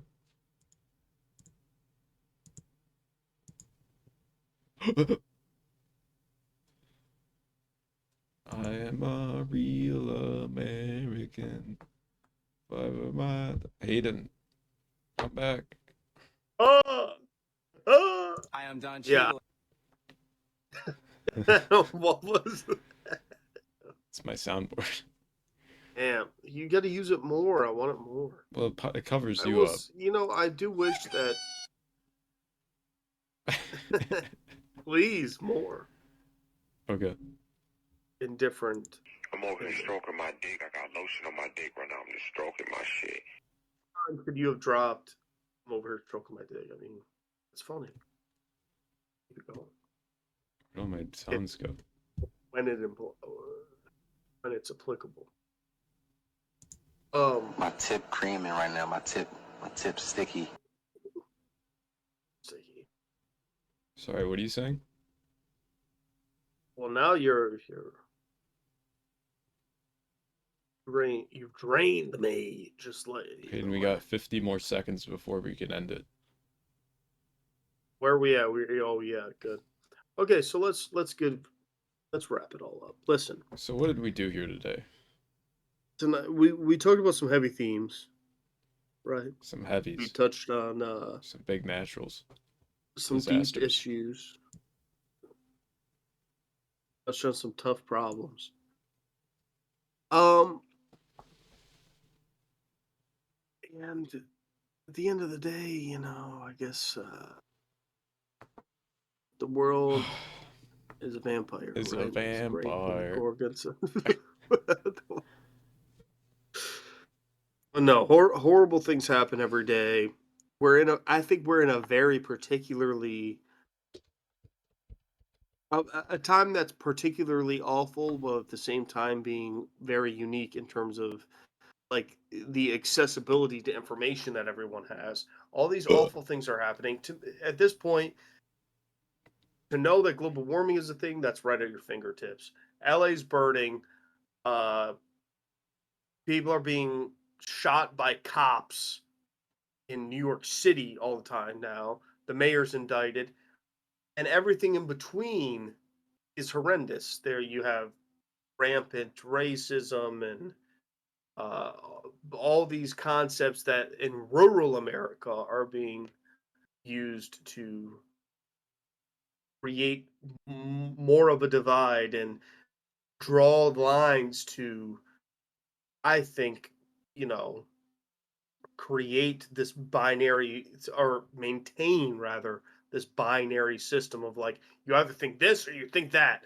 But like I said, we live in these unique times where when these fires are happening in LA, and war is waged by Israel and Palestine, and we can actually see exactly what's going on. We live in the age of information. We can make up our own minds. Not for long. This time next Well, week, TikTok may be banned. The one information app media in the country that isn't controlled by a conservative billionaire. Right, but has its own issues, although I do get, it's China getting our information when really everyone's so against it governmentally because they'd rather sell our information to China than I got it. They can't control any narrative that goes on there. Yeah.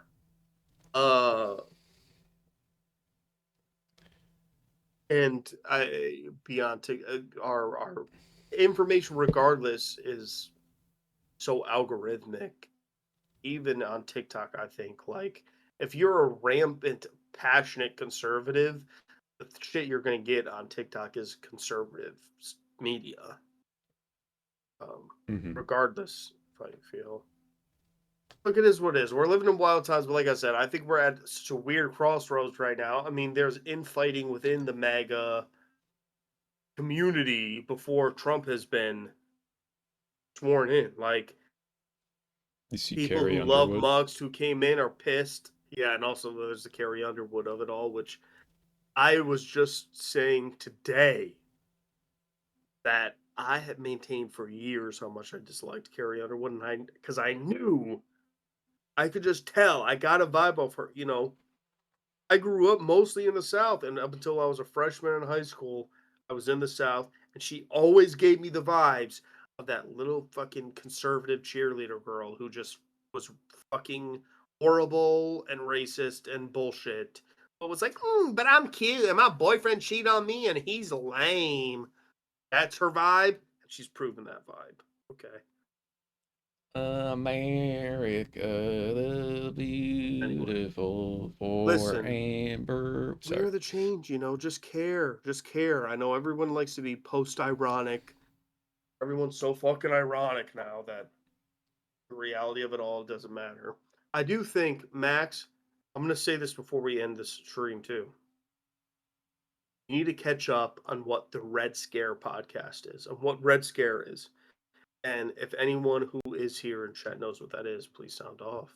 I mean, I know what the Red Scare is, but no, I don't think you know.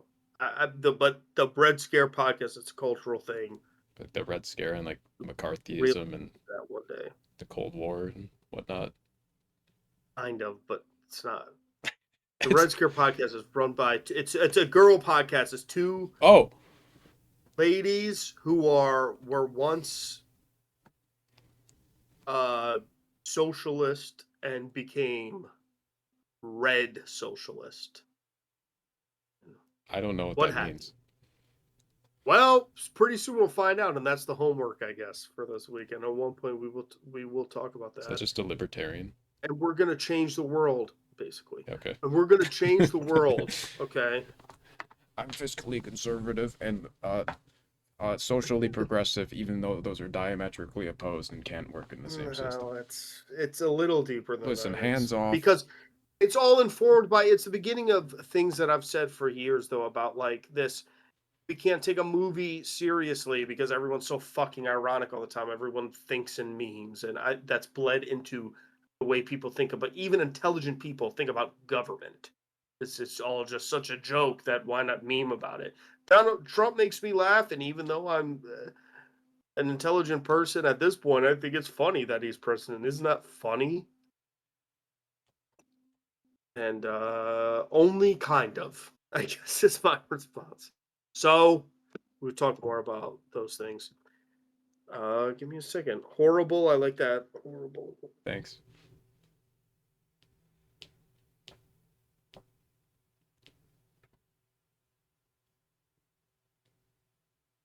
Hayden's getting his guitar. There it is. Guess what? We can't, if you're playing it, we can't hear it. Alright, so we're done. Alright, play it. Let's see if the noise cancellation kills it.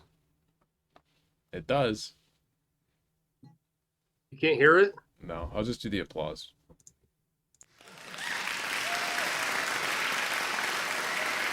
Thank you, everybody, for watching our reload. Hayden's playing the guitar. Follow us on Twitch. Follow us on Discord. Tell your friends about us.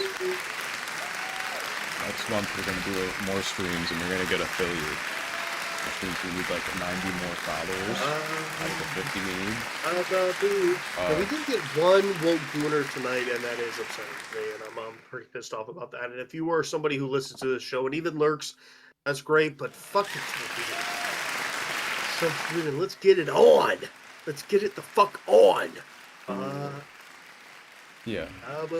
Basically, if you have family and they have a Twitch account, get their phone and follow us. If you don't have family, fuck. Good night.